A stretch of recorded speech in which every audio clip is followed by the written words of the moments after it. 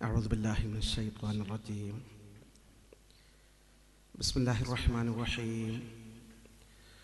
الحمد لله نحمده ونستعينه ونؤمن به ونتوكل عليه ونعوذ بالله من شرور أنفسنا ومن سيئات أعمالنا. من يهد الله فلا مضل له ومن يضلل فلا هادي له. ونشهد أن لا إله إلا الله وحده لا شريك له ونشهد أن محمدا عبده ورسوله أرسله بالهدى ودين الحق ليظهره على الدين كله ولو كره المشركون. أما بعد، فإن خير الحديث كتاب الله وخير الهدي هدي محمد صلى الله عليه وسلم وشر الأمور محدثاتها وكل محدثة بدعة وكل بدعة ضلالة وكل ضلالة في النار. وما توفيقي إلا بالله عليه توكلت وإليه أنيب. أعوذ بالله من الشيطان الرجيم. بسم الله الرحمن الرحيم. ومن يطع الله والرسول فأولئك مع الذين أنعم الله عليهم من النبيين والصديقين والشهداء والصالحين وحسن أولئك رفيقا. صدق الله العظيم. ആദരണീയനായ അസ്ലം സാഹിബ്, അബു ഹാജി സാഹിബ്, പ്രിയങ്കരനായ യുവ പണ്ഡിതൻ ഇബ്രാഹിം ഹുദവി, ബഹുമാന്യരായ കാരണവന്മാരെ, എൻ്റെ സ്നേഹസമ്പന്നരായ വിദ്യാർത്ഥി യുവ സുഹൃത്തുക്കളെ, നാട്ടുകാരെ,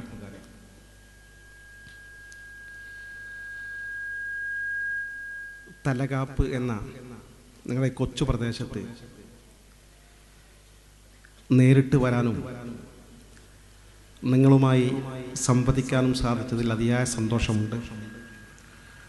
അതിന് തൗഫീഖ് നൽകിയ അള്ളാഹുവിനെ സ്തുതിക്കട്ടെ. അൽഹംദുലില്ലാഹ്, അൽഹംദുലില്ലാഹ്.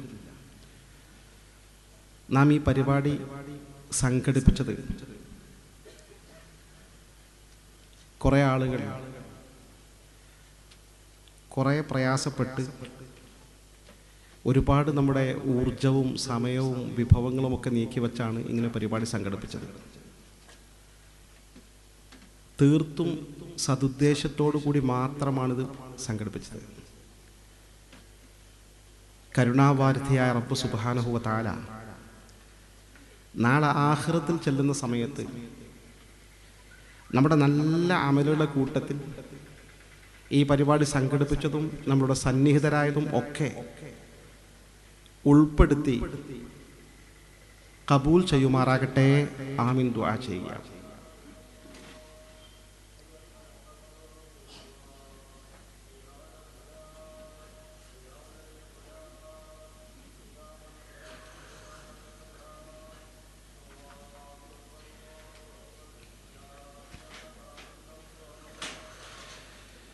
അള്ളാഹുവിൻ്റെ അപാരമായ അനുഗ്രഹത്താൽ ദീനിയായൊരു ബോധം, ഇസ്ലാമികമായ താല്പര്യം, നേരായ ഇസ്ലാമിൽ തന്നെ നമ്മൾ ഉറച്ചു നിൽക്കണമെന്ന ഒരു ഉറച്ച നിലപാട്, ഇതൊക്കെ നമ്മുടെ മനസ്സുകളിൽ ഇന്നും നിലനിൽക്കുന്നത് കൊണ്ടാണ് നമ്മളിങ്ങനെ പരിപാടി സംഘടിപ്പിക്കാൻ സജ്ജരായത്. ഈ ഊർജവും ഈ ആവേശവും ഈ സ്പിരിറ്റും നമുക്ക് ലഭ്യമായത് ഒരു സംശയവും നമ്മുടെ ഇന്നലകളിൽ കടന്നുപോയ പൂർവിക പിതാക്കളുടെയും പ്രവർത്തനപരമാണ്.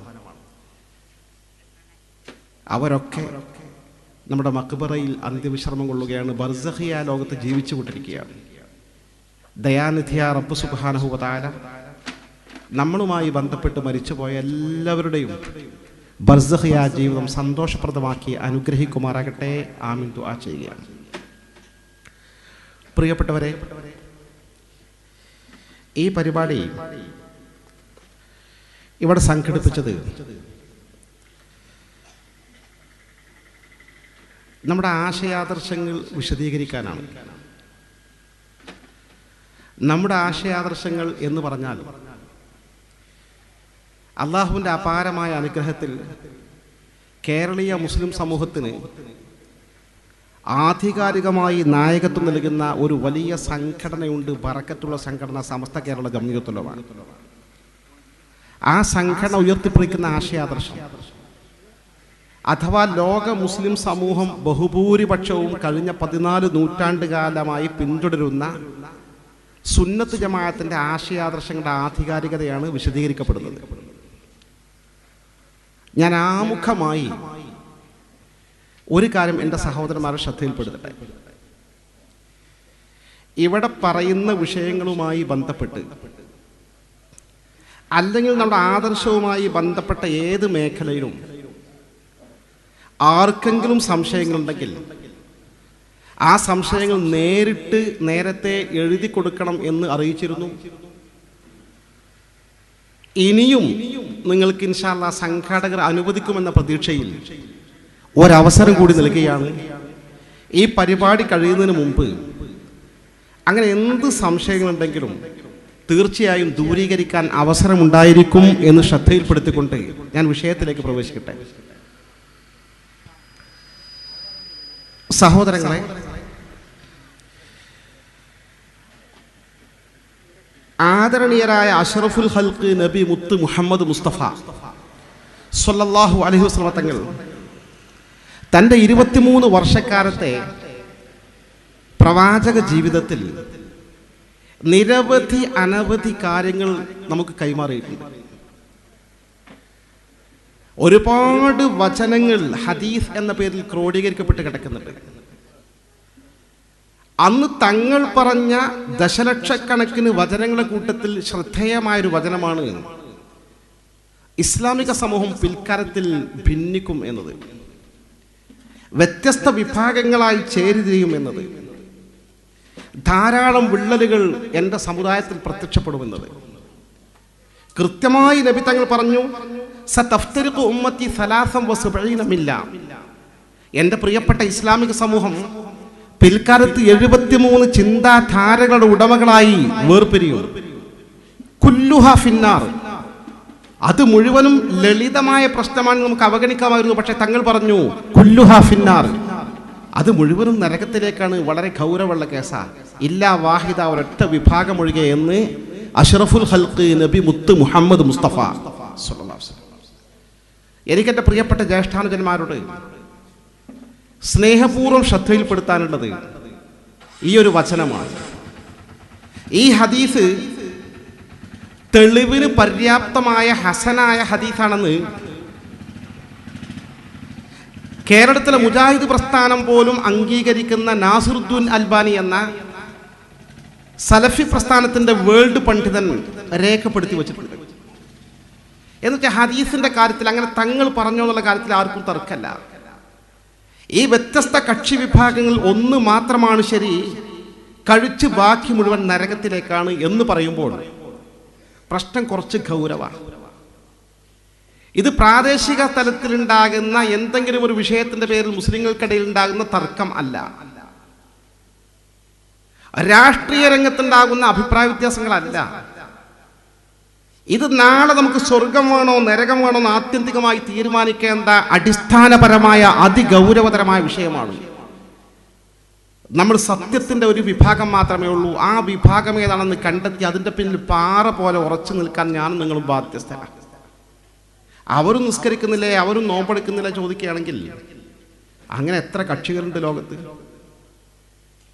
നിസ്കരിക്കുന്ന നോമ്പെടുക്കുന്ന വഴി തെറ്റിയ എത്ര കക്ഷികളുടെ ചരിത്രത്തിൽ എത്ര കക്ഷികൾ കടന്നുപോയിട്ടുണ്ട്. 1-ാം നൂറ്റാണ്ടിൽ കടന്നു വന്ന ഖവാരിജ് പ്രസ്ഥാനത്തിൻ്റെ തഖ്വയെക്കുറിച്ച് പറയുകയാണെങ്കിൽ അങ്ങേയറ്റം ഭക്തിപൂർണമായ ജീവിതം നയിച്ച ആളുകളായിരുന്നു. പക്ഷെ ഏറ്റവും വഴിതെറ്റിയ ബിദഈ വിഭാഗങ്ങളിൽപ്പെട്ട വിഭാഗമായിരുന്നു ഖവാരിജ് പ്രസ്ഥാനമൊക്കെ. അപ്പൊ പ്രത്യക്ഷത്തിലുള്ള നിസ്കാരവും നോമ്പും സക്കാത്തും ഒന്നുമല്ല ശരിയുടെ മാനദണ്ഡം. അതൊക്കെ രണ്ടാമത്തെ വിഷയമാണ്. അല്ലദീന ആമനു വഅമിലു സ്വാലിഹാത്ത്. ഖുർആൻ പറഞ്ഞത് പ്രധാന വിഷയം നേരായ വിശ്വാസമാണ് ആദ്യം, പിന്നെയാണ് കർമ്മങ്ങൾ. വിശ്വാസം നേരാവുക എന്നത് വളരെ പ്രധാനപ്പെട്ട കാര്യമാണ്. അപ്പൊ ഏതാണ് ആ നേരായ മാർഗമെന്ന് കണ്ടെത്തി അതിൻ്റെ പിന്നിൽ ഉറച്ചു നിൽക്കാൻ നമ്മളൊക്കെ ബാധ്യസ്ഥരാണ്. നമ്മുടെ ആഖിറം സലാമത്താകണമെങ്കിൽ ആ മാർഗം ഏത് എന്ന കാര്യത്തിൽ നമുക്കാർക്കും തർക്കമില്ല. അത് അഹ്ലുസ് സുന്നത്തി വൽ ജമാഅത്താണെന്ന് പാരമ്പര്യമായി വിശ്വസിച്ചു വരുന്നവരാ നമ്മൾ. നബി തങ്ങൾ തന്നെയും അക്കാര്യം സൂചിപ്പിച്ചു. 73 വിഭാഗങ്ങൾ മുഴുവനും നരകത്തിലേക്കാണ്, ഒരു വിഭാഗം ഒഴികെയെന്ന് പറഞ്ഞപ്പോൾ അവിടെ ചോദ്യമുയർന്നു, മൻഹും യാ റസൂലല്ലാഹ്, ആരാണ് ആ സ്വർഗത്തിലേക്കുള്ള ഒരൊറ്റ വിഭാഗം, അവരെ ഒന്ന് പരിചയപ്പെടുത്തി തരുമോ? തങ്ങൾ പറഞ്ഞു, മാ അന അലൈഹി വസുഹാബി, ഞാനും എൻ്റെ സ്വഹാബത്തും സഞ്ചരിക്കുന്ന മാർഗം ഏതാണോ ആ മാർഗം മുറുകെ പിടിക്കുന്ന വിഭാഗമാണ് സത്യവിഭാഗമെന്ന് അഷ്റഫുൽ ഖൽഖ് നബി മുത്ത് മുഹമ്മദ് മുസ്തഫ സല്ലല്ലാഹു അലൈഹി വസല്ലം. ഞാനും എൻ്റെ സ്വഹാബത്തും സഞ്ചരിക്കുന്ന മാർഗം ഖുർആനും സുന്നത്തും അംഗീകരിക്കുന്ന മാർഗം എന്നല്ല തങ്ങൾ പറഞ്ഞത്. കാരണം തങ്ങൾക്കറിയാം എല്ലാ പാർട്ടിക്കാർ വന്നാലും ഖുർആനും സുന്നത്തും അതാണ് ദീനിന്റെ പ്രമാണം എന്നിട്ട് വരിക, ആളുകളെ കബളിപ്പിക്കാൻ തങ്ങൾക്കറിയാം. സത്യത്തിൽ ഖുർആനും സുന്നത്തും സ്വീകരിക്കുന്നവരെന്നെ സത്യവിഭാഗം. പക്ഷെ ആ ഖുർആനും സുന്നത്തും എന്ന് പറഞ്ഞ് എല്ലാ വഴി തെറ്റിയ വിഭാഗങ്ങളും അത് പറഞ്ഞാണ് വരുന്നത്. ഇപ്പോ ഖാദിയാനി പ്രസ്ഥാനമല്ലേ, ഖാദിയാനി പ്രസ്ഥാനം എന്ന് പറഞ്ഞാല് ഇസ്ലാമിക ലോകം കാഫിറാണെന്ന് ഏകകണ്ഠമായി അംഗീകരിക്കുന്ന പാർട്ടിയാണ് ഖാദിയാനി. അഹമ്മദിയ പ്രസ്ഥാനം എന്ന് പറയും. അവർ കാഫിറാണ്. ഒരു ഖാദിയാനി ഇവിടെ ഉണ്ടെങ്കിൽ മരിച്ചാൽ നമ്മുടെ മക്ബറിൽ ഖബറെടുക്കൂല, കാരണം കാഫിറിന് ഇവിടെ പ്രവേശനമില്ല. ഒരു ഖാദിയാനി ഹജ്ജിന് വിസക്ക് അപേക്ഷിച്ചാൽ സൗദി ഗവൺമെന്റ് ഹജ്ജ് വിസ സ്റ്റാമ്പ് കൊടുക്കൂല പാസ്പോർട്ടിന്, കാരണം കാഫിറിന് ഹറമിന്റെ ബോർഡർക്ക് പ്രവേശനമില്ല. ആ തരത്തിൽ ലോകം ഏകകണ്ഠമായി അംഗീകരിക്കുന്ന സത്യനിഷേധികളാണ്, കാഫിറുകളാണ്, ഇസ്ലാമിക വൃത്തത്തിന് പുറത്തുള്ളവരാണ് ഖാദിയാനികൾ. ഈ ഖാദിയാനി പ്രസ്ഥാനത്തെക്കുറിച്ച് എന്താ, അവർക്ക് നിസ്കാരമില്ലേ? നിസ്കാരമുണ്ട്. നോമ്പില്ലേ? നോമ്പുണ്ട്. സക്കാത്തില്ലേ? സക്കാത്തുണ്ട്. എല്ലാ പരിപാടിയും അവർക്കുണ്ട്. എൻ്റെ തൊട്ടടുത്ത നാടാ വാണിമ്പലത്തുണ്ട് ചില കുടുംബങ്ങൾ, ഖാദിയാനി കുടുംബങ്ങൾ. അവർക്ക് സ്വന്തം പള്ളിയും സംവിധാനവും വിഭാഗത്തും സൗകര്യവും ഒക്കെ ഉണ്ട്. എന്താ ഒരു കുഴപ്പം? അവർക്ക് നമ്മുടെ പ്രവാചക തിരുമേനി വരെയുള്ള എല്ലാ നബിമാരും ശരിയെന്ന് അവർ വിശ്വസിക്കുന്നുണ്ട്. പക്ഷെ എക്സ്ട്രാ ഒരു നബി കൂടി വന്നിട്ടുണ്ട്. അത് ഇന്ത്യയിലെ പഞ്ചാബിലാണ്. അദ്ദേഹത്തിന്റെ പേരാണ് മിർസ ഗുലാം അഹമ്മദ് ഖാദിയാനി.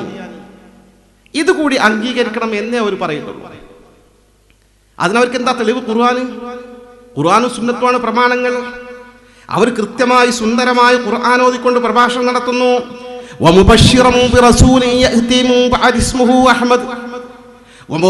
മഹാനായ മുഹമ്മദ് നബി സന്തോഷ വാർത്ത അറിയിച്ചു. തനിക്ക് ശേഷം വരാനിരിക്കുന്ന ഒരു പ്രവാചകന്റെ പേര് കൊണ്ട്, ഇസ്മുഹു അഹമ്മദ്, ആ പ്രവാചകന്റെ നാമമാണ് അഹമ്മദ്. അതാണ് മിർസ ഗുലാം അഹമ്മദ് ഖാദിയാനി. ഖുർആന്റെ അർത്ഥത്തിന് കുഴപ്പമില്ല, വ്യാഖ്യാനത്തിലാ തെറ്റ്. ഇങ്ങനെ ഖുർആനും സുന്നത്തുമാണ് ഇസ്ലാമിന്റെ പ്രമാണം എന്നാണ് അതിന് തന്നെ തെളിവുദ്ധരിക്കുന്ന വിഭാഗമാണ് ഖാദിയാനി വിഭാഗം. കാഫിറ. ചേകനൂർ മൗലവിന്റെ ഇടക്കാലത്ത് പിന്നീട് അപ്രത്യക്ഷനായി, പിന്നീട് വധിക്കപ്പെട്ടു. CBI വൃത്തങ്ങൾ സ്ഥിരീകരിച്ചു. പിന്നെ ചില ആളുകളെ പ്രതി ചേർത്ത് കേസായി കോടതി വിധിച്ച് അവർ ശിക്ഷിക്കപ്പെട്ടിരിക്കുകയാണ്. ഇപ്പോൾ ആ ചേകനൂർ മൗലവി സ്ഥാപിച്ച സംഘത്തിന്റെ പേര് ഖുർആൻ സുന്നത്ത് സൊസൈറ്റി എന്നാണ്. ഖുർആനും സുന്നത്തും പ്രമാണമാണെന്ന് മാത്രമല്ല, ഖുർആൻ സുന്നത്ത് സൊസൈറ്റി സംഘടനയ്ക്ക് തന്നെ പേര് വെച്ച സംഘടനയാണ് ചേകനൂർ മൗലവിയുടെ സംഘടന. ആ ചേകനൂർ മൗലവിയാണ് കേരളത്തിലെ മുസ്ലിമീങ്ങൾക്ക് നോമ്പ് നിർബന്ധം എനിക്ക് അഭിപ്രായമല്ല. കാരണം അതൊക്കെ അറബികൾ ഈത്തപ്പഴവും ആട്ടിന്റെ മാംസവും തിന്ന് തടിച്ച് കൊഴുത്ത് കൊളസ്ട്രോൾ കൂടിയപ്പോൾ ശാസ്ത്രീയമായി കൊളസ്ട്രോൾ ക്രമീകരിക്കാൻ പ്രവാചകൻ വർഷത്തിൽ ഒരു മാസം നോമ്പ് അവർക്ക് നിർബന്ധമാക്കിയതാണ്. ഇയാൾ പ്രസംഗിക്കുന്ന കാലത്തോടെ വലിയ ദാരിദ്ര്യം കേരളത്തിൽ. അയാൾ പറഞ്ഞു, പാവം കേരളീയർ മത്തിയും കപ്പയും തിന്ന് ജീവിക്കുന്ന ഈ പാവപ്പെട്ട ഈ മിസ്കീമാരെ പ്രവാചകൻ കണ്ടിരുന്ന മാസം പോയിട്ട് ഒരു ദിവസം പോലും നോമ്പ് നിർബന്ധമാക്കുമായിരുന്നില്ല. നോമ്പ് നമുക്ക് നിർബന്ധമില്ലാത്ത ചേകനൂർ മൗലവി. അയാളുടെ പാർട്ടി കാഫിറ. ആ വിശ്വാസം വിശ്വസിക്കുന്ന, ഇസ്ലാമിൽ അറിയപ്പെട്ട നിർബന്ധമായ ഒരു കാര്യം നിഷേധിക്കുന്ന ഈ വിഭാഗം കാഫിറുകളാ ഇസ്ലാമിന് പുറത്താ. പക്ഷെ അവരും പറയുന്ന ഖുർആനും സുന്നത്തുമാണ് ഇസ്ലാമിന്റെ പ്രമാണം. പിന്നെ മുജാഹിദിന്റെ ജമാഅത്തിന്റെ തബ്ലീഗിന്റെ കാര്യം പറയാനെടുക്കാണ്ടോ? എല്ലാ കക്ഷിയും ഖുർആനും സുന്നത്തുമാണ് പ്രമാണം എന്ന് പറയും. അതുകൊണ്ടാണ് പ്രവാചക തിരുമേനി പറഞ്ഞു, അത് സത്യവിഭാഗത്തെ കണ്ടെത്താൻ ഖുർആനും സുന്നത്തും സ്വീകരിക്കുന്നവർ പറഞ്ഞിട്ട് ഫലല്ല. തങ്ങൾക്കറിയാം ആ ഖുർആനും സുന്നത്തിനും മഹാന്മാരായ സ്വഹാബത്ത് കൊടുത്ത വിശദീകരണം അംഗീകരിക്കുന്നുണ്ടോ ഇല്ലേ എന്നുള്ള പ്രധാനം. അതുകൊണ്ടാണ് തങ്ങൾ പറഞ്ഞത് സത്യവിഭാഗം മാ അന അലൈഹി വസ്ഹാബി, ഞാനും എന്റെ സ്വഹാബത്ത് കൂടി അംഗീകരിക്കുന്ന മാർഗം, ഞാൻ ഖുർആൻ അനുസരിച്ചാണ് മുന്നോട്ട് പോകുന്നത്. അപ്പൊ ഖുർആനും സുന്നത്തും അവിടെ പറഞ്ഞു നിർത്താൻ പറ്റില്ല. വസ്ഹാബി, ആ ഖുർആനും സുന്നത്തും അനുസരിച്ച് സ്വഹാബത്ത് എന്തൊക്കെ വിശദീകരണങ്ങളും വ്യാഖ്യാനങ്ങളും നൽകിയോ മസ്അലകൾ നൽകിയോ ആ സ്വഹാബത്തിന്റെ വിശദീകരണം കൂടി അംഗീകരിക്കുന്ന വിഭാഗമാണ് സത്യവിഭാഗമെന്ന് പ്രവാചക തിരുമേനി അടിവരയിട്ട് പറയാൻ കാരണം. ആ മാർഗമാണ് അഹ്ലുസ് സുന്നത്തി വൽ ജമാഅ. നമ്മൾ ആ മാർഗം അംഗീകരിക്കുന്നവരാണ്. ഈ മാർഗത്തെക്കുറിച്ച് ഈ മാർഗം തെറ്റാണ് എന്ന് വിശദീകരിക്കപ്പെടാൻ എന്ത് ന്യായീകരണമാണുള്ളത്, എന്ത് നീതീകരണമാണുള്ളത്? സുന്നത്ത് ജമാഅത്തിന്റെ പുറത്ത് നിലനിൽക്കുന്ന ഏതൊക്കെ കക്ഷികളുണ്ടോ, അത് ഏത് വിഭാഗമാകട്ടെ, മുജാഹിദിലെ അനവധി ഗ്രൂപ്പുകളുണ്ട്. പരസ്പരം കാഫിറാക്കുന്ന ഗ്രൂപ്പുകളാണ് ഓരോ ഗ്രൂപ്പുകളും, മുശ്രിക്കാക്കുന്ന ഗ്രൂപ്പുകൾ. ജമാഅത്തെ ഇസ്ലാമി ആകട്ടെ, തബ്ലീഗ് ജമാഅത്ത് ആകട്ടെ, മറ്റ് വ്യാജ തരീഖത്തുകളാകട്ടെ, തീവ്രവാദ സംഘടനകൾ കേരളത്തിൽ പ്രവർത്തിക്കുന്ന NDF സംഘടനകളാകട്ടെ, അവരൊക്കെ ഖുർആനും ഹദീസും പടച്ചുകൊടുക്കുന്നത്. ഖുർആനും ഹദീസും സ്വന്തം വ്യാഖ്യാനിക്കാതെ, സ്വഹാബത്ത് കൈമാറുന്ന വിശദീകരണങ്ങൾ മറികടന്നുകൊണ്ട് സ്വന്തം വിശദീകരിക്കാതെ ഒരാൾക്കും ഒരു പുതിയ ആശയം സമർപ്പിക്കാൻ സാധ്യമല്ല. ഈ കക്ഷികളൊക്കെ പ്രത്യേകത ഖുർആനും ഹദീസും സ്വന്തമായി വ്യാഖ്യാനിക്കുന്നവരാണ്. ആ സ്വന്തമായി വ്യാഖ്യാനിക്കാനാണ് അവർ പറയുന്ന ഒരു അടിസ്ഥാനം. ഇസ്ലാമിന്റെ പ്രമാണം ഖുർആനും സുന്നത്തുമാണ്. ആ ഖുർആനും സുന്നത്തും സ്വീകരിക്കുക, സഹാബികളെ സ്വീകരിക്കണ്ട, ഇമാമിങ്ങളെ സ്വീകരിക്കണ്ട, ഖോജാക്കന്മാരെ കിതാബ് ഇങ്ങോട്ട് കൊണ്ടുവരേണ്ട അവരുടെ ശൈലിയ, അതൊന്നും ഇവിടെ പറയണ്ട. ഖുർആനും സുന്നത്തും സ്വീകരിക്കൂ എന്ന് വെച്ചാൽ ഖുർആനും സുന്നത്തും ഞങ്ങൾ പറയുന്ന വ്യാഖ്യാനമേ ഞങ്ങൾ അംഗീകരിക്കൂ. സ്വഹാബാക്കൾ വിശദീകരിച്ച് മദ്ഹബിന്റെ കിതാബുകൾ രേഖപ്പെടുത്തി വെച്ച മതവിധികൾ ഞങ്ങൾക്ക് ബാധകല്ല എന്നായി പറഞ്ഞതർത്ഥം. സത്യത്തിൽ ഞാൻ ചോദിക്കട്ടെ സഹോദരന്മാരെ, നമ്മുടെ ഈ മാർഗത്തിന്റെ വിശുദ്ധ ഖുർആനും തിരുസുന്നത്തിനും സ്വഹാബത്ത് കൊടുത്ത വിശദീകരണം മാത്രം അംഗീകരിക്കുന്ന ഈ രീതി എത്രമാത്രം സംശുദ്ധമാണ്, എന്തുമാത്രം പെർഫെക്റ്റ് ആണ്. നിങ്ങൾ നിഷ്പക്ഷമായി സത്യസന്ധമായി കാര്യങ്ങൾ വിലയിരുത്തി നോക്കൂ. 23 വർഷക്കാലമാണ് പ്രവാചക തിരുമേനി നബിയായി ജീവിച്ചത്. ഈ 23 വർഷക്കാലത്തിൽ ഏതെങ്കിലും ഒരു ദിവസം ഒരു സുപ്രഭാതത്തിൽ ഇസ്ലാമിന്റെ സമ്പൂർണ്ണ രേഖ എന്ന് പറഞ്ഞ് വാർത്താ സമ്മേളനം നടത്തി പുറത്തറിയിച്ചതല്ല ഇസ്ലാമിന്റെ ശരീഅത്ത്. ഈ 23 വർഷക്കാലം ഘട്ടം ഘട്ടമായി, ക്രമാനുഗതമായി, അല്പാൽപമായി, സ്ഥലകാല സന്ദർഭങ്ങൾക്കനുസൃതമായി, സാഹചര്യങ്ങൾക്കനുസൃതമായി ഒരായത്ത് അല്ലെങ്കിൽ 2 ആയത്ത് ഒക്കെ മലക്കിങ്ങനെ ഇറക്കും. ഹദീസുകൾ നബിത്തങ്ങൾ ഇങ്ങനെ പറയും, പഠിപ്പിക്കും. ആ രീതിയിൽ 23 വർഷക്കാലത്തെ പ്രവാചക ജീവിതത്തിന്റെ ആകത്തുകയാണ് ഇസ്ലാം. ആ 23 വർഷം പ്രവാചക തിരുമേനിക്ക് അവതരിപ്പിക്കപ്പെട്ട 6000-ൽ പരം ഖുർആൻ സൂക്തങ്ങളുണ്ട്. അതിൽ പല ഖുർആൻ സൂക്തങ്ങൾക്കും പശ്ചാത്തലങ്ങളുണ്ട്. ആ പശ്ചാത്തലവും സന്ദർഭവും ഖുർആൻ പറഞ്ഞിട്ടില്ല. നബിത്തങ്ങൾ 23 വർഷം പറഞ്ഞതും ചെയ്തതും അംഗീകാരം കൊടുത്തതുമായ ദശലക്ഷക്കണക്കിന് ഹദീസിന്റെ കിതാബുകളുണ്ട്. അതിന്റെ സന്ദർഭവും പശ്ചാത്തലവും പലപ്പോഴും ഹദീസിന്റെ കിതാബുകൾ പറഞ്ഞിട്ടില്ല. നബിത്തങ്ങൾ ഇങ്ങനെ പറഞ്ഞു, നബിത്തങ്ങൾ ചെയ്തു എന്നേ ഉള്ളൂ. ഇതിന്റെ വിശദാംശങ്ങളും ഇതിന്റെ സന്ദർഭങ്ങളും ഇതിന്റെ പശ്ചാത്തലങ്ങളും നേരിട്ട് അറിഞ്ഞ ഒരൊറ്റ വിഭാഗം ലോകത്തുള്ളൂ. അറിയുന്ന ഒരേ ഒരു വിഭാഗം തങ്ങളുടെ 1,00,000-ൽ പരം വരുന്ന മാതൃകായോഗ്യരായ, സംശുദ്ധരായ, ആദരണീയരായ, അനുകരണീയരായ സ്വഹാബിവരന്മാർ റിദ്വാനുല്ലാഹി തആല അൻഹും അജ്മഈൻ. അല്ലാഹു സംതൃപ്തി ആ മഹാന്മാരിൽ എന്നും എന്ന് വർഷിക്കുമാറാകട്ടെ. സഹാബത്തിനറിയാം ആ ഖുർആന്റെ ആയത്ത് ഏതാ സാഹചര്യത്തിൽ അവതരിച്ചത്. സഹാബാക്കൾക്കറിയാം നബിത്തങ്ങൾ ആ ഹദീസ് അർത്ഥത്തിലാണ് പറഞ്ഞത്, എന്താണ് അതുകൊണ്ട് ഉദ്ദേശിച്ചത്. അത് നേർക്കുനേരെ അനുഭവിച്ചറിഞ്ഞ സ്വഹാബത്ത് ഖുർആന് കൊടുത്ത അടിക്കുറിപ്പുകൾ, നബി തങ്ങളുടെ ഹദീസിന് കൊടുത്ത വിശദീകരണങ്ങൾ, ആ വിശദീകരണങ്ങൾ സഹിതം ഖുർആനും ഹദീസും ഉൾക്കൊള്ളുന്നവരാണ് അഹ്ലുസ് സുന്നത്തി വൽ ജമാഅ. അത് വളരെ അടിസ്ഥാനപരമായ ഒരു ബേസ്മെന്റ് ആണ്, ദീനിന്റെ സത്യസന്ധമായ ഒരു അടിത്തറ. ഖുർആനും സുന്നത്തും സ്വന്തം വ്യാഖ്യാനിച്ചാൽ 14 നൂറ്റാണ്ടുകൾക്കപ്പുറം ഒരു പ്രത്യേക പശ്ചാത്തലത്തിലും സാഹചര്യത്തിലും 1/4 നൂറ്റാണ്ടുകാലം അവതരിപ്പിക്കപ്പെട്ട വചനങ്ങൾ, ഖുർആനിക വചനങ്ങളും നബി വചനങ്ങളും ഒക്കെ 14 നൂറ്റാണ്ട് ഇപ്പുറം മാറി നിന്ന് അതിന്റെ സ്ഥലകാല സാഹചര്യങ്ങൾ അറിയാതെ നമ്മൾ വ്യാഖ്യാനിച്ചാൽ തെറ്റുകറ്റു പറ്റുന്നുള്ള കാര്യം സുനിശ്ചിതം. അതുകൊണ്ട് തന്നെയാണ് ഇസ്ലാം പഠിപ്പിച്ചത് ഖുർആനും സുന്നത്തും സ്വന്തം വ്യാഖ്യാനിക്കാവതല്ല. മൻ ഫസ്സറൽ ഖുർആന ബിറഈഹി ഫൽയതബവ്വ മഖ്അദഹു മിനൻ നാർ. ആരെങ്കിലും ഖുർആൻ സ്വന്തം യുക്തിക്കനുസരിച്ച് വ്യാഖ്യാനിച്ചാൽ നരകത്തിൽ അവന്റെ സീറ്റ് അവൻ റിസർവ് ചെയ്തു കഴിഞ്ഞുവെന്ന് അഷ്റഫുൽ ഖൽഖ് നബി മുത്ത് മുഹമ്മദ് മുസ്തഫ. വളരെ ഗൗരവമുള്ള വിഷയമാണ്. അത് സ്വഹാബത്ത് വിശദീകരിക്കട്ടെ. ആ സ്വഹാബത്തിന്റെ വിശദീകരണമാണ് അവർ ഖുർആനും ഹദീസും വെച്ചുകൊണ്ട് പഠിച്ച മസ്അലകൾ, നബിത്തങ്ങളെ സാഹചര്യം നബിത്തങ്ങളെ മുന്നിൽ വെച്ച് പഠിച്ച മസ്അലകളാണ് അവർ വിശദീകരിച്ചു തന്നത്. അതാ മദ്ഹബിന്റെ കിതാബിൽ രേഖപ്പെടുത്തി വെച്ചത്. ഷാഫി മദ്ഹബ്, ഹനഫി മദ്ഹബ്, ഹംബലി മദ്ഹബ്, മാലിക്കി മദ്ഹബ്, എല്ലാ മസലയും ഏത് മദ്ഹബും സ്വീകരിക്കാം. എന്തേ 4 മാത്രമാക്കിയത്? 4 ഒരുപാട് എണ്ണം ഉണ്ടായിരുന്നു. യോഗ്യരായ മഹാന്മാരായ ഈ സ്വഹാബത്തിന്റെ വ്യത്യസ്ത വീക്ഷണം ക്രോഡീകരിക്കപ്പെട്ട ഒട്ടനവധി മദ്ഹബുകൾ ഉണ്ടായിരുന്നു. പല മദ്ഹബുകളും ക്രോഡീകരിക്കപ്പെട്ട് കിട്ടിയില്ല. 4 ക്രോഡീകരിക്കപ്പെട്ട് കിട്ടി. ഈ 4 ഇഷ്ടമുള്ളത് സ്വീകരിക്കാം. എന്നാലും 4 എങ്ങനെയായി? 4 ഇല്ല. ശരിക്കും പറഞ്ഞാൽ 4 എന്ന് പറഞ്ഞാൽ അപൂർവം ചില മസലകളെ വ്യത്യാസമുള്ള. എല്ലാ മസല ഹനഫി, ഷാഫി, ഹംബലി, മാലിക്കി സെയിം ഒക്കെ സമ. നിങ്ങൾ ലോകത്ത് സഞ്ചരിക്കുന്നവരല്ലേ? എല്ലാവരും നിസ്കാരം ഒന്നല്ലേ? എല്ലാവരും നോമ്പ് ഒന്നല്ലേ? എല്ലാവരും ഹജ്ജും ഒന്നല്ലേ? എല്ലാവരും സക്കാത്തും ഒന്നല്ലേ? പിന്നെ ശാഖാപരമായ ചില കാര്യങ്ങൾ ചില വ്യത്യാസം ഉണ്ടാവും. അത് ഖുർആനും ഹദീസും വ്യാഖ്യാനിച്ചപ്പോൾ സ്വഹാബത്തിന് പ്രമുഖന്മാർക്ക് വ്യത്യസ്ത അഭിപ്രായം വന്നപ്പോൾ അത് മദ്ഹബുകൾ വ്യത്യസ്ത അഭിപ്രായം വരും. അതല്ല മദ്ഹബുകൾ എന്ന് പറഞ്ഞാൽ കുറേ വൈരുദ്ധ്യങ്ങളല്ല. ഇതെല്ലാം പരസ്പരം കൃത്യമായി സംയോജിപ്പിക്കാവുന്ന മസ്അലകളാണ്. ഏതെങ്കിലും ചെറിയ മസ്അലകൾ ചെറിയ വ്യത്യാസമുണ്ടെങ്കിൽ അതിന്റെ ന്യായീകരണം അവിടെ തന്നെ വിശദീകരിക്കപ്പെട്ടിരിക്കും. ഇന്ന സ്വഹാബിമാരുടെ അഭിപ്രായമാണിത്. ആ സംശുദ്ധമായ ക്രോഡീകരണം അത് അംഗീകരിക്കുന്നത് കുറ്റമറ്റ രീതി. അതാണ് അഹ്ലുസ് സുന്നത്തി വൽ ജമാഅത്ത്. അതാണ് അംഗീകരിക്കേണ്ടത്. സ്വന്തം വ്യാഖ്യാനിക്കാവതല്ല എന്ന് പഠിപ്പിക്കുന്ന നിരവധി ഖുർആൻ സൂക്തങ്ങളുണ്ട്, നിരവധി നബി വചനങ്ങളുണ്ട്. ഞാൻ ഒരൊറ്റ നബി വചനം മാത്രം നിങ്ങൾ കേൾപ്പിക്കാം. സ്വന്തമായി ഖുർആൻ വ്യാഖ്യാനിക്കാവതല്ല, സ്വഹാബത്തിന്റെ വിശദീകരണമാണ് ആ വിഷയത്തിൽ അവലംബിക്കേണ്ടത് എന്ന്. ഇർബാദ് ഇബ്നു സാരിയ റളിയല്ലാഹു അൻഹു അന്നഹു ഖാൽ, ആ സ്വഹാബി വരൻ പറയുന്നു, സ്വഹാബികളുടെ ഹദീസ് റിപ്പോർട്ട് ചെയ്യാം. ഖതബനാ റസൂലുള്ളാഹി സ്വല്ലല്ലാഹു അലൈഹി വസല്ലം മൗഇദത്തൻ ബലീഗ.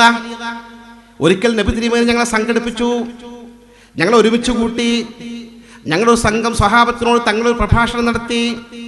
മൗഇദത്തൻ ബലീഗ, ആശയസമ്പുഷ്ടമായ പ്രസംഗം, ഗൗരവം മുറ്റി നിൽക്കുന്ന പ്രസംഗം, ഇസ്ലാമിന്റെ ഭാവിയിലേക്ക് വിരൽ ചൂണ്ടുന്ന പ്രസംഗം, സ്വർഗത്തെക്കുറിച്ച് പറയുന്ന പ്രസംഗം, നരകത്തെക്കുറിച്ച് പറയുന്ന പ്രസംഗം, വല്ലാത്തൊരു പ്രസംഗം തങ്ങൾ നടത്തിയത്. ആ സ്വഹാബിയോരൻ പറയുകയാണ്, ആ പ്രസംഗം കേട്ടപ്പോൾ വജിലത്ത് മിൻഹൽ ഖുലൂബ്, ഞങ്ങൾ സ്വഹാബത്തിന്റെ ഹൃദയങ്ങൾ കിടുകിടുത്തു പോയി, ഞങ്ങൾക്ക് രോമാഞ്ചഭരിതരായി. മാത്രമല്ല വദറഫത്ത് മിൻഹൽ ഉയൂൻ, ഞങ്ങൾ സ്വഹാബത്തിന്റെ കണ്ണുകൾ സജലങ്ങളായി, ഞങ്ങൾ ഇരുന്ന് കരയാൻ തുടങ്ങി. അമ്മാതിരി പ്രസംഗം തങ്ങളുടെ പ്രസംഗം. തങ്ങൾ അങ്ങനെ സത്യത്തിൽ പ്രസംഗിക്കാറില്ല. തങ്ങളുടെ പ്രസംഗം കഴിഞ്ഞപ്പോൾ ഒരു മഴ ചോർന്ന പ്രതീതി. ഒരു സ്വഹാബി വരൻ എഴുന്നേറ്റ് ചോദിച്ചു,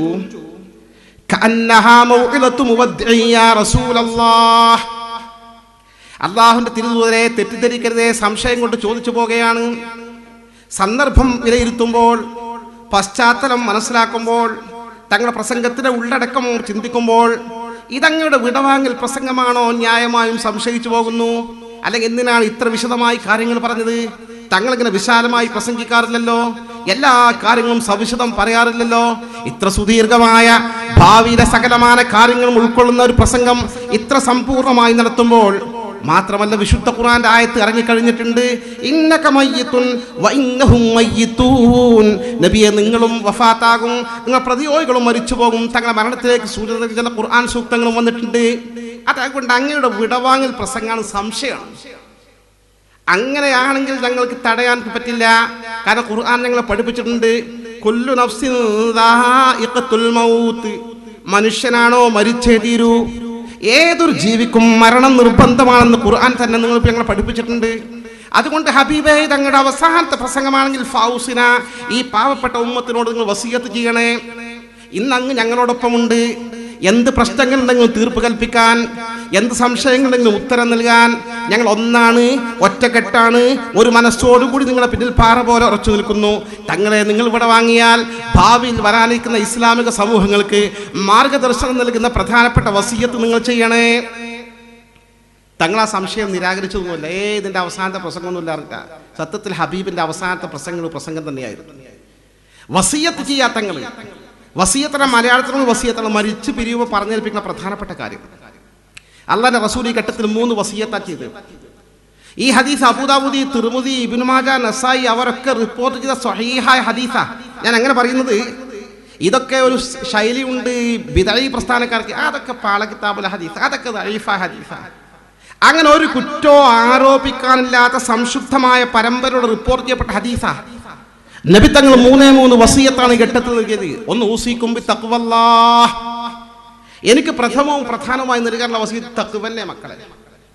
ഒരു മുസ്ലിമാണോ പ്രധാനം തഖ്വയാണ്. അള്ളാഹുവിനെ ഭയപ്പെട്ട് ജീവിക്കുക, അള്ളാഹുവിൻ്റെ വിധി വിലക്കുകൾക്ക് വിധേയമായി ജീവിക്കുക. നമ്മൾ ഏത് മേഖലയിൽ പ്രവർത്തിച്ചാലും തഖ്വയാകണം ഉള്ളിൻ്റെ ഉള്ളിൽ. എന്തിനാണ് ഈ പരിപാടി സംഘടിപ്പിച്ചത്? അള്ളാഹുവെ, നിന്റെ ദീന്റെ സത്യസന്ധമായ ആദർശം ഞങ്ങളുടെ സഹോദരൻ കൈമാറേണ്ട ഒരു സാഹചര്യമാണ്. തെറ്റിദ്ധാരണകൾ ദൂരീകരിക്കാൻ ഈ കാലഘട്ടത്തിൽ ആവശ്യമാണ്. അതുകൊണ്ടൊരു പരിപാടി വെക്കണം, ആശയവിശദീകരണം വെക്കണമെന്ന നിയ്യത്താണോ? തഖ്വയാണ്, തഖ്വല്ലയാണ്.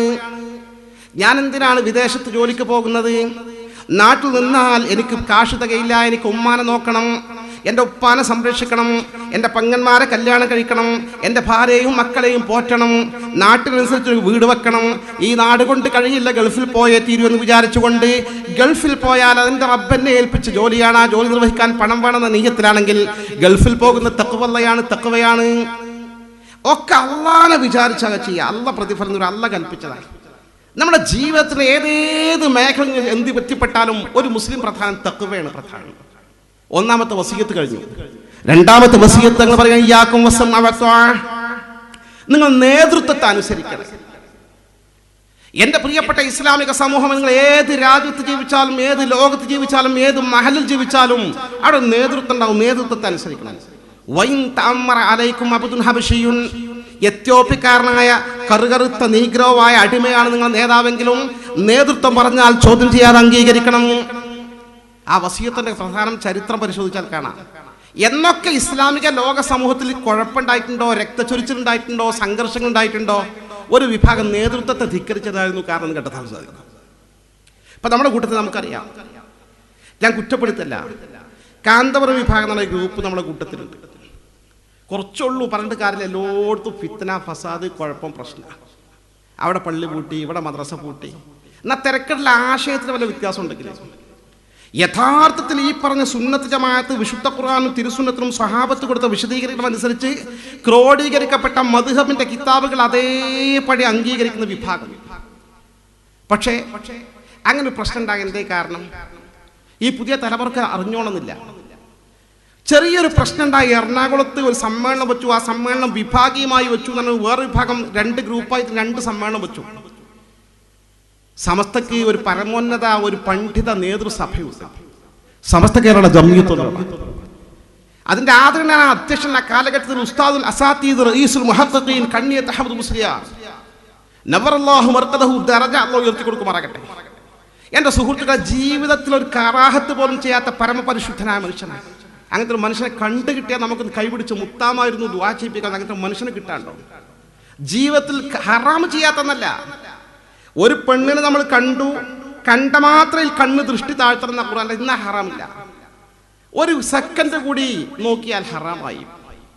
അങ്ങനെ ജീവിതത്തിൽ ഹറാം ചെയ്യാത്ത മനുഷ്യൻ എന്നല്ല കണ്ണീർ ഉസ്താദ് പറയുന്നത്. ജീവിതത്തിൽ കറാഹത്ത് ചെയ്യാത്ത മനുഷ്യൻ. കറാഹത്ത് ചെയ്യാത്ത എന്നാൽ ചെയ്താൽ കുറ്റൊന്നും കിട്ടൂല, ചെയ്തില്ലെങ്കിൽ കൂലി കിട്ടും, അങ്ങനത്തെ കാര്യം കറാഹത്ത്. അതുപോലും ചെയ്യാത്ത മനുഷ്യൻ. അത് വെറുതെ പറഞ്ഞുണ്ടാക്കല്ല. അദ്ദേഹം അത് സൂക്ഷിച്ച് അവസാനം വരെ ജീവിച്ചു. അദ്ദേഹത്തിന്റെ ശിഷ്യന്മാർ സാക്ഷി. അദ്ദേഹം തന്നെ പറഞ്ഞു, അങ്ങനെ ഞാൻ ചെയ്യാത്ത കറാഹത്താകൂല എന്ന് പേടിച്ചിട്ട് അത് ചെയ്യാത്ത മനുഷ്യനാണ്. മഴയ്ക്ക് വേണ്ടി ദുആ ചെയ്യുന്ന സമയത്ത് അദ്ദേഹം പറഞ്ഞിരുന്നു, പടച്ചവനെ, ജീവിതത്തിലൊരു തെറ്റ് പോലും ചെയ്യാത്ത അഹമ്മദും ഈ പാവപ്പെട്ട മൃഗങ്ങളെയും ജനങ്ങളെയും സാക്ഷി നിർത്തിയാണ് എന്നോട് ചോദിക്കുന്നത്, മഴ തരണം റബ്ബേ. അങ്ങനെ ഒരു ദുആ ചെയ്ത സന്ദർഭമുണ്ട്. ആ സദസ്സ് പിരിഞ്ഞുകൊണ്ട് മഴ കിട്ടിയിട്ടുണ്ട്. ഇതൊന്നും പഴയ ചരിത്രം കിതാബ് എന്നല്ല, അനുഭവസ്ഥരായ നാട്ടുകാരുള്ള പ്രദേശങ്ങളാണ്. ആ കണ്ണിയത്ത് ഉസ്താദായിരുന്നു സമസ്ത കേരള ജംഇയ്യത്തുൽ അധ്യക്ഷൻ. അദ്ദേഹത്തിന്റെ അധ്യക്ഷതയിൽ മുഷാവറ യോഗം ചേർന്നു. മഹാന്മാരായ വലിയ വലിയ പണ്ഡിതന്മാർ അവർ മാന്യമായ തീരുമാനമെടുത്തു. 2 കൂട്ടരും വേറെ വേറെ സമ്മേളനം നടത്തേണ്ട, 2 നിർത്തിവെക്കണം. ഒറ്റ സുന്നി സമ്മേളനം നടത്താൻ ആ ഡേറ്റ് മാറ്റി വേറെ ഡേറ്റ് പ്രഖ്യാപിച്ചു. അപ്പോഴാണ് ഈ ഗ്രൂപ്പിന്റെ ലീഡർ കണ്ണൂരിൽ പോയി വാർത്താ സമ്മേളനത്തിൽ പറഞ്ഞു, പാണക്കാടനും കണ്ണിയനും വിലക്കിയാലും ശരി, ഞങ്ങൾ സമ്മേളനത്തിൽ മുന്നോട്ട് പോകും, ഞങ്ങൾ ഡേറ്റ് മാറ്റാൻ തയ്യാറില്ല. നേതൃത്വത്തെ ധിക്കരിച്ചു. ഞാൻ നിങ്ങൾക്ക് ഉദാഹരണം പറഞ്ഞത് ഞാൻ അനുഭവസ്ഥനായതുകൊണ്ടാണ്.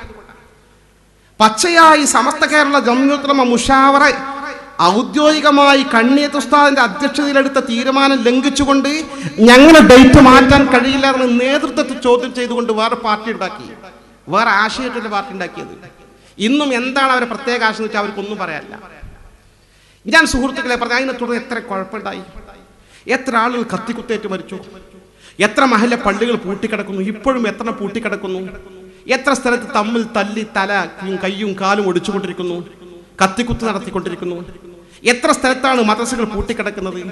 നമുക്ക് വേദന തോന്നും, മദ്രസകൾ ഇങ്ങനെ പൂട്ടിക്കിടക്കുന്നത്. അവിടേക്ക് ഈ പറയുന്ന ജന്തുക്കളും അതുപോലെ സസ്യലതാദികളും ഒക്കെ മേയുന്ന ഭാഗമായി നല്ല സുന്ദരമായ സ്ഥാപനങ്ങൾ കിടക്കുന്നു.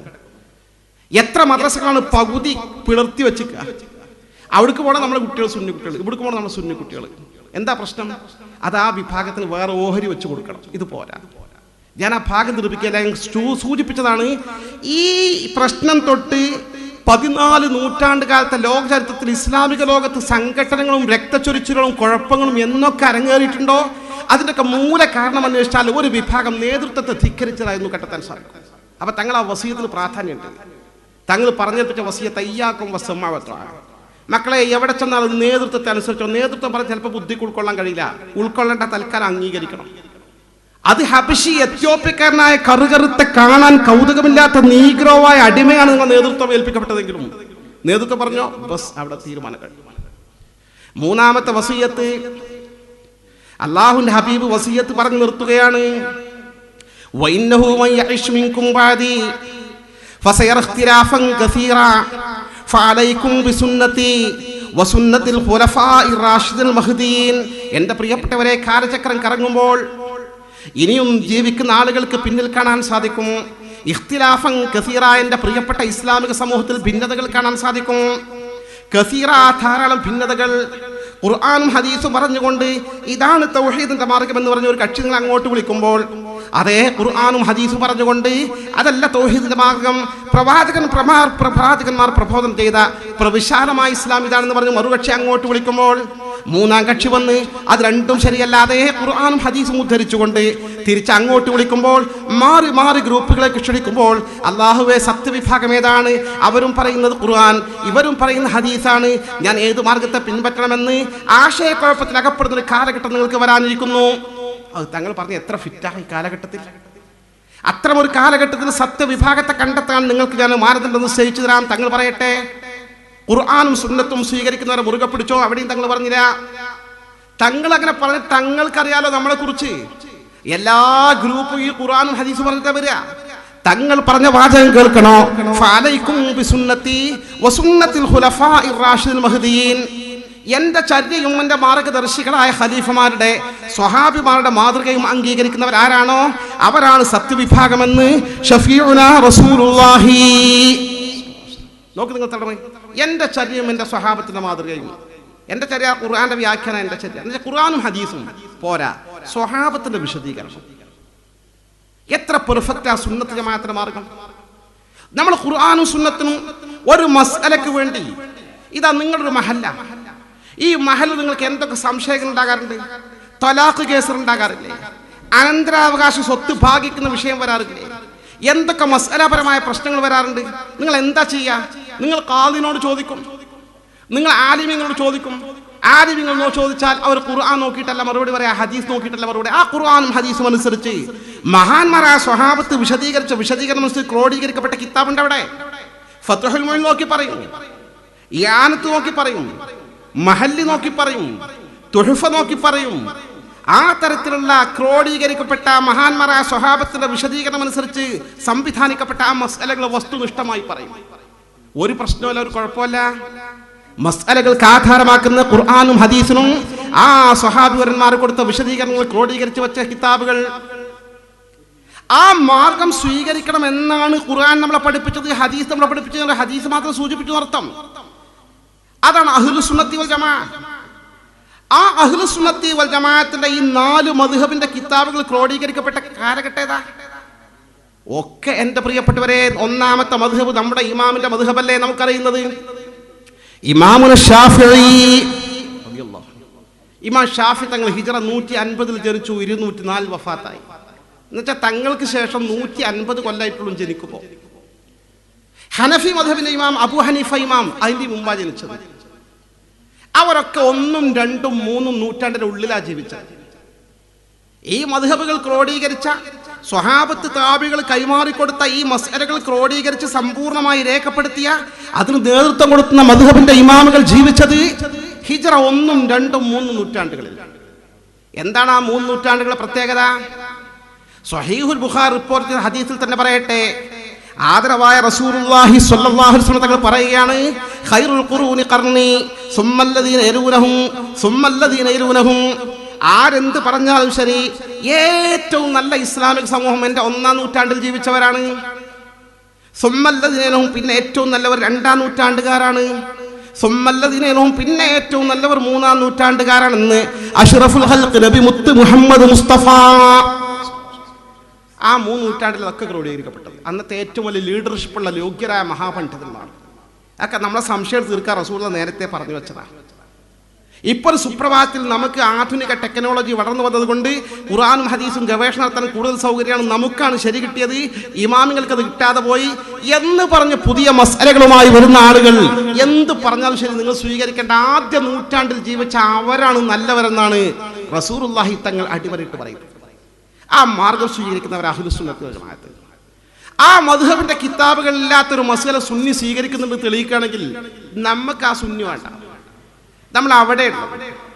ഈ മസ്അല ആർക്കും മാറ്റം വരുത്താൻ അധികാരമല്ല. നിങ്ങൾ തലകാപ്പിലെ ഉസ്താദിനോട് പോയി ചോദിച്ചാലും, നിങ്ങൾ മക്കത്തെ പണ്ഡിതനോട് പോയി ചോദിച്ചാലും ആ കിതാബിലെ മസ്അല ഒന്നാ. ഷാഫി മദ്ഹബിന്റെ മസ്അല ലോകത്ത് തർക്കല്ല. നിങ്ങൾ ആഫ്രിക്കയിൽ പോയി ചോദിച്ചു നോക്കി, ഇതേ സെയിം കിതാബ് സെയിം മസ്അല, തർക്കല്ല, ഭിന്നതല്ല. നേരെ മറിച്ചോ സുന്നത്ത് ജമാഅത്തിന് പുറത്തുള്ള മാർഗം അത് വ്യത്യസ്ത ചിന്തകളാണ്, വ്യത്യസ്ത ആശയങ്ങളാണ്, വ്യത്യസ്ത മാർഗങ്ങളാണ്. എന്തേ പ്രശ്നം? ഓരോരുത്തരും ഖുർആനും ഹദീസും സ്വന്തം ബുദ്ധിക്കും യുക്തിക്കും അനുസരിച്ച് വളച്ചൊടിച്ചുകൊണ്ടിരിക്കുന്നു, വ്യാഖ്യാനിച്ചുകൊണ്ടിരിക്കുന്നു.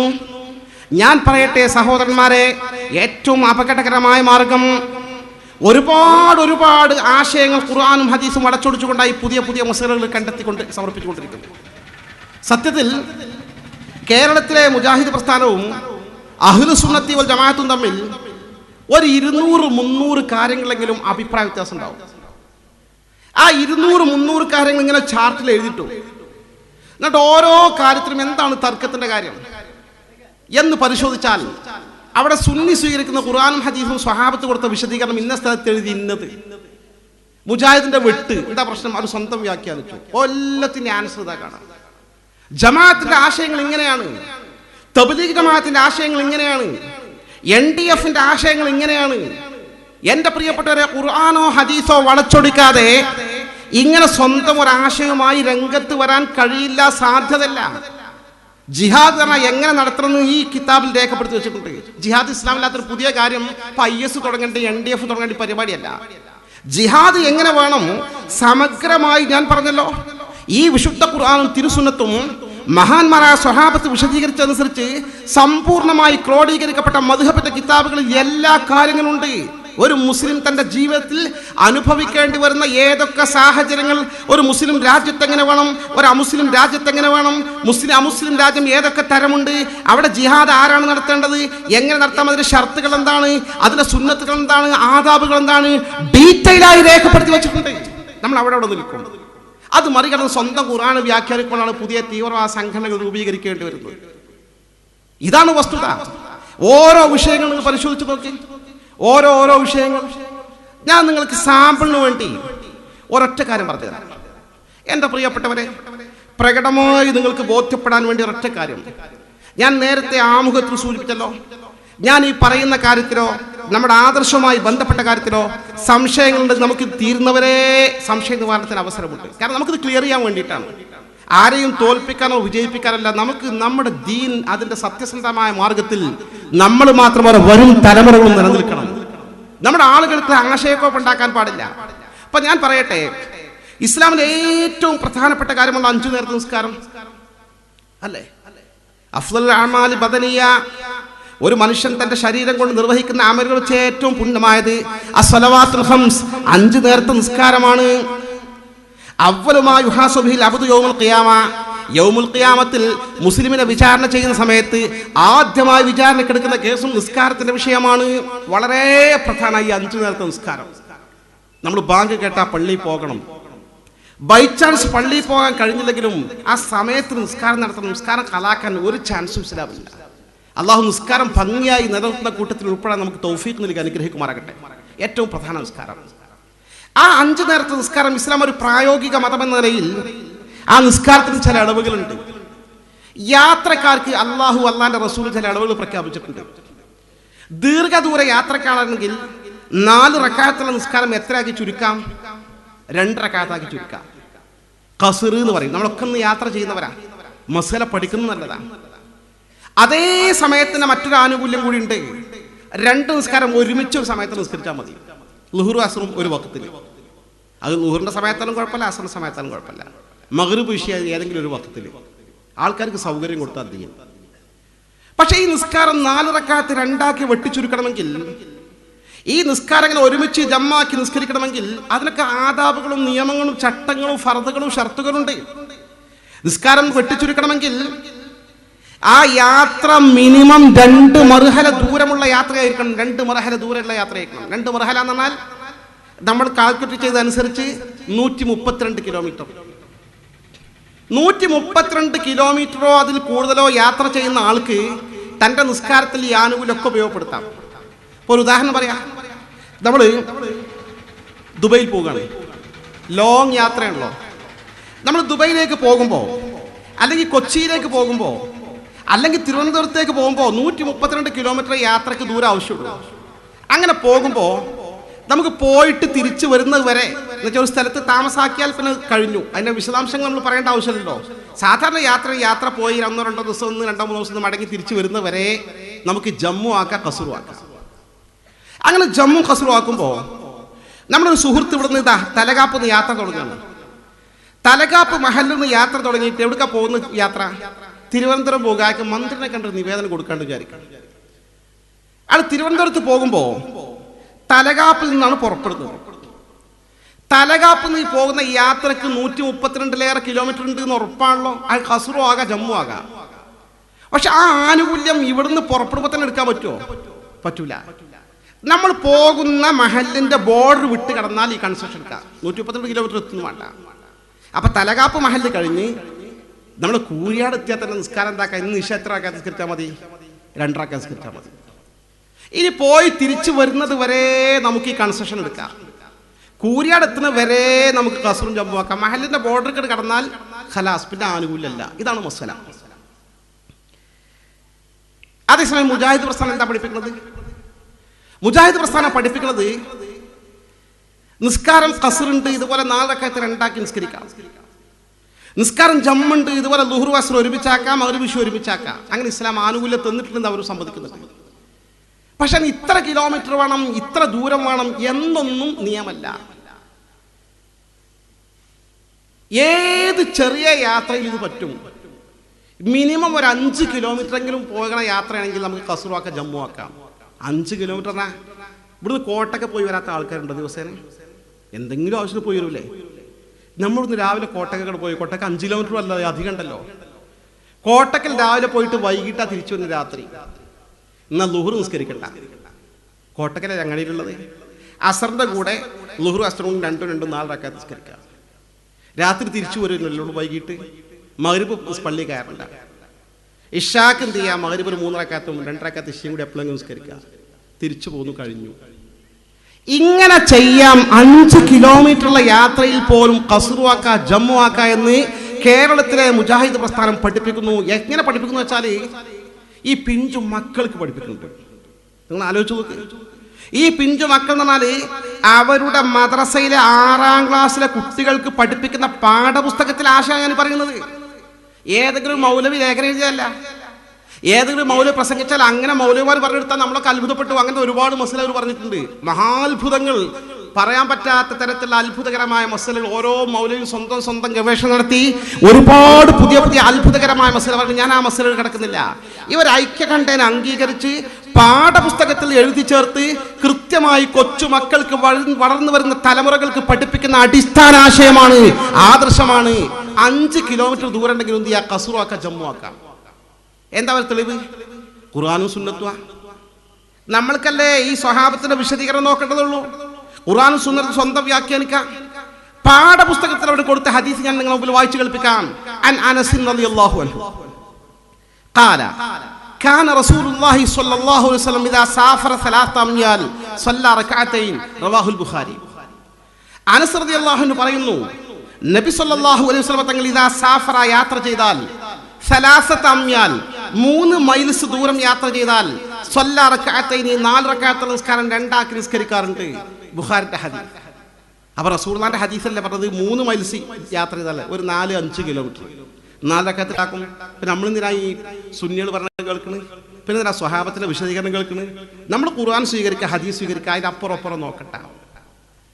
സത്യത്തിൽ ഹദീസ് ശരിയാണ്, ഹദീസിനെ വെച്ച അർത്ഥവും ശരിയാണ്, വ്യാഖ്യാനത്തിലാ തെറ്റ് പറ്റിയത്. അതന്നെ ഈ പറഞ്ഞ പ്രശ്നം. അവിടെയാണ് തങ്ങൾ അടിവരട്ട് പറഞ്ഞത്. ഖുർആനും സുന്നത്തിനെ തങ്ങൾ നിർത്തിയില്ല. എന്റെ സ്വഹാബത്തിന്റെ വിശദീകരണം തങ്ങൾ പറഞ്ഞില്ലേ, അതുകൂടി അംഗീകരിക്കുന്ന വിഭാഗം തങ്ങൾ അതാ പറഞ്ഞത്. അതാ സുന്നത്ത് ജമാഅത്തിനെ അംഗീകരിക്കണം എന്ന് പറഞ്ഞത്. സ്വന്തം അർത്ഥം വെച്ചപ്പോൾ അർത്ഥം ശരി, വ്യാഖ്യാനം തെറ്റി. എന്താ പ്രശ്നം? ഈ ഹദീസ് എന്താ സംഭവമെന്നോ? ആദരവായ അഷ്റഫുൽ ഖൽഖ് നബി മുത്ത് മുഹമ്മദ് മുസ്തഫ സ്വല്ലല്ലാഹു അലൈഹി വസല്ലം തങ്ങൾ യാത്ര പോകുന്ന മദീനയിലാ തങ്ങൾ താമസം. മസ്ജിദ് നബവിന്റെ പരിസരത്താ തങ്ങളെ വീട്. അവിടുന്ന് തങ്ങൾ യാത്ര തുടങ്ങുക. യാത്ര തുടങ്ങുമ്പോൾ അടുത്ത മഹല്ല്, നമ്മൾ പറഞ്ഞല്ലോ സ്വന്തം മഹല്ല് വിട്ട് കടന്നാലേ ഈ ആനുകൂല്യം എടുക്കാൻ പാടുള്ളൂ. തങ്ങളുടെ മദീന എന്ന മഹല്ല് കഴിഞ്ഞാൽ തൊട്ടടുത്ത മഹല്ല് ഇന്നും അങ്ങനെ തന്നെയാണ്. ദുൽഹുലൈഫ എന്ന സ്ഥലമാണ്. ദുൽഹുലൈഫക്ക് പേര് ഇന്ന് അബയാർ അലി എന്നാണ്. വലിയ ബോർഡ് വെച്ചിട്ടുണ്ട്. ഈ മഹല്ല് കഴിഞ്ഞാൽ അടുത്ത മഹല്ല്, മദീന കഴിഞ്ഞാൽ അബയാർ അലി. തങ്ങൾ മദീനത്ത് യാത്ര ചെയ്യുമ്പോൾ തങ്ങൾ ദീർഘദൂര യാത്രയിൽ തങ്ങൾ 4 റകഅത്ത് നിസ്കാരം 2 ആക്കി നിസ്കരിക്കാനുള്ള ആനുകൂല്യം തങ്ങൾക്ക് എവിടെ കിട്ടുക? മദീനത്ത് കഴിഞ്ഞ് ദുൽഹുലൈഫന്റെ അബയാറിന്റെ ബോർഡർ കണ്ട് കിടക്കുമ്പോഴാണ്. അവിടേക്ക് ഈ 3 മൈൽസ് ഉണ്ട്, 5 കിലോമീറ്റർ ഉണ്ട്. അവിടെ യാത്ര അവസാനിപ്പിച്ചു എന്ന ഹദീസിലില്ല. വേറെ ഹദീസുകളുടെ യാത്ര തുടർന്നു എന്നുണ്ട്. ആ യാത്രക്ക് ഇത്ര ദൂരം 2 മർഹല 132 കിലോമീറ്റർ ഉണ്ട്. അതിന് വിശദാംശം അപ്പുറം ഉണ്ട്. ആ അപ്പുറം ഇപ്പുറം നോക്കാതെ അവിടെ യാത്ര അവസാനിപ്പിക്കുന്ന ഹദീസിൽ പറയുന്നില്ല, ഒന്നുമില്ല. അപ്പൊ നമ്മളെ പറ്റി ഹദീസ് പറയുകയാണെങ്കിൽ തലകാപ്പെന്ന് കാലിയേറി യാത്ര തുടങ്ങിയപ്പോൾ ഇതാ കൂരിയാട് എത്തിയപ്പോഴാണ്. കൂരിയാടക്ക് 1.5 കിലോമീറ്റർ ഉള്ളൂ. 1.5 കിലോമീറ്റർ കഴിഞ്ഞപ്പോൾ തന്നെ 4 റകഅത്ത് 2 റകഅത്ത് നിസ്കരിച്ചു. ശരി തന്നെയല്ലേ? പക്ഷെ ആ കാലിയേറി യാത്ര അവസാനിപ്പിച്ചിട്ടുണ്ടോ? മൂപ്പര് കൊച്ചിക്കാണ് പോകുന്നത്, നോക്കണില്ല. അത് അപ്പുറത്തെ ഹദീസ് നോക്കിയാലേ അറിയുള്ളൂ. ഇത് അപ്പുറം ഇപ്പുറം നോക്കാതെ ആദരവായ റസൂലുള്ളാഹിന്റെ യാത്രയുടെ ഒരു ഭാഗത്തെ കുറിച്ച് പറയുന്ന ഒരു ഹദീസ് അതിന്റെ അപ്പുറം ഇപ്പുറവും പരിശോധിക്കാതെ നേർക്ക് നേരെടുത്തിട്ട് അതാണ് അതിന്റെ മസ്അല എന്ന് പറഞ്ഞുകൊണ്ട് കൃത്യമായി കേവലം 5 കിലോമീറ്റർ യാത്ര ചെയ്യുന്ന ആളുകൾക്ക് പോലും നിസ്കാരം 4 2 വെട്ടിച്ചുരുക്കാം എന്ന് പറയുന്ന ആനുകൂല്യം കൊടുത്തുകൊണ്ട് ഏറ്റവും പ്രധാനപ്പെട്ട 5 നിസ്കാരത്തിന് കത്തിവെച്ച വിഭാഗമാണ് കേരളത്തിലെ മുജാഹിദ് പ്രസ്ഥാനം. ഞാൻ ദുരാരോപണം ഉന്നയിക്കല്ല, ആധികാരികമായിട്ട് പറഞ്ഞത്. അവരെ പാഠപുസ്തകത്തിൽ പഠിപ്പിക്കുന്ന ആശയമാണ് ഈ പറഞ്ഞത്. മാത്രമല്ല എൻ്റെ അനുഭവം കൂടിയാണ്. കാലിക്കറ്റ് യൂണിവേഴ്സിറ്റിയിൽ അറബിക് കോളേജുകളുടെ പ്രിൻസിപ്പൽമാരുടെ മീറ്റിംഗ് നടക്കാറുണ്ട്. ചിലപ്പോൾ ആ മീറ്റിംഗിൽ ഇവരിതിനെ പങ്കെടുത്തിട്ടുണ്ട്. 11 അറബിക് കോളേജുകളാണ് കാലിക്കറ്റ് യൂണിവേഴ്സിറ്റി കീഴിലുള്ളത്. ഈ 11 അറബിക് കോളേജിൽ അംഗീകൃത അറബിക് കോളേജ് പ്രിൻസിപ്പൽമാർ മീറ്റിംഗിൽ പങ്കെടുക്കുമ്പോൾ 2 സുന്നിൻ്റെതാണ്, 9 മുജാഹിദിന്റെ കോളേജാണ്. മുജാഹിദിന്റെ കോളേജിലെ മൗലവിമാരെ ടോപ്പ് പണ്ഡിതന്മാരെ അവരെ ജമ്മിയത്തുലമയുടെ നേതാക്കന്മാരെന്നെയാണ്. ഉച്ചക്ക് ഭക്ഷണത്തിനും നിസ്കാരത്തിനും പിരിയും. അവരെന്നെ പറയും, എന്നാ ഫൈസ് നിങ്ങൾ നിസ്കരിച്ച് പോയി ഇങ്ങോട്ട് ഭക്ഷണം കഴിച്ചു വരും, ഞങ്ങൾ പിന്നെ ജമ്മു കസൂർ പോകണം. അവർക്ക് നിസ്കരിക്കട്ടെ. ആരാണ് ഈ മൗലവി? ഒന്ന് പുളിക്കെന്ന് വന്ന മൗലവി. പുളിക്കെന്ന് 10-13 കിലോമീറ്റർ ഉണ്ട് കാലിക്കറ്റ് യൂണിവേഴ്സിറ്റിക്ക്. ഒന്ന് ഫാറൂഖ് റൗത്തുലും അറബിക് കോളേജിൽ വന്ന മൗലവിയാ. അവിടുത്തെ കേവലം ഒരു 8-10 കിലോമീറ്റർ ഉണ്ട്. ഈ ആളുകൾക്കൊക്കെ കസൂറും ജമ്മുവാണ്. അവർക്ക് നിസ്കാരമില്ല. അവർ അസർ വരെ നിസ്കാരം പിന്തിപ്പിക്കുക. ഏത് മസ്ജിദിലാണ് നിസ്കാരം ശരിയാകുക? ഈ ഹദീസ് വളച്ചൊടിച്ചല്ലാതെ, ഈ ഹദീസ് പച്ചയായി ദുർവ്യാഖ്യാനം ചെയ്തല്ലാതെ, യാഥാർത്ഥ്യങ്ങൾ സ്വഹാബത്ത് കൃത്യമായി നൽകിയ വിശദീകരണം മറച്ചു വെച്ചുകൊണ്ടല്ലാതെ ഏത് നിലയിലാണ് നിസ്കാരം വെട്ടിച്ചുരുക്കുന്നതിന് ആനുകൂല്യം നൽകിയ സഹോദരന്മാരെ? ജമ്മാക്കണി പിന്നീട് കൗലുണ്ട്, അഭിപ്രായമുണ്ട്. ഖസ്റിന്റെ കാര്യത്തിൽ വെട്ടിച്ചുരുക്കുന്നതിൽ യാതൊരു കൺസെഷനും 4 മദ്ഹബിലും ഇല്ലല്ലോ. ഏകകണ്ഠ 4 മദ്ഹബും പറയുന്നുണ്ട് ഈ 2 മർഹല 132 കിലോമീറ്റർ യാത്രയിൽ 4 റകഅത്ത് നിസ്കാരം 2 ആക്കി വെട്ടിച്ചുരുക്കാൻ ഒരു ആനുകൂല്യമല്ല. പക്ഷേ പച്ചയായി ഹദീസ് ദുർവ്യാഖ്യാനം ചെയ്യുന്നു. ഞാൻ നിങ്ങൾ സാമ്പിൾ ഒരു മസല പറഞ്ഞതാണ്. ആ തരത്തിൽ ഇന്ന് കേരളത്തിലെ മുജാഹിദ് പ്രസ്ഥാനവും സുന്നത്ത് ജമാഅത്തും തമ്മിൽ നിലനിൽക്കുന്ന അഭിപ്രായാന്തരമുള്ള വിഷയങ്ങളെക്കുറിച്ച് സമഗ്രമായ ചർച്ചയ്ക്ക് തയ്യാറാവുകയാണെങ്കിൽ, പരിശോധിക്കുകയാണെങ്കിൽ, ഓരോ വിഷയങ്ങളും ഖുർആൻ വളച്ചൊടിച്ചു അല്ലെങ്കിൽ ഹദീസ് വളച്ചൊടിച്ചു അങ്ങനെയല്ലാതെ ഈ പുതിയ മസല ഒരു ബിദഈ പാർട്ടിക്ക് കിട്ടൂല, ഒരു മസലയും കിട്ടൂല. കാരണം സുന്നത്ത് ജമാഅത്തിന്റെ മസലയല്ലാതെ ഖുർആനും സുന്നത്തും സ്വഹാബത്ത് കൊടുത്ത വിശദീകരണം അംഗീകരിക്കുകയാണെങ്കിൽ സുന്നിനെ അംഗീകരിക്കുന്ന ബാധ്യസ്ഥരാണ്.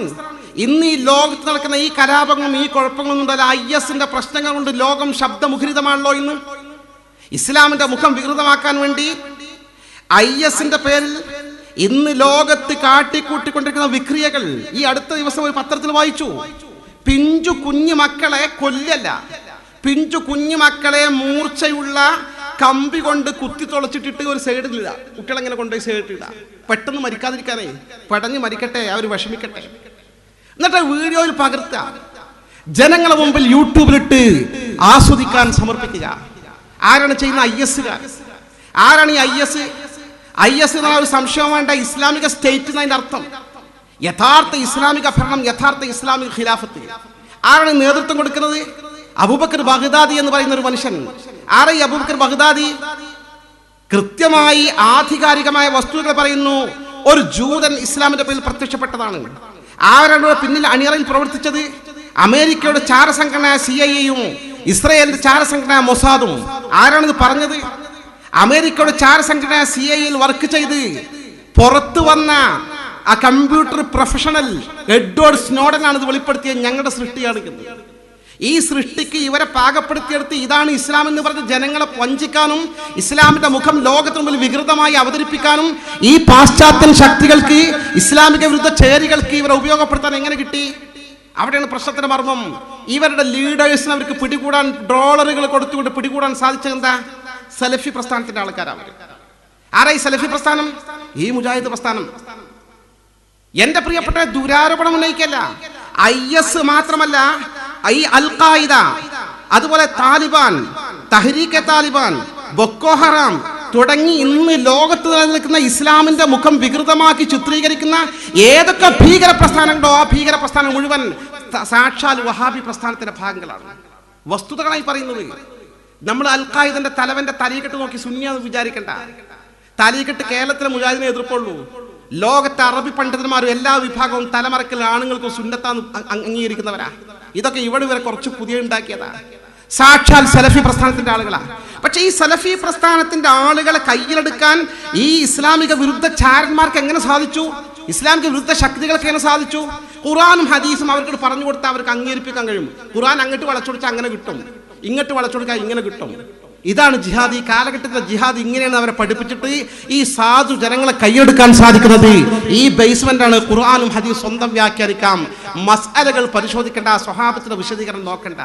അല്ലെങ്കിൽ എങ്ങനെ ഇന്നത്തെ ക്രൂരത ചെയ്യാൻ സാധിക്കുക? അള്ളാഹുന്റെ ഹബീബ് യുദ്ധത്തിന് പോകുന്ന സംഘത്തോട് പറഞ്ഞു, ഇന്തലിഖൂ ബിസ്മില്ലാ, എന്നാ യുദ്ധത്തിന് ബിസ്മില്ല ചൊല്ലി പൊയ്ക്കോളിയും, പുറപ്പെട്ടോളിയും.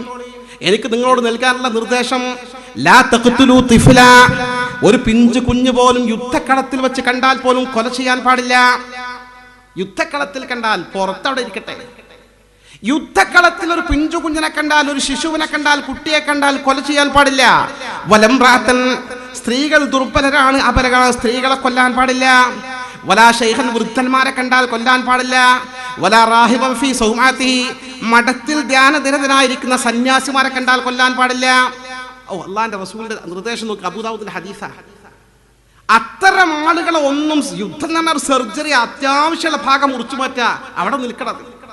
ഇവർ നിരപരാധികളായി, ഇവരൊന്നും കൊല ചെയ്യപ്പെടാൻ പാടില്ലെന്ന് ആധികാരികമായി പഠിപ്പിച്ച അഷ്റഫുൽ ഖൽഖ് മുത്ത് മുഹമ്മദ് മുസ്തഫ സ്വല്ലല്ലാഹു അലൈഹി വസല്ലം തങ്ങളുടെ ഈ ദീനിന്റെ സ്ഥാപനത്തിന്, ഖിലാഫത്തിന് വേണ്ടി എന്ന് പറഞ്ഞുകൊണ്ട് രംഗത്ത് വരുന്ന ഈ ഇസ്ലാമിക വിരുദ്ധ ശക്തികളുടെ കയ്യിലെ കളിപ്പാവകളായി പ്രവർത്തിക്കുന്ന ഈ പ്രസ്ഥാനത്തിന്റെ ആളുകൾ, സലഫി പ്രസ്ഥാനത്തിന്റെ ആളുകളായി എന്തേ അവർക്ക് ആകാൻ സാധിച്ചത്? അവർ ചാരന്മാരായി, ആ ചാരന്മാരുടെ ചട്ടുകമായി പ്രവർത്തിക്കാൻ അവർക്ക് അവസരം സൃഷ്ടിച്ചെന്താ? ഇവർ ഓതിക്കൊടുക്കുന്ന ഖുർആനും ഹദീസും അവർക്ക് തെളിവായി. സുന്നിന്റെ മുന്നിൽ നടക്കൂല. കാരണം സുന്നിക്ക് ഖുർആനും ഹദീസ് നേർക്കുന്നേരെ പറഞ്ഞാൽ പോരാ. ആ ഖുർആനും ഹദീസിനും മഹാന്മാരായ സച്ചരിതരായ സഹാബിവരന്മാർ, താബികൾ കൈമാറുന്ന വ്യാഖ്യാനം ക്രോഡീകരിച്ച് വെച്ച മദ്ഹബിന്റെ കിതാബുകളുണ്ട്. ജിഹാദ് ചാടി വീഴാൻ പറ്റൂല. ആ ജിഹാദ് ആരാണ് നടത്തേണ്ടത്? ആ ജിഹാദിന്റെ ഷർത്തുകൾ എന്താണ്, ആ ജിഹാദിന്റെ ഫർദുകൾ എന്താണ്? നമ്മൾ ആ മസല ഒരു ഉസ്താദിനോട് ചോദിക്കും, നമുക്കറിയില്ലെങ്കിൽ ഉസ്താദ് പറയും, മനെ അത് ശരിയില്ല കുട്ടിയെ, ശരിയില്ല, അങ്ങനല്ല, അതൊന്നും നമ്മൾ ഇങ്ങനല്ല കൈകാര്യം ചെയ്യേണ്ട, അതോടുകൂടി ആ കുട്ടി പിൻവാങ്ങും. ഇതല്ലേ സ്ഥിതി? വേണ്ട, കേരളത്തിൽ 10-24 ഇതിനു മുമ്പ് അപ്രത്യക്ഷരായില്ലേ? അവർ IS-ൽ പോയി നമ്മൾ പോയിട്ടില്ലെന്ന് പറയുന്നു. എന്തായാലും പുറത്തു പോയി ഉറപ്പാണ്. പുറത്തു പോയി ഉറപ്പാന്ന് മാത്രമല്ല, അവരുടെ മെസ്സേജുകളിൽ ഞങ്ങൾ സ്വർഗത്തിന്റെ ലോകത്തേക്ക് എത്തിപ്പെട്ടു, സുന്ദരമായ ലോകത്തേക്ക് എത്തിപ്പെട്ടു, ഇത് കാഫറിന്റെ രാജ്യങ്ങളുണ്ടോ, ജീവിക്കാൻ പാടില്ല എന്നല്ല ഒരു മസല. ഈ 21 ഇത് ഇവിടെ ജീവിക്കാൻ, യഥാർത്ഥ മുസ്ലിമായി ജീവിക്കാൻ പറ്റില്ല, ഇവിടെ കാഫിരോടൊപ്പം ജീവിക്കാൻ പറ്റില്ല, അവരോട് പുഞ്ചിരി തൂക്കാൻ പോലും പറ്റില്ല എന്ന് പറഞ്ഞുകൊണ്ട് പുതിയൊരു ആശയം പഠിപ്പിച്ചുകൊണ്ട് ഒരു വിഭാഗം ഇവിടുന്ന് രാജ്യത്ത് നിന്ന് അപ്രത്യക്ഷമാക്കേണ്ട സാഹചര്യം ഇപ്പോഴും ഇതിന്റെ പേരിൽ ആളുകളെ പരിശോധിച്ച് കസ്റ്റഡി എടുത്തുകൊണ്ടിരിക്കുന്ന ഈ അവസരം ഒരുക്കി കൊടുത്ത ആരാ? ചിന്തിക്ക്. ഈ 21 സലഫി പ്രസ്ഥാനത്തിന്റെ ആളുകളാണ്. എന്താ പേച്ചിട്ടെങ്കിലും സുന്നിയിൽ പെടാതിരുന്ന്? ഇപ്പൊ കസ്റ്റഡി എടുത്ത കൂട്ടത്തിൽ സലഫിന്റെ പുറത്ത് NDF-കാരുണ്ട് മാത്രം അല്ലേ? നേരെ കുറച്ച് ഖുർആനും സുന്നത്തിനും സ്വഹാബത്ത് കൊടുത്ത വിശദീകരണത്തിൽ ഉറച്ചു നിൽക്കുകയാണെങ്കിൽ ഈ അപകടം വരില്ലല്ലോ. കാരണം നമ്മുടെ മസല പ്രാക്ടിക്കൽ മസല, വളരെ കൃത്യമായ മസലകൾ പറയുന്നുണ്ട്. ഞാൻ പറയട്ടെ, ഈ ചോര കൊണ്ട് കളിക്കുന്ന കളിയല്ലേ ജിഹാദ്? ഇല്ലേ? മനുഷ്യനെ കൊല്ലുക, മനുഷ്യന്റെ കൈവെട്ടുക, കൈയൊക്കെ ഇസ്ലാമിൽ വെട്ടുന്നതിന് അനുവാദമുണ്ട്. ആളെ കൊല്ലണമെന്ന് ഇസ്ലാം, പക്ഷെ അതിന്റെ സാഹചര്യവും പശ്ചാത്തലമുണ്ട്. ആ കണ്ടെങ്കിൽ തന്നെ കൈകാര്യം ചെയ്യേണ്ടത് ആരാ? വയജിബു അലൽ ഇമാം, ഇസ്ലാമിക ഭരണാധികാരി ചെയ്യേണ്ടത്. വ്യക്തികൾക്ക് അതിന് അധികാരം ഇസ്ലാം കൊടുത്തിട്ടില്ല. നമ്മുടെ ഫിഖ്ഹിൽ പറയുന്നുണ്ട്, സംഘടനകൾക്ക് അധികാരമില്ല, ഗ്രൂപ്പുകൾക്ക് അധികാരമില്ല. ഇസ്ലാമിക ഭരണകൂടം കൈകാര്യം ചെയ്യേണ്ട വിഷയമാണ് ഈ വിഷയം. അല്ലെങ്കിൽ ഞാൻ ചോദിക്കട്ടെ, വ്യഭിചരിച്ചവൻ എറിഞ്ഞു കൊള്ളുന്നില്ല ഇസ്ലാമിലെ നിയമം? വ്യഭിചരിച്ച ആളുകൾ സാക്ഷി വേണ്ടല്ലോ. വ്യഭിചരിച്ചു പച്ചയായി സമ്മതിക്കാൻ തമ്മാടികൾ നമ്മുടെ കൂട്ടത്തിലില്ലേ? ഞാൻ നിങ്ങളുടെ നാടിനെ കുറിച്ചുള്ള ശരാശരി ഞാൻ പറയുന്നത്. അത്തരം തമ്മാടികൾ എറിഞ്ഞു കൊല്ലാൻ നമ്മൾ ബാധ്യസ്ഥരല്ലേ? എന്തേ അവരെ പള്ളിന്റെ മുമ്പിൽ കുഴി കുഴിക്കണം എന്ന നിയമം? വെള്ളിയാഴ്ച അവരെ ആ കുഴിക്ക് ഇറക്കണം എന്ന നിയമം? ഒരു സംഘം മുഅ്മിനീങ്ങൾ വരട്ടെ, പരസ്യമായി എറിഞ്ഞു കൊല്ലണം എന്ന നിയമം? എന്തേ എറിഞ്ഞു കൊല്ലാത്തത്? ഇസ്ലാമിലെ മസല അങ്ങനെ തന്നെ, എറിഞ്ഞു കൊല്ലണം. കാരണം ഇസ്ലാമിക ഭരണകൂടം നടപ്പാക്കേണ്ടത്. കട്ടവന്റെ കൈ കൊത്തണം എന്ന ഇസ്ലാമിന്റെ നിയമം. എന്തേ കട്ട ആൾക്കാർ, മോഷ്ടിച്ച ആൾക്കാർ നമ്മുടെ കൂട്ടത്തിലല്ലേ? എന്താ നമ്മൾ കൈ കൊത്താത്തത്? ഇസ്ലാമിക ഭരണകൂടമാണ് ആ കാര്യം നിർവഹിക്കേണ്ടത് അല്ലേ? ഈ തരത്തിൽ മസലകൾ കൃത്യമായി ഈ ഖുർആനും ഹദീസും വിശദീകരിച്ച് സ്വഹാബത്ത് വിശദീകരിച്ച് കൈമാറി തന്ന് ക്രോഡീകരിക്കപ്പെട്ട ഒരു സുന്ദരമായ ആശയം അംഗീകരിക്കുന്ന അഹ്ലുസ് സുന്നത്തി വൽ ജമാഅത്ത്. നേരെ മറിച്ച് ആ മാർഗത്ത് വ്യതിചലിച്ച് സർവതന്ത്ര സ്വതന്ത്രരായി വിശുദ്ധ ഖുർആനും തിരുസുന്നത്തും സ്വന്തമായി വ്യാഖ്യാനിക്കാനും വളച്ചൊടുക്കാനും തയ്യാറായതുകൊണ്ട് ഇത്തരം ഇസ്ലാമിക വിരുദ്ധ ശക്തികൾക്ക് ഈ പുതിയ സാഹചര്യത്തിൽ ഇസ്ലാമിന്റെ വളർച്ചയ്ക്ക് മറയിടാൻ വേണ്ടി, പ്രതിരോധ നിര സൃഷ്ടിക്കാൻ വേണ്ടി അവർക്ക് പണം കൊടുത്തുകൊണ്ട്, അവരുടെ പ്രധാനികളെ കയ്യിലെടുത്തുകൊണ്ട് ഇസ്ലാമിനെ വികൃതമായി ചിത്രീകരിക്കാനാണ് ഈ പുതിയ പുതിയ ആശയങ്ങൾ ഇസ്ലാമിന്റെ പേരിൽ ലോകത്ത് അവതരിപ്പിച്ചുകൊണ്ടിരിക്കുന്നത്. അവിടെയും ഇവരുടെ ചട്ടുവങ്ങളാകാൻ സാധിച്ചത് ഈ സ്വന്തം വ്യാഖ്യാനം അല്ലേ? ഞാൻ വ്യാഖ്യാനത്തിന് ചില ഉദാഹരണങ്ങൾ പറഞ്ഞു മാത്രം. ഇനി ഞാൻ പറയട്ടെ സഹോദരന്മാരെ, മഹാത്മാക്കളുമായി നമ്മളുള്ള ബന്ധമാണ് ഏറ്റവും വലിയ പ്രശ്നമായി ചിത്രീകരിക്കപ്പെടുന്നത് അല്ലേ? മഹാത്മാക്കളുമായുള്ള ബന്ധം, മഹാത്മാക്കൾക്ക് നമ്മൾ കൽപ്പിക്കുന്ന ആദരവ്, അത് ശിർക്കാണ്, കുഫറാണ്, അങ്ങോട്ടാണ് ഇങ്ങോട്ടാണ്. ഞാൻ എൻ്റെ നല്ലവരായ സഹോദരങ്ങളോട് സ്നേഹപൂർവ്വം ശ്രദ്ധയിൽപ്പെടുത്തുകയാണ്, നിങ്ങൾ ഈ കാര്യം നന്നായി മനസ്സിലാക്കണം. ഈ മഹാന്മാര്, മഹാത്മാക്കൾ എന്നൊക്കെ പറയുമ്പോൾ ഞാൻ പറയട്ടെ സഹോദരന്മാരെ, എന്താണ് നമ്മുടെ അവസ്ഥ? നമ്മളിപ്പോൾ ജീവിച്ചിരിക്കുകയാണ്. ജീവിച്ചുകൊണ്ടിരിക്കുന്ന വളരെ കുറച്ച് കാലം നമ്മൾ ജീവിക്കും. നമ്മളെ കാര്യം വളരെ കഷ്ടം ആലോചിച്ചാൽ അല്ലേ? ഒരു 10-30 വയസ്സ് 35 വയസ്സൊക്കെ ആകുമ്പോൾ ഗൾഫിലേക്ക് പോകും. അങ്ങനെ ഗൾഫിലൊക്കെ പോയി ഒരു 10-40-50 വയസ്സൊക്കെ ആകുമ്പോൾ ഒരു വീട് വെക്കാനുള്ള കാശ് തട്ടിപ്പിക്കും, ഒരു വീടൊക്കെ ഉണ്ടാക്കി. പിന്നൊക്കെ ഇങ്ങനെ ഗൾഫിൽ നിന്ന് വന്ന് ഏകദേശം ജീവിക്കുമ്പോഴേക്ക് രോഗമായി, സുഖമില്ല, മരിച്ചും പോയി. ഇതാണല്ലോ സത്യം ശരാശരി. ഈ നാട്ടിൽ ജീവിക്കുകയാണെങ്കിലും ശരിക്കൊരു വീടൊക്കെ ഉണ്ടാക്കി സ്വസ്ഥമായി ജീവിക്കാനാകുമ്പോഴേക്ക് ഇത് രോഗം, പ്രഷർ, ഷുഗർ, മല കേസും വന്ന് പിന്നെ ഒരു 5-10 കൊല്ലമൊക്കെ ജീവിച്ച് അങ്ങനെ കഴിഞ്ഞു പോകുകയുള്ളൂ. ഇതാണോ ശരിക്കും മനുഷ്യൻ്റെ ജീവിതം? ഇത് ആണോ യഥാർത്ഥത്തിൽ മനുഷ്യ ജീവിതം? അല്ലേ? അല്ല. വിശുദ്ധതയിൽ പഠിപ്പിക്കുന്നുണ്ട്, നമ്മുടെ ജീവിതം ഇവിടെ ഒന്നും ആരംഭിച്ചതല്ല. നമ്മുടെ ജീവിതം ആരംഭിച്ചത് എന്നോ ഒരു കാലഘട്ടത്തിലാണ്. നമ്മൾ ആദ്യത്തെ പിതാവ് അബുൽ ബശർ ആദം അലൈഹിസ്സലാം, ആദം നബി ജനിച്ച കാലഘട്ടത്തിൽ തന്നെ ആദമിനോടൊപ്പം തനിക്ക് ജനിക്കാനിരിക്കുന്ന ലോകത്തെ സകലമാന സന്തതികളുടെയും ആത്മാവുകൾ ആദം നബിയുടെ കൂടെ ഉണ്ട്. സകലമാന മക്കളുടെയും നമ്മുടെ ആത്മാവുകൾ, ഹിന്ദുക്കളുടെ ആത്മാവുകൾ, ക്രിസ്ത്യാനികളുടെ ആത്മാവുകൾ, മതനിഷേധികളുടെ ആത്മാവുകൾ, വരാൻ പോകുന്ന തലമുറകളുടെ ആത്മാവുകൾ, കഴിഞ്ഞ കാലത്തിൽ കടന്നുപോകുന്ന ആത്മാവുകൾ, ഇതൊക്കെ ആദമിന്റെ സന്തതികളാണ്. ആദമിന്റെ സകലമായ സന്തതികളെയും ആത്മാവുകൾ മഹാനായ ആദമിന്റെ കൂടെ ഉണ്ടെന്ന് മാത്രമല്ല, വിശുദ്ധ ഖുർആൻ പറയുന്നുണ്ട്, ആദമിൽ നിന്ന് തനിക്ക് ജനിക്കാനിരിക്കുന്ന സകലമായ സന്തതികളെയും പുറത്തെടുത്തുകൊണ്ട് അള്ളാഹു അവരുമായി സംവദിച്ച കാര്യം ഖുർആൻ പറയുന്നുണ്ട്. അലസ്തു ബിറബ്ബിക്കും, ഞാനല്ല റബ്ബ് എന്നൊക്കെ അന്ന് ചോദിച്ചിട്ടുണ്ട്. ആത്മാവുകൾ അന്ന് ആൾറെഡി നിലവിലുണ്ട്. അങ്ങനെ കാലഘട്ടങ്ങൾ കഴിഞ്ഞുപോയി, നൂറ്റാണ്ടുകൾ, സഹസ്രാബ്ദങ്ങൾ കടന്നുപോയി. നമ്മൾ ആത്മീയ ലോകത്ത് മാത്രം ജീവിച്ചിട്ടുണ്ട് ഒരുപാട് കാലം. പിന്നെ മാതാവിൻ്റെ ഗർഭാശയത്തിൽ വന്നു. മാതാവിൻ്റെ ഗർഭാശയത്തിൽ നമ്മുടെ ഭ്രൂണം ഇങ്ങനെ വളർന്നു വരുമ്പോൾ ഇത് ബഅസല്ലാഹു ഇലൈഹ മലക്കഹു, അല്ല മലക്കിനെ പറഞ്ഞു വിടണം. ആ ആത്മാവ് പോയിട്ട് ആ ആത്മാവിനെയാണ് ഈ ഭ്രൂണത്തിൽ നിക്ഷേപിക്കുന്നത്. എന്നിട്ട് ഗർഭാശയത്തിൽ വളർന്നു 9 മാസം കഴിഞ്ഞു പ്രസവിച്ചു. ഈ ദുനിയാവിൽ 10-60 കൊല്ലം 65 കൊല്ലം ശരാശരി. അള്ളാഹ് അവൻ്റെ മഹദ് ഫദ്ലിലൂടെ നമുക്കൊക്കെ ദീർഘായുസ്സും ആഫിയത്തും ആരോഗ്യവും നൽകി അനുഗ്രഹിക്കുമാറാകട്ടെ. നമ്മുടെ രോഗികൾക്കൊക്കെ അള്ളാഹ് ശിഫ നൽകി അനുഗ്രഹിക്കുമാറാകട്ടെ. എൻ്റെ പ്രിയപ്പെട്ടവരെ, മരിച്ചു, പുതിയ ലോകത്തേക്ക് പോകുക. ഏതാണ് അടുത്ത ജീവിതം? ബർസഖിയ ജീവിതം എന്ന് പറയാ. ബർസഖിയ ജീവിതം, ഖബറിന്റെ ജീവിതം. ഖുർആൻ പറയുന്നു, വമിൻ വറാഇഹിം ബർസഖുൻ ഇലാ യൗമി യുബ്അസൂൻ. നിങ്ങൾക്ക് തൊട്ട് പിന്നിൽ ബർസഖിയ ജീവിതമുണ്ട്, ഖബറിന്റെ ജീവിതമുണ്ട്. ഇനി പുനർജന്മം വരെ അവിടെ തന്നെയാണ് ജീവിതം. ഈ ജീവിതവും ശാശ്വതമല്ല. ഖബറിലെ ജീവിതം ശാശ്വതമല്ല. യൗമുൽ ഖിയാമത്തിൽ പ്രപഞ്ചം നശിച്ചാൽ മഹ്ശർ വരും, ഉയർത്തെഴുന്നേൽപ്പിക്കപ്പെടും. അവിടെ വെച്ച് വിചാരണ നടക്കും, സ്വർഗം കിട്ടും, നരകം കിട്ടും. ഇപ്പോഴുള്ള താൽക്കാലികമായ ജീവിതമാണ് ഖബറിന്റെ ജീവിതം, ബർസഖിയ ജീവിതം.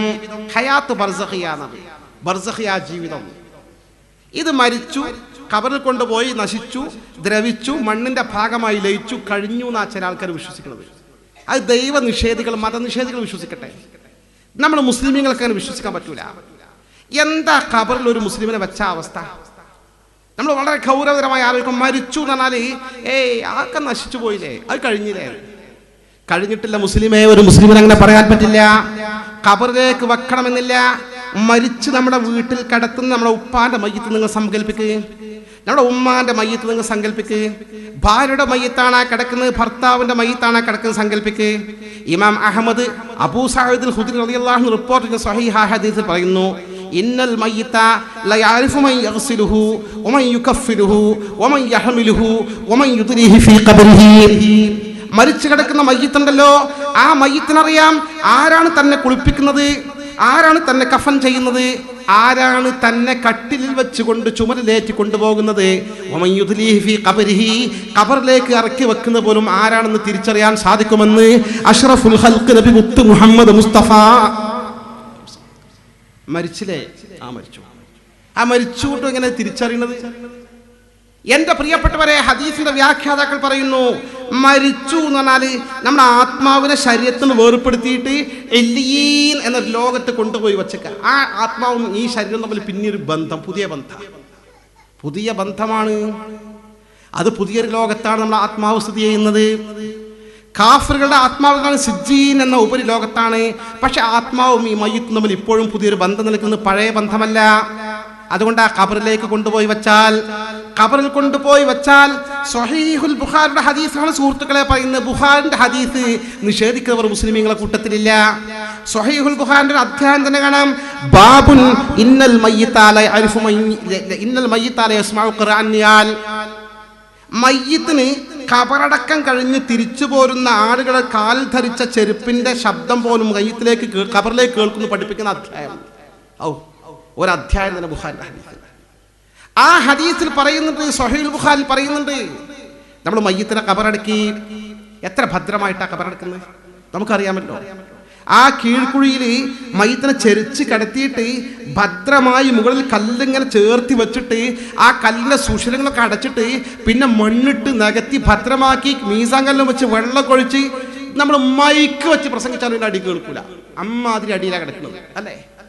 പക്ഷെ അള്ളാന്റെ റസൂൽ പറയുകയാണ്, ആ ഖബറടക്കം കഴിഞ്ഞുകൊണ്ട് തിരിഞ്ഞു പോരുന്ന ആളുകൾ ഹത്താ യസ്മഅ ഖുർആനിയാലിഹിം, ആ ഖബറിൽ കിടക്കുന്ന മയ്യിത്തിന് ആ തിരിഞ്ഞു പോരുന്ന ആളുകളെ കാൽ ധരിച്ച ചെരുപ്പിന്റെ പതന ശബ്ദം പോലും മയ്യിത്തിന് കേൾക്കാൻ സാധിക്കുമെന്ന് അഷ്റഫുൽ ഖൽഖ് നബി മുത്ത് മുഹമ്മദ് മുസ്തഫ.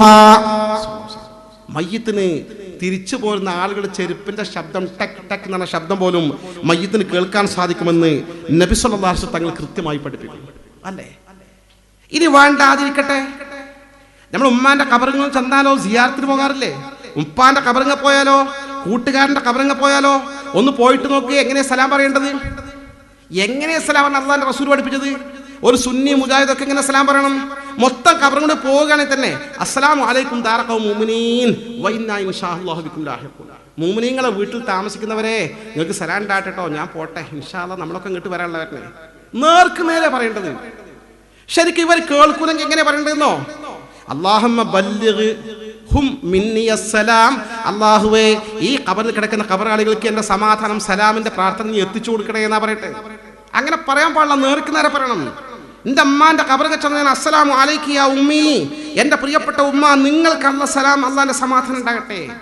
അങ്ങനെ പറയണം, നേർക്ക് നേരെ പറയണം. എന്താ പ്രശ്നം? നേർക്ക് നേരെ പറയാൻ അവർ കേൾക്കുന്നുണ്ട് നമ്മൾ സലാം, അവരറിയുന്നുണ്ട് സലാം, അവരനുഭവിക്കുന്നുണ്ട് സലാം. ഈ മുജാഹിദ് പ്രസ്ഥാനത്തിനും ജമാഅത്തുകാർക്ക് പോലും സ്വീകാരനായ ലോക പണ്ഡിതനാണ് ശൈഖുൽ ഇസ്ലാം ഇബ്നു തൈമിയ്യ. അദ്ദേഹത്തിന്റെ ഫത്താവയിൽ ഉദ്ധരിച്ച ഹദീസാണ്, ആദരവായ റസൂലുള്ളാഹിന്റെ ഹദീസാണ്.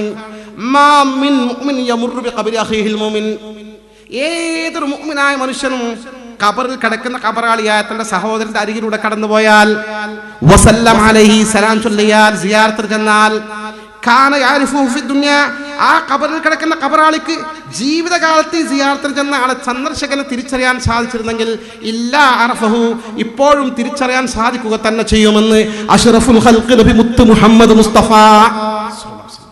എൻ്റെ പ്രിയപ്പെട്ടവരെ, നിങ്ങൾ ആലോചിച്ച് നോക്ക്. ആ ഖബറിങ്ങ പോയാലേ, ഉമ്മാന്റെ ഖബറിങ്ങൊക്കെ ഒന്ന് പോയിക്കൊണ്ട് ഇപ്പാന്റെ ഖബറിങ്ങനെ 10 കൊല്ലം കഴിഞ്ഞിട്ട് കാര്യമില്ല, 20 കൊല്ലം കഴിഞ്ഞാലും ഒരു പക്ഷേ ഖബർ മാന്തിയാൽ അവരുടെ ശരീരം ദ്രവിച്ച് നാമാവശേഷമായിട്ടുണ്ടാവും. പക്ഷെ ആത്മാവിന് കുഴപ്പമില്ല. ആത്മാവും ഖബറും തമ്മിൽ കണക്ഷൻ ഉണ്ട്. ആത്മാവാണ് കേൾവിയുടെ മാനദണ്ഡം, ആത്മാവാണ് കാഴ്ചയുടെ മാനദണ്ഡം, ആത്മാവാണ് സകലമായ കഴിവുകളുടെയും മാനദണ്ഡം. ആത്മാവിന് കുഴപ്പമില്ല, ആത്മാവ് ഭദ്ര. അതുകൊണ്ട് സലാം കേൾക്കും, തിരിച്ചറിയും. അല്ലാഹ് എൻ്റെ മോന് വന്നിട്ടില്ലല്ലോ, എന്നെ മറന്നിട്ടില്ലല്ലോ, ഒരു ഫാത്തിഹ ദുആർക്ക സുഹൃത്തുക്കളെ. എന്ത് കുഴപ്പമാണ് വരാൻ പോണത്? അവിടെ മുജാഹിദ് പറയും, ഏയ് ഖബറിങ്ങ പോകുകയെ സിയാറത്തിന് വേണ്ടി യാത്ര ചെയ്യാൻ പാടില്ല, നാട്ടിത്തൊക്കെയാണ് ആകാ യാത്ര ചെയ്യാൻ പാടില്ല. എന്നാൽ എന്താ അതിനർത്ഥം? യാത്ര ചെയ്തുകൊണ്ട് സിയാറത്ത് ചെയ്യാൻ പാടില്ല, നാട്ടിത്തതാകാം. എന്നാൽ നാട്ടിത്ത് ചെയ്യൂലല്ലോ. ഈ കേരളത്തിലെ മുജാഹിദ് പ്രസ്ഥാനം സ്ഥാപിച്ച മൗലവിയാണ് KM മൗലവി. അവരെ ഒരു പണ്ഡിതനാണ്. ഈ KM മൗലവിന്റെ ഖബർ ഞാനൊക്കെ തിരൂരങ്ങാടി പ്രസംഗിക്കാൻ ചെന്നപ്പോൾ ഇതുപോലെ റോഡിന്റെ സൈഡിലെ പരിപാടി, അവിടെ ചെന്നപ്പോൾ സ്വാഗതം പറയുന്ന കുറച്ച് വയസ്സുള്ള ഒരാളാ, വലിയ സീരിയസ് ആയിട്ടാണ് ആ വിഷയം പറയുന്നത്. സ്വാഗതം കുറച്ച് കട്ടിയിലും കനത്തിലുമാണ്. മുജാഹിദ് പ്രസ്ഥാനത്തെ രൂക്ഷമായ കടന്നാക്രമണം നടത്തിയിട്ടാണ് അദ്ദേഹം പ്രസംഗിക്കുന്നത്. പരിപാടി കഴിഞ്ഞ് ഭക്ഷണത്തിന് പോകുമ്പോൾ ഞാൻ ചോദിച്ചു, സ്വാഗതം പറഞ്ഞാലോട് എന്തെങ്കിലും ഇത്ര ഗൗരവത്തിൽ പറയാൻ കാരണം, നിങ്ങൾക്ക് എന്താ ഒരു വൈകാരിക എന്തെങ്കിലും ദുരനുഭവം ഉണ്ടോ ചോദിച്ചു. ആ മൂപ്പര് പറഞ്ഞു, കുട്ടിയെ എനിക്ക് പ്രയാസം ഉണ്ടാവും, ഞാൻ KM മൗലവിൻ്റെ പേരക്കുട്ടിയാണ്. KM മൗലവിയാണ് ഇവർക്ക് പ്രസ്ഥാനം ഉണ്ടായി കൊടുത്തു. മൂപ്പര ഖബർ ഈ തുരങ്ങാടി മക്ബറില്ല. ആ ഖബർ എവിടെയെന്ന് പോലും ഇവർക്ക് അറിയില്ല.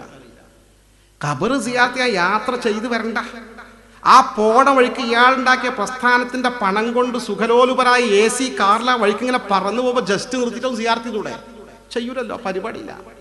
ഞാൻ ഫറൂഖ് റോത്തൂർ അറബി കോളേജ് പഠിക്കുമ്പോൾ, അവിടെ PG പഠിക്കുമ്പോൾ ഫാറൂഖ് കോളേജിന്റെ ക്യാമ്പസിൽ ആ പള്ളിന്റെ മുന്നിൽ ഒരൊറ്റ ഖബറിട്ട്. ആ ഖബർ ഫാറൂഖ് കോളേജ് സ്ഥാപകനായ അബു സബാഹ് മൗലവിന്റെ ഖബറാണ്. യാത്ര ചെയ്യാൻ പാടില്ല സിയാറത്തിന്, അവിടെ ഉള്ള സിയാറത്ത് ചെയ്യാന്നുള്ളവർ മസല. ഞാൻ അവിടെ 2 കൊല്ലം PG പഠിച്ചു. ഞാനൊരു മൗലവി സിയാറത്ത് കണ്ടിട്ടില്ല, ഒരു വിദ്യാർത്ഥി സിയാറത്ത് കണ്ടിട്ടില്ല. എൻ്റെ ജീവിതത്തിൽ ആകെ ഒരു മനുഷ്യനാണ് സിയാറത്തിന് ഞാൻ കണ്ടത്. ആള് സിയാറത്തിന് കണ്ടപ്പോൾ സിയാറത്ത് കഴിഞ്ഞ് ഞാൻ ചെന്ന് സലാം പറഞ്ഞ് പരിചയപ്പെട്ടു. അല്ലെങ്കിൽ എവിടുന്നാണ് ചോദിച്ചു. ഞാൻ പാലക്കാട് ഭാഗത്താണ്. എവിടെ പോകുന്ന വഴി? ഞാൻ കോഴിക്കോട് പോകുന്ന വഴിയോടെ ഇറങ്ങി. എന്താ ഇവിടെ ഇറങ്ങാൻ കാരണം എന്ന് വെച്ചു. ഞാൻ സിയാറത്ത് ചെയ്യാൻ വേണ്ടി വന്നതാണ്. നിങ്ങളെന്തേ ഈ മൗലവിയായിട്ട് എന്താ ബന്ധം ഇവിടെ ഖബറിൽ കിടക്കുന്നത് ചോദിച്ചു. ഞാൻ പണ്ട് ഇവിടെ ഈ കോളേജിൽ അഫ്ലുലൊക്കെ പഠിച്ചിരുന്നു, മൗലവിയിൽ പഠിച്ചിരുന്നു പറഞ്ഞു. ഞാൻ ഒന്നും വിചാരിക്കാതെ ഞാൻ ചോദിക്കുകയാണ്, നിങ്ങൾ സുന്നി മുജാഹിദ് ജമാഅത്ത് ഇങ്ങനെ എയിലാണ് ചോദിച്ചു. ഞാൻ കുട്ടിയാ പഴയ ആൾ തന്നെയാണ്, ഞാൻ മുജാഹിദ് ജമാഅത്ത്. മൂപ്പര് നമ്മൾ സുന്നിയ. അവിടെ പഴച്ചിട്ടെങ്കിലും സിയാറത്തിൽ വന്നാൾ സുന്നിയ. ഇവർക്ക് ആ പരിപാടിയില്ല. ഞാൻ സാന്ദർഭികമായി സൂചിപ്പിച്ചു നോക്കാം, പറച്ചിലുള്ളൂ സിയാറത്ത് ചെയ്യില്ല. എൻ്റെ പ്രിയപ്പെട്ടവരെ, ഞാൻ ഈ കാര്യം പറഞ്ഞത് എന്തിനാണെന്നോ, മരിച്ചുപോയി എന്ന് പറഞ്ഞാൽ നശിച്ചു പോയിട്ടുള്ള ആത്മീയമായ ഇപ്പോഴും ജീവിച്ചിരിക്കുക. അതിനിടയിൽ കാര്യം ശ്രദ്ധയിൽപ്പെടുത്തുകയാണ്. നമ്മുടെ ഈ പരിപാടിക്ക് വേണ്ടി ഒരു ബക്കറ്റ് കളക്ഷൻ നടത്തിയിട്ടുണ്ട്. എൻ്റെ സഹോദരന്മാരൊക്കെ ഒരു പക്ഷേ നിങ്ങൾ നേരത്തെ കുറച്ചോ കാശ് കൊടുത്തിട്ടുണ്ടാവും, എന്നാലും ബക്കറ്റ് വീട് നടത്തി ചിലപ്പോൾ കാശിൻ്റെ കമ്മി ഉണ്ടാവും. പ്രവർത്തകർക്ക് ഇതുകൊണ്ട് ക്ഷീണം വരാൻ പാടില്ല. നിങ്ങൾ കുറച്ച് 10, 25, 50 ഉറുപ്പ്യ 100 ഉണ്ടെങ്കിൽ ഇട്ട് കൊടുത്താൽ ബാക്കിയുടെ പിന്നെയും ദീനി പ്രവർത്തനമായിരിക്കും ഉണ്ടാകുക. എന്തായാലും അവർക്ക് പ്രയാസം വരാത്ത വിധത്തിൽ നിങ്ങൾ കൈകാര്യം ചെയ്യണം. നമുക്കാർക്കൊരു ഭാരമില്ല, ചെറിയ ചെറിയ പൈസ ഇട്ടായിരുന്നു ശ്രദ്ധയിൽപ്പെടുത്തുകയാണ്. അള്ളാഹു കബൂൽ ചെയ്യുമാറാകട്ടെ. നമുക്ക് ഇൻഷാ അല്ലാഹ് അവസാനം ദുആ ചെയ്യുവാണ്. നമുക്ക് വേണ്ടി, നമ്മുടെ മരിച്ചുപോയ ആളുകൾക്ക് വേണ്ടി, നമ്മുടെ നാട്ടുകാർക്ക് വേണ്ടി, നമ്മുടെ നാട്ടിൽ നല്ല ഒരു അന്തരീക്ഷം വരണം. അള്ളാഹു തൗഫീഖ് നൽകി അനുഗ്രഹിക്കുമാറാകട്ടെ. കൊടുത്തുണക്കണമേ. ബിസ്മില്ലാഹിർ റഹ്മാനിർ റഹീം. സഹോദരന്മാരെ, അപ്പൊ സാധാരണ മനുഷ്യന്റെ അവസ്ഥയാണ് ഈ പറഞ്ഞത്. സാധാരണക്കാരായ നമ്മുടെ അവസ്ഥ, മരിച്ചു കഴിഞ്ഞാൽ അവർക്ക് കേൾവിണ്ട്, അവരറിയുന്നുണ്ട്, അവർ കാഴ്ചയുണ്ട്, ഇതൊക്കെ നടക്കുന്നുണ്ട്. ഇതെങ്ങനെ ചോദിച്ചാൽ ശാരീരികമായ പ്രത്യേകതയല്ല, അവർ ആത്മീയമായ പ്രത്യേകത. മഹാത്മാക്കളോ, മഹാത്മാക്കൾ എന്ന വിശുദ്ധാത്മാക്കൾ എന്ന് പറയുമ്പോൾ ആദരണീയരായ ആളുകൾ, അല്ലാഹുവിന്റെ അമ്പിയാക്കൾ, ഔലിയാക്കൾ, അള്ളാഹുവിന്റെ അമ്പിയാക്കൾ, ഔലിയാക്കൾ, സ്വാലിഹീങ്ങൾ എന്ന് പറയുമ്പോൾ അവർക്ക് ജീവിച്ചിരിക്കുന്ന കാലത്ത് കറാമത്തുകളുണ്ട്. എൻ്റെ പ്രിയപ്പെട്ടവരെ, മരണാനന്തരവും ആ കറാമത്ത് നിലനിൽക്കുമെന്നാണ് സുന്നത്ത് ജമാഅത്ത് പഠിപ്പിക്കുന്നത്. ജീവിച്ചിരിക്കുന്ന കാലത്തുള്ള കറാമത്ത്, മുഅ്ജിസത്തുകൾ, അതുപോലെ മരണാനന്തരവും മഹാത്മാക്കൾക്ക് ആ പ്രത്യേകതകൾ ഉണ്ടാവും. മരണത്തോടുകൂടി അന്നൽ മുഅ്ജിസത വൽ കറാമത ലാ തൻഖതു ബിമൗതിഹിം, മരണത്തോടുകൂടി മുഅ്ജിസാത്തുൽ അംബിയാ, കറാമത്തുൽ ഔലിയാ മുറിഞ്ഞു പോകൂല എന്നാണ് സുന്നത്ത് ജമാഅത്തിന്റെ അഖീദ. വിശുദ്ധ ഖുർആൻ തിരുസുന്നത്ത് പഠിപ്പിക്കുന്നു. അങ്ങനെ തന്നെ ആ പ്രത്യേകത ഉണ്ടാവും. ഞാൻ പറയട്ടെ, ബഹുമാനനായ പാണക്കാട് സയ്യിദ് മുഹമ്മദ് ശിഹാബ് തങ്ങൾ, അദ്ദേഹം വഫാത്തായി പോയി. നവ്വർ അല്ലാഹു മർഖദഹു, അദ്ദേഹത്തിൻ്റെ ദറജ അല്ലാഹു ഉയർത്തി കൊടുക്കുമാറാകട്ടെ. അള്ളാഹു ഉന്നതമായ പദവി നൽകി അള്ളാഹു അദ്ദേഹത്തെ ആദരിക്കുമാറാകട്ടെ. ഒരു വല്ലാത്ത മനുഷ്യനെ. അദ്ദേഹം മുസ്ലിം ലീഗിൻ്റെ സംസ്ഥാന അധ്യക്ഷൻ എന്ന് മാത്രമല്ല, അദ്ദേഹം ഒരുപാട് പള്ളികളെ ഖാദി എന്ന് മാത്രമല്ല, ഒരു പണ്ഡിതൻ എന്ന് മാത്രമല്ല, അഹ്ലുൽ ബൈത്ത് എന്ന് മാത്രമല്ല, നല്ല തഖ്വയിൽ അധിഷ്ഠിതമായ ജീവൻ നയിച്ച നല്ലൊരു മനുഷ്യനായിരുന്നു. നമ്മൾ കാര്യമായൊരു പ്രശ്നമൊക്കെ ഉണ്ടെങ്കിൽ എത്രയോ ആളുകൾക്ക് അനുഭവമുണ്ട്. നമ്മൾ തങ്ങളോട് പോയി പരാതി പറയും. ഞാനൊരു ഉദാഹരണം പറയാം. ചാപ്പനങ്ങാടി ബാപ്പുഷൻ എന്ന തൊട്ടടുത്ത നാട്ടുകാരനാണല്ലോ. നവ്വറല്ലാഹു മർഖദഹു, അല്ലാഹ് ദറജ ഉയർത്തി കൊടുക്കുമാറാകട്ടെ.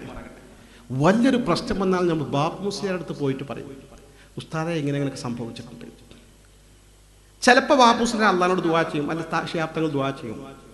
ചിലപ്പോൾ എന്ത് പറയും, അത് സാരല്ല, അത് ശരിയായിക്കോളും, ഇങ്ങനെ അവർ പറയും, നാവുകൊണ്ട് പറയും. ആ പറഞ്ഞതുപോലെ നടക്കുന്നത് നമ്മൾ കാണുന്നുണ്ടല്ലോ, നമ്മൾ അനുഭവിക്കുന്നുണ്ടല്ലോ, പലപ്പോഴും ഇല്ലേ? അവർ പറഞ്ഞാൽ, അവർ ദുആ ചെയ്താൽ ഇജാബത്ത് കാണുന്നുണ്ടല്ലോ. അത് ജീവിതകാലത്ത് നമ്മൾ അനുഭവിച്ചു കൊണ്ടിരിക്കുന്നു. എത്രയോ സംഭവങ്ങൾ നമ്മൾ കണ്ടുകൊണ്ടിരിക്കുന്നുണ്ട്. അനിഷേധ്യമായ പരമാർത്ഥമാണ്. അവരുടെ നാവിന് വല്ലാത്ത ശക്തിയാണ്, അവരുടെ കണ്ണിന് വല്ലാത്ത ശക്തിയാണ്, അവരുടെ കൈകാലുകൾക്ക് വല്ലാത്ത ശക്തിയാണ്, അവയവങ്ങൾക്ക് ശക്തിയാണ്. വല്ലാത്ത ശക്തി എന്ന് പറഞ്ഞാൽ അവർ കാര്യം ഉറപ്പിച്ചും തറപ്പിച്ചും പറഞ്ഞാൽ അങ്ങനെ നടക്കും. ഞാൻ 2 മരിച്ച മഹാന്മാരെ പറഞ്ഞത് ജീവിച്ചിരിക്കുന്നവരെ നമ്മൾ പരിചയപ്പെടുത്തേണ്ടെന്നുള്ളതാണ്. അങ്ങനത്തെ മഹാന്മാർ ഇന്നും ജീവിച്ചിരിക്കുന്നുണ്ട്. ആ വലിയ ദറജുള്ള കബൂലിയത്തുള്ള അള്ളാഹിന്റെ അടുക്കൽ കബൂലിക്കാരും ഉറപ്പിച്ചും തറപ്പിച്ചും മുറിച്ചത് പറഞ്ഞാൽ അള്ളാഹ് നടപ്പായി കൊടുക്കും. സ്വഹീഹുൽ ബുഖാരിൽ ഹദീസ് കാണാം. ബുഖാരിന്റെ ഹദീസിലുണ്ട്, മഹദിയായ റുബയ്യ ബിൻതു നദിർ, മഹാനായ നദിർ റളിയല്ലാഹു അൻഹു സ്വഹാബി വരന്റെ മകളാണ് റുബയ്യ എന്ന് പറഞ്ഞ പെൺകുട്ടി. ഈ പെൺകുട്ടിയും അൻസാരി സ്വഹാബികളെ വനിതകൾപ്പെട്ട ഒരു പെൺകുട്ടിയും തമ്മിൽ വാക്കേറ്റുണ്ടായി. മനുഷ്യന്മാരല്ല, മനുഷ്യ സഹജമാണ്, തർക്കമൊക്കെ ഉണ്ടാവും. അവസാനം 2 പെൺകുട്ടികൾ പൊരിഞ്ഞ തല്ല്. ബുഖാരിന്റെ ഹദീസ. അവസാനം ഈ റുബയ്യ എന്ന് പറയുന്ന പെൺകുട്ടി ഒരു കല്ലെടുത്തിട്ട് മറ്റേ പെൺകുട്ടിയുടെ മുഖത്തൊരൊറ്റ കുത്ത്. ഫകസറത്ത് സനിയതഹു, ഈ പെൺകുട്ടി മറ്റേ പെൺകുട്ടിയുടെ മുൻപല്ല് പൊട്ടിച്ചു. രക്തം വരാൻ തുടങ്ങി. മുൻപല്ല് പൊട്ടിയ ഭംഗിക്ക് തന്നെ ബാധിക്കുമല്ലോ. നേരെ ഈ കേസ് ഇലാ ഹദ്റത്ത് റസൂലില്ലാഹി, റസൂലുള്ളാഹിന്റെ ഹദ്റത്തിലെത്തി.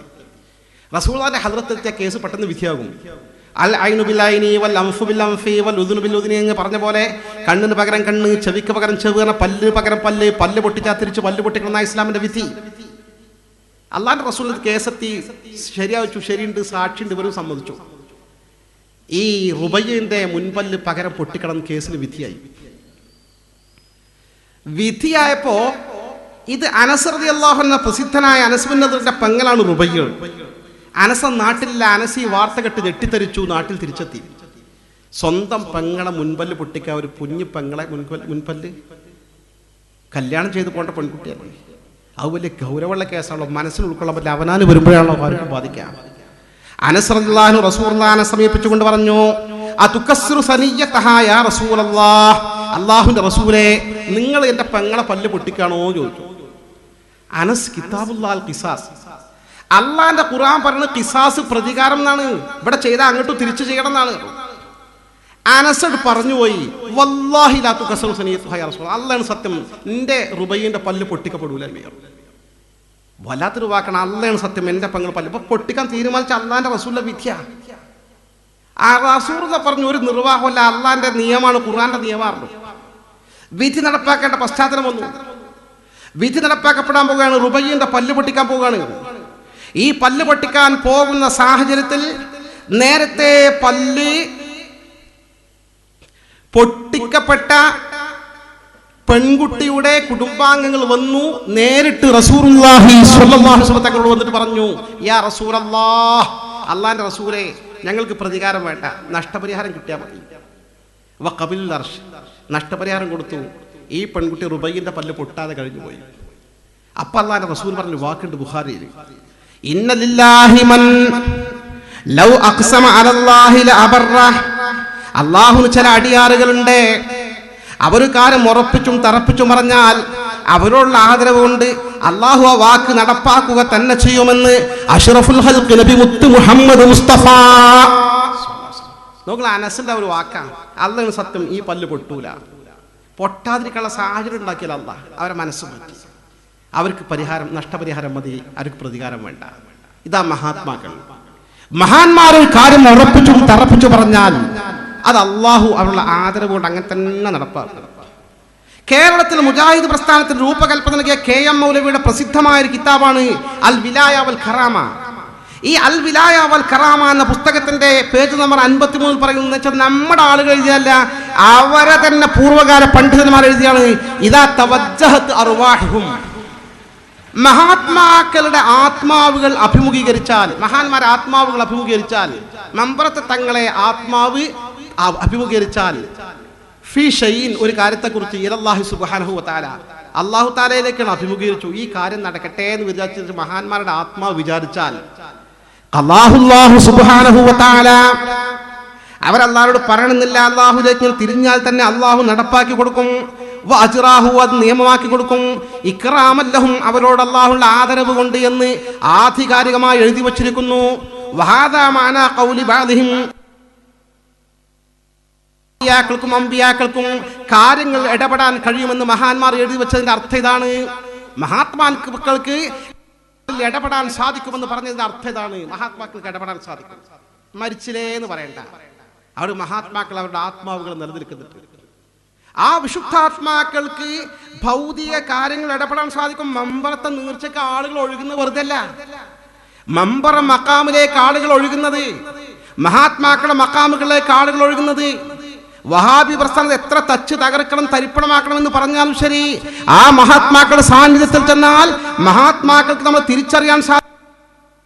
മഹാത്മാക്കൾ അള്ളാഹുവിലേക്കൊന്ന് തിരിഞ്ഞാൽ മതി. എന്ത് മതി? ഇവരെ പ്രശ്നം പഠിച്ചവനെ നടപ്പാക്കി കൊടുക്കണമെന്ന് ചിന്ത വന്നാൽ മതി. അള്ളാഹുവിനുള്ള സ്നേഹവും ആദരവും കൊണ്ട് നടപ്പാക്കി കൊടുക്കും. അതുകൊണ്ടല്ലേ സിയാറത്തിനെ കുറിച്ച് പറഞ്ഞെടുത്ത് നമ്മുടെ ഷാഫി മദ്ഹബിൽ ആധികാരികമായ ഗ്രന്ഥമായ ഷെർവാനിയിൽ പറയുന്നുണ്ട്, വസ്തുനിഷ്ഠമായ കുറിച്ച് അമ്മാൽ നഹ്വി ദുആ, മരിച്ചവർക്ക് വേണ്ടി പ്രാർത്ഥിക്കാനോ മറ്റോ ആണെങ്കിൽ ഫതുസന്നു ലികുല്ലി മുസ്ലിം, ഏത് മുസ്ലിമിന്റെ ഖബർ പോയി സിയാറത്ത് ചെയ്തോ. എന്നാൽ അമ്മാലി തബറുക്ക്, ബറക്കത്ത് അങ്ങോട്ട് കിട്ടാനാണെങ്കിൽ, പുണ്യം ഇങ്ങോട്ട് കിട്ടാനാണെങ്കിൽ ഫതുസന്നു ലി അഹ്ലിൽ ഖൈർ, അഹ്ലുൽ ഖൈറിന്റെ ഖബർ സിയാറത്ത് ചെയ്യുന്ന സുന്നത്താണ്. സ്വാലിഹീങ്ങളുടെ ഖബർ സിയാറത്ത് ചെയ്യുക. അപ്പോഴാ മമ്പറത്തേക്ക് പോകേണ്ടത്, അപ്പോഴാ പുത്തമ്പള്ളിക്ക് പോകേണ്ടത്, അപ്പോഴാ വരക്കൽക്ക് പോകേണ്ടത്. അവിടെയൊക്കെ കിടക്കുന്ന വലിയ വലിയ മഹാന്മാരാണ്. എന്റെ പ്രിയപ്പെട്ട വരക്കൽ സയ്യിദ് അബ്ദുറഹ്മാൻ ബാലവി തങ്ങൾ ഖദ്ദസല്ലാഹു സിർറഹുൽ അസീസ് മഹാനവറുകളാണ് ഈ സംഘത്തിന് നേതൃത്വം നൽകിയത്. ഉദ്ഘാടന ഭാഷണത്തിൽ ഒരു പ്രഭാഷണത്തിൽ ഹ്രസ്വമായ ചരിത്രം നിങ്ങൾ കണ്ടു. അദ്ദേഹത്തിന്റെ വലിയ മഹത്വം. അദ്ദേഹം സർവാദരണീയനായിരുന്നു, എല്ലാ വിഭാഗത്തിലും അംഗീകൃത പണ്ഡിതനായിരുന്നു. അദ്ദേഹത്തിന്റെ വിജ്ഞാനം, അദ്ദേഹത്തിന്റെ ഭാഷകളുടെ പാണ്ഡിത്യം, അദ്ദേഹത്തിന്റെ തഖ്വ, അദ്ദേഹത്തിന്റെ കറാമത്തുകൾ പരക്കെ അറിയപ്പെട്ടതാണ്. ബ്രിട്ടീഷുകാരോട് അദ്ദേഹം എതിർത്തില്ല എന്ന പേരിൽ അദ്ദേഹം വഴിതെറ്റിയ പണ്ഡിതനാണെന്ന് ആരോ സൂചിപ്പിച്ചു എന്ന് പറഞ്ഞു. അള്ളാഹുൽ അഭയം. അത്ര മഹാത്മാക്കളെ കുറ്റപ്പെടുത്തി അതിന്റെ ദോഷം വരുത്തി വെക്കുന്ന അള്ളാഹു നമ്മളെയും നമ്മുടെ നാട്ടുകാരെയും കാത്തുരക്ഷിക്കുമാറാകട്ടെ. വലിയ മഹാനായിരുന്നു അദ്ദേഹം. ഇപ്പറഞ്ഞ ഗണത്തിൽ ആ ഒരു കാര്യങ്ങൾ നടക്കട്ടെ എന്ന് പറഞ്ഞ് നടക്കുന്ന കൂട്ടത്തിലായിരുന്നു. അദ്ദേഹത്തിന് എത്രമാത്രം ആദരവ് എന്ന് പറഞ്ഞാല് അദ്ദേഹം കോഴിക്കോട്ട് നിന്ന് കണ്ണൂർ വരെ യാത്ര ചെയ്യുമ്പോൾ അന്ന് മോട്ടോർ വാഹനങ്ങൾ കുറവാ, കുതിരപ്പുറത്താ യാത്ര പോകുക. കുതിരപ്പുറത്ത് യാത്ര പോയി തിരിച്ചു വരുന്നവരെ കണ്ണൂർ കോഴിക്കോട് നാഷണൽ ഹൈവേ റോഡിൽ അദ്ദേഹത്തിന് ഇളനീരിട്ട് കുടിക്കാൻ വേണ്ടി മാത്രം തെങ്ങുകൾ റിസർവ് ചെയ്ത് വെച്ചിരുന്നു.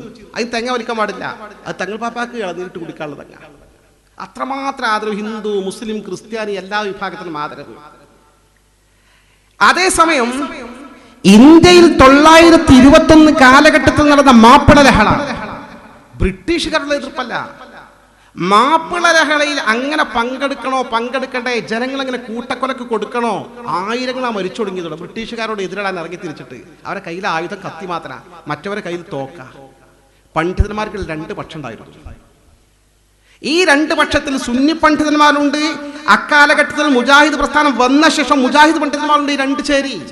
നമ്മൾ അങ്ങനെ ജനങ്ങളെ കൂട്ടക്കൊലക്ക് ഇട്ടുകൊടുക്കുന്നത് ശരിയാണോ? ബുദ്ധിപരമായ വഴി സ്വീകരിക്കട്ടെ, പ്രതിഷേധത്തിന് വേറെ വഴിയാണ്ട് സമരത്തിന് എന്ന് പറഞ്ഞ 2 പക്ഷക്കാരുണ്ടായിരുന്നു.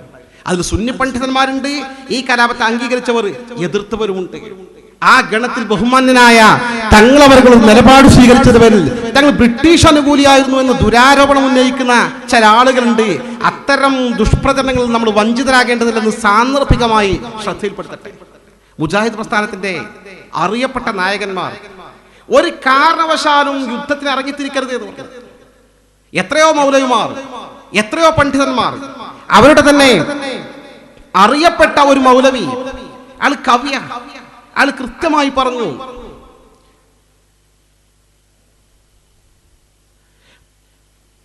പൊട്ടിപ്പുറം പുണ്ണാക്കുവാൻ തുനിയണ്ട, പോലീസുകാരുടെ തല്ലുകൊണ്ടിളിയണ്ട, ഒട്ടും സ്വയം ഭരണത്തിന് മുതിരണ്ട, ഒരു കാലവും അത് താരുമോ മഹാരാജൻ. വെറുതെ അനാവശ്യം നടക്കണ്ട, ബ്രിട്ടീഷുകാരെ യുദ്ധം ചെയ്യാൻ പോകണ്ട, പുറം പോലീസ് അടിച്ചു പൊളിക്കും, ഒരിക്കലും ഈ സ്വാതന്ത്ര്യം കിട്ടൂല എന്ന് പറഞ്ഞ് കവിത രചിച്ചുകൊണ്ട് മുജാഹിദ് പ്രസ്ഥാനത്തിന്റെ പ്രവർത്തകന്മാര് ഈ ബ്രിട്ടീഷുകാരെ എതിർക്കാൻ പോകരുതെന്ന് കവിത രചിച്ച ആളുകൾ മുജാഹിദ് പ്രസ്ഥാനത്തിന്റെ നേതാക്കന്മാരുടെ കൂട്ടത്തിലുണ്ട്. ഞാൻ ആ ഭാഗത്തേക്ക് കടന്നു പോകുകയല്ല.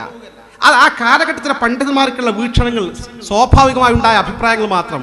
ഞാൻ ആ ഭാഗത്തേക്ക് കടന്നു പോകുന്നില്ല. ഞാൻ സൂചിപ്പിച്ചത് ഈ മഹാന്മാരായ ആളുകൾ, അവിടെയുള്ള സയ്യിദ് അബ്ദുറഹ്മാൻ ബാലവി തങ്ങൾ ഉൾപ്പെടെയുള്ള ഷംസുൽ ഉൾപ്പെടെയുള്ള ഇങ്ങനെയുള്ള മഹാന്മാരുടെ അടുത്തേക്ക് നമ്മൾ പോയാൽ സിയാറത്ത് ചെയ്യണം, തബറുക്ക് കിട്ടണമെങ്കിൽ അവിടെ പോകണം. എന്താ മഹാന്മാരെ ഖബർ സിയാറത്ത് തബറുക്ക് കിട്ടുമെന്ന് പറയാൻ കാരണം? അതാ പറയുന്നു ആധികാരികമായി അന്ന ലഹും ഫീ ബറാസിഖിഹിം. കാരണം വിശുദ്ധാത്മാക്കളുടെ ബർസഖിയായ ലോകത്തുണ്ട് തസറുഫാത്തിൻ, അവർ ഇടപെടലുകൾ നടത്തുന്നുണ്ട്. അതാ ഇടപെടലുകൾ. ബറക്കത്തുകൾ നൽകുന്നുണ്ട്. ലാ യുഹ്സാ അദദുഹാ, അതിന്റെ എണ്ണം ക്ലിപ്തപ്പെടുത്തപ്പെടാൻ സാധ്യമല്ല എന്ന് ആധികാരികമായി ഷെർവാനി 3-ാം വാല്യം 200-ാം പേജിൽ രേഖപ്പെടുത്തി വെച്ച മസലെ. മഹാന്മാരുടെ സിയാറത്തിന് പോയിക്കോ, ആ മഹാത്മാക്കൾക്ക് നമ്മുടെ കാര്യത്തിൽ ഇടപെടാൻ സാധിക്കും. അതാ നേരത്തെ കെ എം മൗലവി പറഞ്ഞത്, ഇതാ തവജ്ജഹത് അർവാഹും ഇലല്ലാഹ്, അള്ളാഹുലേക്ക് അവർ ആത്മീയമായി ഒന്നിങ്ങനെ മുഖം തിരിച്ചാൽ മതി. എന്നാൽ തന്നെ അള്ളാഹുവിൻ്റെയും അവരുടെ സ്നേഹം കൊണ്ട്, ആദരവ് കൊണ്ട് ആ കാര്യം നടപ്പാക്കി കൊടുക്കും. കാരണം അവർ ആത്മീയമായി അവിടെ ജീവിച്ചിരിക്കുക. നമ്മൾ ഈ വിചാരിക്കുന്ന മാതിരി ആത്മീയ ലോകം എന്ന് പറഞ്ഞാൽ സജീവ, മരിച്ചു എന്ന് പറഞ്ഞാൽ നശിച്ചിലേറെ മുജാഹിദ് പറയാൻ പാടില്ല, ഹിന്ദുക്കളോ ക്രിസ്ത്യാനികളോ പറയട്ടെ, മതനിഷേധികൾ പറയാം, മുസ്ലിമുകൾ പറയാൻ പാടില്ല. എത്രയോ സംഭവ ചരിത്രങ്ങൾ ഖുർആനും ഹദീസിലും താരീഖിലും ഉദ്ധരിക്കപ്പെട്ടിട്ടുണ്ട്. എൻ്റെ പ്രിയപ്പെട്ടവരെ, സ്വഹീഹുൽ ബുഖാരിയുടെ രചയിതാവാണല്ലോ മഹാനായ ഇമാം മുഹമ്മദ് ബിൻ ഇസ്മായിൽ ബുഖാരി റഹ്മത്തുള്ളാഹി അലൈഹി. ഇമാം ബുഖാരി എന്ന് പറഞ്ഞാൽ ലോകത്ത് അള്ളാഹുവിന്റെ റസൂലിന് ഏറ്റവും കൂടുതൽ സേവനം ചെയ്ത പണ്ഡിതൻ എന്ന് പറയാമെങ്കിൽ മഹാനായ ഇമാം ബുഖാരി റഹ്മത്തുള്ളാഹി അലൈഹി. കാരണം എന്താ വെച്ചാൽ ഒരുപാട് ഹദീസുകളുടെ കൂട്ടത്തിൽ കുറ്റമറ്റ നിലയിൽ ഏറ്റവും നല്ല ഹദീസ് ക്രോഡീകരണം നടത്തിയ മഹാപണ്ഡിതനാണ് മുഹമ്മദ് ബിൻ ഇസ്മായിൽ ബുഖാരി റഹ്മത്തുള്ളാഹി അലൈഹി. ഇമാം ബുഖാരി തങ്ങളുടെ ചരിത്രത്തിൽ കാണാം, ഫത്ഹുൽ ബാരിയുടെ ആമുഖത്തിൽ ആധികാരികമായി ഹാഫിദ് ഇബ്നു ഹജറുൽ അസ്ഖലാനി രേഖപ്പെടുത്തിയ ഫത്ഹുൽ ബാരിയുടെ ആമുഖത്തിൽ കൊടുത്ത വസ്തുനിഷ്ഠമായ സനദ് സഹിതമായ ചരിത്രത്തിൽ കാണാം ഒരു ചരിത്ര സംഭവം. ഹദസന അബ്ദുൽ വാഹിദ് ഇബ്നു ആദം അത്തവാബിസി. അബ്ദുൽ വാഹിദ് ബിൻ ആദം അത്തവാബീസി റഹ്മത്തുള്ളാഹി അലൈഹി പറയുന്നു. എന്താ അദ്ദേഹം പറയുന്നത്? റഅയ്തു ഫിന്നവും അന്നബിയ സ്വല്ലല്ലാഹു അലൈഹി വസല്ലം, ഞാൻ ഒരു രാത്രിയിൽ മഹാനായ ആദരവായ റസൂലുള്ളാഹി സ്വല്ലല്ലാഹു അലൈഹി വസല്ലം സ്വപ്നത്തിൽ കണ്ടു. സ്വപ്നത്തിൽ എന്ത് വില നിങ്ങൾ വിചാരിക്കും? സ്വപ്നത്തിൽ വിലയുണ്ട്. ഞാൻ ആ ഭാഗത്തേക്ക് പോകുന്നില്ല. റുഅ്യൽ മുഅ്മിനി ഹഖ്ഖുൻ, ഒരു മുഅ്മിൻ കാണുന്ന സ്വപ്നം സത്യ. പിന്നെ ശൈത്താനിൽ ഇടപെടും, അതിനൊക്കെ ചാൻസ് ഉണ്ട്, അത് വേറെ ഭാഗം. ഇനി അതൊക്കെ പോട്ടെ, പക്ഷേ റസൂലുള്ളാഹിന്റെ സ്വപ്നം കണ്ടാലോ? മൻ റആനി ഫഖദ് റആനി ഫഇന്ന ശൈത്താന ലാ യതമസ്സലു ബി, ആരെങ്കിലും എന്നെ സ്വപ്നത്തിൽ കണ്ടാൽ അതെന്നെ തന്നെയാണ് കണ്ടത്, പിശാചിന്റെ രൂപത്തിൽ പ്രത്യക്ഷപ്പെടാൻ സാധ്യമല്ലെന്ന് അഷ്റഫുൽ ഖൽഖ് നബി മുത്ത് മുഹമ്മദ് മുസ്തഫ ആദരവായ റസൂലുള്ളാഹിന്റെ സ്വപ്നം കണ്ടുകണേ ഉറപ്പന്നെ. കണ്ടു എന്ന് കളവ് പറഞ്ഞ ചില ആൾക്കാരുണ്ട്. അള്ളാഹു ആ മാതിരി അപകടത്തിൽ പെട്ടുപോകുന്നത് നമ്മളെ കാത്തുരക്ഷിക്കുമാറാകട്ടെ. കണ്ടുകണമെങ്കിൽ അത് റസൂലുള്ളാഹി. അള്ളാഹിന്റെ റസൂലിനെ മഹാനായ അബ്ദുല്ലാഹി ഇബ്നു ആദം തവാബീസി റഹ്മത്തുള്ളാഹി അലൈഹി കണ്ടു. തങ്ങളിങ്ങനെ നിൽക്കുകയാണ്, ഒരു ഉയർന്ന സ്ഥലത്ത് ഇങ്ങനെ നിൽക്കുകയാണ് തങ്ങൾ. വമഅഹു ജമാഅത്തു മിന സ്വഹാബ, നല്ലൊരു സംഘം സ്വഹാബികളും തങ്ങളൊപ്പം ഒക്കെ റെഡി ആയിട്ട് ഇങ്ങനെ നിൽക്കുകയാണ്. ആരോ സ്വീകരിക്കാൻ കാത്തിരിക്കുന്ന പോലെ റെഡി ആയിട്ടൊരു കുന്നിൻ്റെ പുറത്ത് ഇങ്ങനെ നിൽക്കുക, സജ്ജരായി നിൽക്കുക. ഫസല്ലംതു അലൈഹി, ഞാൻ തങ്ങൾക്ക് സലാം ചൊല്ലി. ഫറദ്ദ അലയ്യ, തങ്ങൾക്ക് സലാം അടക്കുകയും ചെയ്തു. സലാം അടക്കിയിട്ട് ഞാൻ ചോദിച്ചു, മാ വഖൂഫുക ഹുനാ യാ റസൂലല്ലാഹ്, അള്ളാഹിൻ്റെ റസൂലെ എന്താ ഇപ്പോൾ ഇങ്ങനെ നിൽക്കുന്നത് ഒന്ന് പറഞ്ഞു തന്നാലും, എന്താണ് വിഷയം, എന്താ സംഭവം എന്ന് ചോദിച്ചു. മഹാനായ തങ്ങൾ പറഞ്ഞു, അന്തദുർ മുഹമ്മദ് ബിൻ ഇസ്മായിൽ ബുഖാരി, ഞാൻ ഇമാം ബുഖാരിയെ കാത്തിരിക്കുകയാണ്. ഇമാം ബുഖാരി വരുന്നുണ്ട്, ഇമാം ബുഖാരിനെ കാത്തിരിക്കുകയാണ്. സഹോദരന്മാരെ, ആ സ്വപ്നം കഴിഞ്ഞു. മഹാനായ അബ്ദുല്ലാഹി ഇബ്നു ആദം തവാബീസി റഹ്മത്തുള്ളാഹി അലൈഹി പറയുന്നു, വബഅദ അയ്യാമിൻ, കുറച്ച് ദിവസങ്ങൾ കഴിഞ്ഞപ്പോൾ ബലഗനി മൗതുഹു, ഇമാം ബുഖാരി മരിച്ചിട്ടുണ്ടെന്ന വാർത്ത എനിക്ക് കിട്ടി. അന്ന് ഇതുപോലെ വാർത്താവിനിമയ ബന്ധ സൗകര്യങ്ങളില്ലല്ലോ. പിന്നീട് ഞാൻ വിശദമായി അന്വേഷിച്ച് മനസ്സിലാക്കിയപ്പോൾ ആദരവായ റസൂലുള്ളാഹിനെ ഞാൻ സ്വപ്നത്തിൽ കണ്ട അതേ ടൈമിലാണ് ഇമാം ബുഖാരി തങ്ങൾ മരിച്ചു പോയതെന്ന് കൃത്യമായി എനിക്ക് വിവരം കിട്ടിയെന്ന് മഹാനായ അബ്ദുൽ വാഹിദ് ബിൻ ആദം തവാബീസി റഹ്മത്തുള്ളാഹി പറയുന്നു. നോക്ക് നിങ്ങൾ, ഇമാം ബുഖാരി മരിച്ച അതേ സെക്കൻഡിലാണ് തങ്ങൾ ആ സ്വപ്നത്തിൽ കണ്ടത്. അവ തങ്ങൾ ഇമാം ബുഖാരിയുടെ മരിക്കുന്നുണ്ട്, അദ്ദേഹത്തിൻ്റെ ആത്മാവ് വരുന്നുണ്ട്. അദ്ദേഹം കാര്യമായി എനിക്ക് എൻ്റെ സുന്നത്തിന് സേവനം ചെയ്ത മഹാനാണ്. ഞാൻ അദ്ദേഹത്തെ ആഖിറത്തിൽ സ്വാഗതം ചെയ്യാൻ കാത്തിരിക്കണം. ഞാൻ മാത്രം പോലെ എൻ്റെ സ്വഹാബി പ്രമുഖന്മാർ കൂടെ വേണമെന്ന് പറഞ്ഞുകൊണ്ട് രാജോചിതമായ സ്വീകരണം തങ്ങൾ ഒരുക്കുന്നു. ആത്മീയ ലോകം അതൊക്കെ അപ്പ പറയുന്നുണ്ട്, അപ്പയുള്ള സംവിധാനം ഏർപ്പാട് ചെയ്യുന്നുണ്ട്. നമ്മൾ ഈ വിചാരിക്കുന്ന പോലെ ഒന്നുമല്ല. പിന്നെ ഈ മഹാത്മാക്കളുടെ ബന്ധം ഇത് നമ്മൾ കണ്ണടച്ച് നിഷേധിച്ചിട്ട് ഈ മഹാത്മാക്കളെ ആദരവിന് നമ്മൾ എന്തിനാണ് നിഷേധിക്കുന്നത്? എന്തിനാണ് ഈ ഗുരുത്തക്കേട് വാങ്ങി വെക്കുന്നത്? മഹാന്മാരെ സകലമാന മഹാത്മാക്കളുടെ ചരിത്രം നിങ്ങൾ പരിശോധിച്ച് നോക്ക്. മഹാനായ മുഹമ്മദ് ഇബ്നുൽ മുൻകദിർ റളിയല്ലാഹു അൻഹു പ്രമുഖനായ താബിഈ, മഹാനായ മുഹമ്മദ് ഇബ്നുൽ മുൻകദിർ റളിയല്ലാഹു അൻഹു പ്രമുഖനായ താബിഈ എന്ന് പറഞ്ഞാൽ വകാന ബക്കാഅൻ, വല്ലാതെ കരഞ്ഞിരുന്ന മനുഷ്യനായിരുന്നു. ആഖിറത്തെക്കുറിച്ച് ചിന്തിച്ചിട്ട് വല്ലാതെ കരയുന്ന മനുഷ്യൻ. ഒരു ദിവസം അദ്ദേഹം തഹജ്ജുദിന്റെ നിസ്കാരത്തിൽ ഖുർആന്റെ ആയത്തുകൾ ഇങ്ങനെ ഓതി കടന്നു പോയപ്പോൾ ആഖിറത്തിൽ താൻ വിചാരിച്ച കാര്യങ്ങളല്ല നടന്നത് എന്ന് വെളിവാകുന്ന നേരം എന്ന ആയത്തെത്തിയപ്പോൾ അദ്ദേഹം പൊട്ടിക്കരയാൻ തുടങ്ങി. ആ കരച്ചിൽ നിൽക്കാൻ എത്ര പാടുപെട്ടത്. വല്ലാതെ കരയുമ്പോൾ അദ്ദേഹത്തോട് ആൾക്കാർ എന്തിനാ ഇങ്ങനെ കരയണ് മുഹമ്മദ് റഹ്മഹുല്ലാ? അദ്ദേഹം പറഞ്ഞു, അതിൻ്റെ കണ്ണീര്, അള്ളാനെ പേടിച്ച് ഇറങ്ങിയ കണ്ണീര് തട്ടിയ സ്ഥലം നരകത്ത് കിടക്കൂല എന്ന് ഞാൻ കേട്ടിട്ടുണ്ട്, പഠിച്ചിട്ടുണ്ട്. അമ്മാതി മനുഷ്യൻ മുഹമ്മദ് മുൻകദിർ റളിയല്ലാഹു അൻഹു. അദ്ദേഹത്തിൻ്റെ താരീഖ് ഇമാം പ്രമുഖനായ ചരിത്രകാരൻ ഇമാം ദഹബി തന്റെ സിയറു ആലാമുൻ നുബലായിൽ രേഖപ്പെടുത്തുന്നു. അദ്ദേഹം ഫക്കാന യജ്ലിസു മഅ സ്വഹാബിഹി, മുഹമ്മദ് മുൻകദിർ റഹ്മഹുല്ലാ തൻ്റെ കൂട്ടുകാരോടൊപ്പം ഒരു സദസ്സിലിരിക്കും.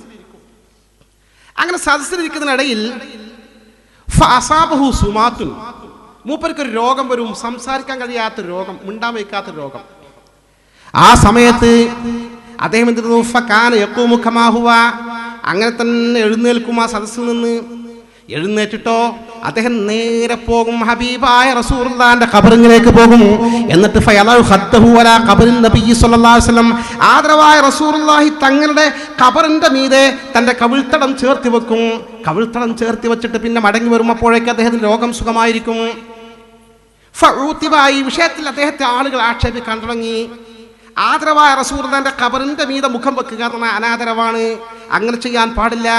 തങ്ങൾ വിട്ടു നിൽക്കേണ്ടതാണ്, ആദരവ് കൽപ്പിക്കേണ്ടതാണെന്ന് പറഞ്ഞപ്പോൾ അദ്ദേഹം പറഞ്ഞു, എൻ്റെ ജീവിതത്തിൽ ഞാൻ പലപ്പോഴും ഇതിനേക്കാൾ ഗുരുതരമായ സാഹചര്യം വരാറുണ്ട്. അത്തരം ഗുരുതരമായ സാഹചര്യം വന്നാൽ ഞാൻ എന്ത് ചെയ്യുമെന്നറിയുമോ? ഇസ്താൻതു ബിഖബരിൻ നബിയ്യി സ്വല്ലല്ലാഹു അലൈഹി വസല്ലം, ആദരവായ റസൂലുള്ളാഹിന്റെ ഖബറിൽ ചെന്ന് ഞാൻ സഹായം ചോദിക്കും.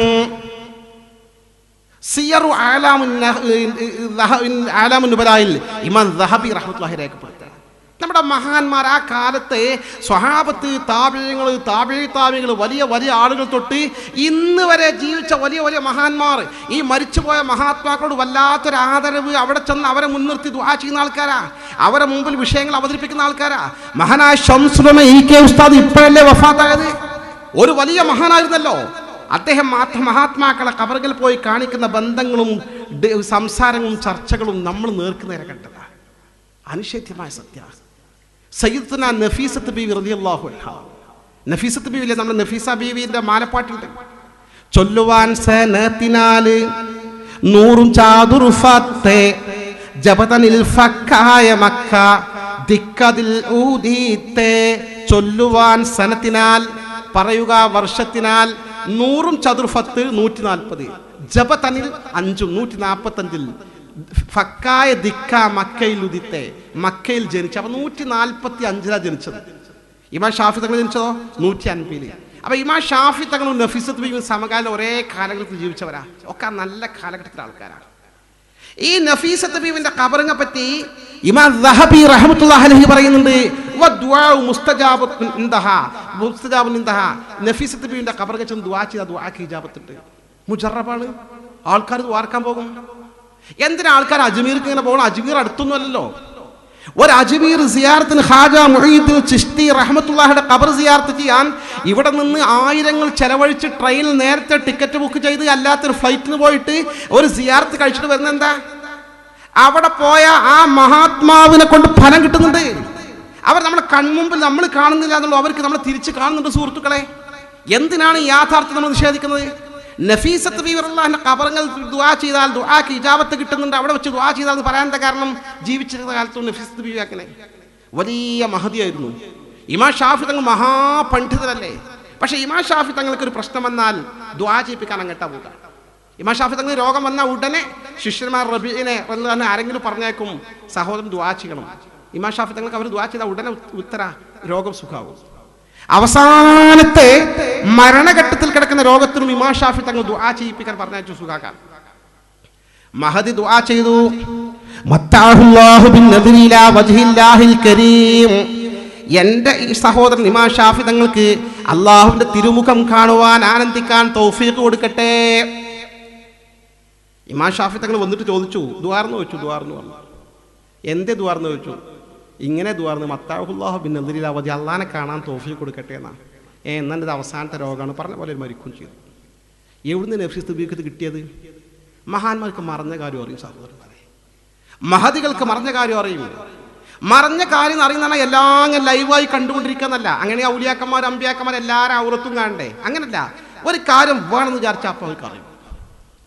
ഹദീസിൽ കാണാമല്ലോ, അഷ്റഫുൽ ഖൽഖ് മുത്ത് മുഹമ്മദ് മുസ്തഫ സ്വല്ലല്ലാഹു അലൈഹി വസല്ലം തങ്ങൾ ഒരു യുദ്ധം കഴിഞ്ഞു പോലെ തങ്ങളും സ്വഹാബത്തും ഉണ്ട്. അല്പം വിശ്രമിക്കാൻ വേണ്ടി ഒട്ടകത്തൊക്കെ കെട്ടിട്ട്, കുതിരയൊക്കെ എല്ലാവരും കെട്ടിയിട്ട് തൽക്കാലം ഒന്ന് മയങ്ങിയിട്ട് കുറച്ച് വിശ്രമിച്ച് പോകാം. എല്ലാ വിശ്രമവും കഴിഞ്ഞു, ഒക്കെ റെഡിയായി പോകല്ലേ എന്ന് തീരുമാനിച്ചു. എല്ലാവരും വാഹനങ്ങളും സജ്ജമാക്കി യാത്ര ആരംഭിക്കുക. ആദരവായ റസൂലുള്ളാഹി സ്വല്ലല്ലാഹു അലൈഹി വസല്ലം തങ്ങളുടെ ഒട്ടകത്തെ കാണാൻ. എവിടെ നബി തങ്ങളുടെ ഒട്ടകം? ഇവിടെ ഉണ്ടായിരുന്നല്ലോ. അവിടെ ഇല്ല, ഇവിടെ ഇല്ല, ഇവിടെ ഇല്ല. അവസാനം ചർച്ച, ആൾക്ക് യാത്ര തുടങ്ങി റസൂലുള്ളാഹിന്റെ ഒട്ടകത്തെ കിട്ടണം. കൂട്ടത്തിൽ ചില മുനാഫിക്കുകൾ സ്വകാര്യം പറഞ്ഞു, എടാ മുഹമ്മദ് യസ്ഉമു അന്നഹു നബി, മുഹമ്മദിന്റെ വാർത്ത ഞാൻ നബിയാണ്. നബി എന്ന വാർത്ത കിട്ടുന്ന ആള്, ആകാശത്ത് നിന്ന് വാർത്ത കിട്ടുന്ന ആള്. സ്വന്തം ഒട്ടകം പോയിട്ട് ലാ യഅരിഫു ഐന നാഖതുഹു, ഒട്ടകം എവിടെ തിരിച്ചറിയാത്തവനാണ് അവൻ എന്ന് സ്വകാര്യം പറഞ്ഞു.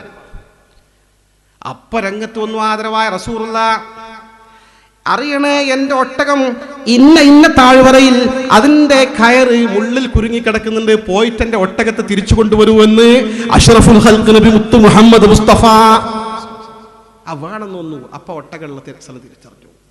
മഹാത്മാക്കൾക്കറിയും. ആ തരത്തിൽ മഹാന്മാരായ ആളുകൾ, ഞാൻ നഫീസത്ത് ബീവിയെ കുറിച്ചാണ് പറഞ്ഞത്, എൻ്റെ പ്രിയപ്പെട്ടവരെ, അവരൊക്കെ താരീഖ് ചരിത്രം പരിശോധിച്ചാൽ അവരൊക്കെ ഖബറിന്റെ ദുആക്ക് ഇജാബത്തുള്ള സ്ഥലങ്ങളാണ്. ലോക തലത്തിൽ പലയിടത്തും ഈ സംഭവങ്ങൾ നിങ്ങൾ പരിശോധിച്ച് നോക്കൂ, ചരിത്രം പരിശോധിച്ച് നോക്കി. ഇന്ന് നമുക്ക് നെറ്റിലൊക്കെ ലഭ്യമാണല്ലോ. പല മഹാന്മാരുടെ ഖബറുകൾ പോയാലും അവിടെ ദുആക്ക് ഇജാബത്തുള്ള സ്ഥലങ്ങളുണ്ട്. അത് ചരിത്രത്തിൽ പരക്കെ അറിയപ്പെട്ടതാണ്, അനിഷേധ്യമായ പരമാർത്ഥമാണ്. പിന്നെ അവരെ മുൻനിർത്തി ദുആ ചെയ്യണോ ദുആ ചെയ്യണ്ടേ നമ്മളല്ല തീരുമാനിക്കേണ്ടത്, അത് അല്ലാഹു റസൂൽ തീരുമാനിക്കേണ്ടത്. മഹാന്മാരെ എന്തിനാ മുൻനിർത്തി പ്രാർത്ഥിക്കണത്? അവരോട് എന്തിനാ പറയുന്നത്? ഇത് പറയാൻ പറ്റോ ഇല്ലേ, അവരെ മുൻനിർത്തി പ്രാർത്ഥിക്കണോ വേണ്ടേ തീരുമാനിക്കാൻ ഞാനും നിങ്ങളും ആരല്ലല്ലോ. അള്ളാന്റെ ദീൻ നമുക്ക് കൈമാറുന്ന അള്ളാന്റെ റസൂലല്ലേ പറയേണ്ടത്. ഞാൻ ഒറ്റ ഹദീസ് നിങ്ങൾ ശ്രദ്ധയിൽപ്പെടുത്തട്ടെ. ദുആക്ക് പല രീതിയുണ്ട്. ദുആ അള്ളാഹുടനെ ദുആ ഇറക്കണത്, സഹായം ചോദിക്കണം മനുഷ്യന്മാരോട് ചോദിക്കാം.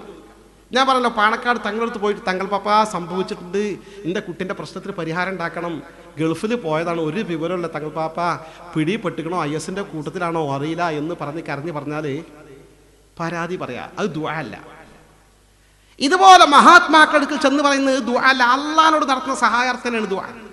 ദൈവത്തോട് നടത്തുന്ന സഹായാർത്ഥന ദുആ, ഇലാഹിനോട് നടത്തുന്ന സഹായാർത്ഥന ദുആ.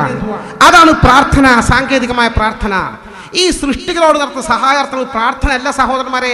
അതൊക്കെ തെറ്റായ വ്യാഖ്യാനം കേരളത്തിലെ മുജാഹിദ് പ്രസ്ഥാനം തട്ടിക്കൂട്ടി ഉണ്ടാക്കി കൊണ്ടുവന്നതാ. അത് നമ്മൾ വഞ്ചിതരാകേണ്ടവരല്ല. ഈ മഹാത്മാക്കളോട് പറഞ്ഞാൽ അവർ നമ്മൾ നേരത്തെ സൂചിപ്പിച്ച ഒരു അള്ളാഹുവിലേക്ക് തിരിഞ്ഞാൽ നമ്മുടെ കാര്യം അള്ളാഹ് വേഗം സാധിപ്പിച്ചു തരും, അല്ലേ? ഈ തരത്തിൽ ദുആ ചെയ്യുന്നതിന് പല രീതികളുടെ കൂട്ടത്തിൽ അള്ളാന്റെ റസൂൽ പഠിപ്പിച്ച കേസാ. ദുആക്ക് കുറെ ആദാബുകളുണ്ട്, മര്യാദകൾ, പ്രധാനപ്പെട്ട വിഷയമൊക്കെ വരുമ്പോൾ ദുആ ചെയ്യേണ്ട രീതി അള്ളാന്റെ റസൂലിനെ പഠിപ്പിച്ചെന്ന്. അവിടെയൊക്കെ മഹാന്മാരെ നമുക്ക് ആവശ്യമാണ്. ആ ദുആ ചെയ്യും മഹാന്മാരൊക്കെ കൂട്ടിയിട്ട് ദുആ ചെയ്താൽ ഫലം കിട്ടും. ഞാൻ ഒരൊറ്റ ഹദീസ് നിങ്ങൾ ശ്രദ്ധയിൽപ്പെടുത്തട്ടെ. ഇമാം തിർമിദി റിപ്പോർട്ട് ചെയ്ത ഹദീസ്, സ്വഹീഹായ ഹദീസ്.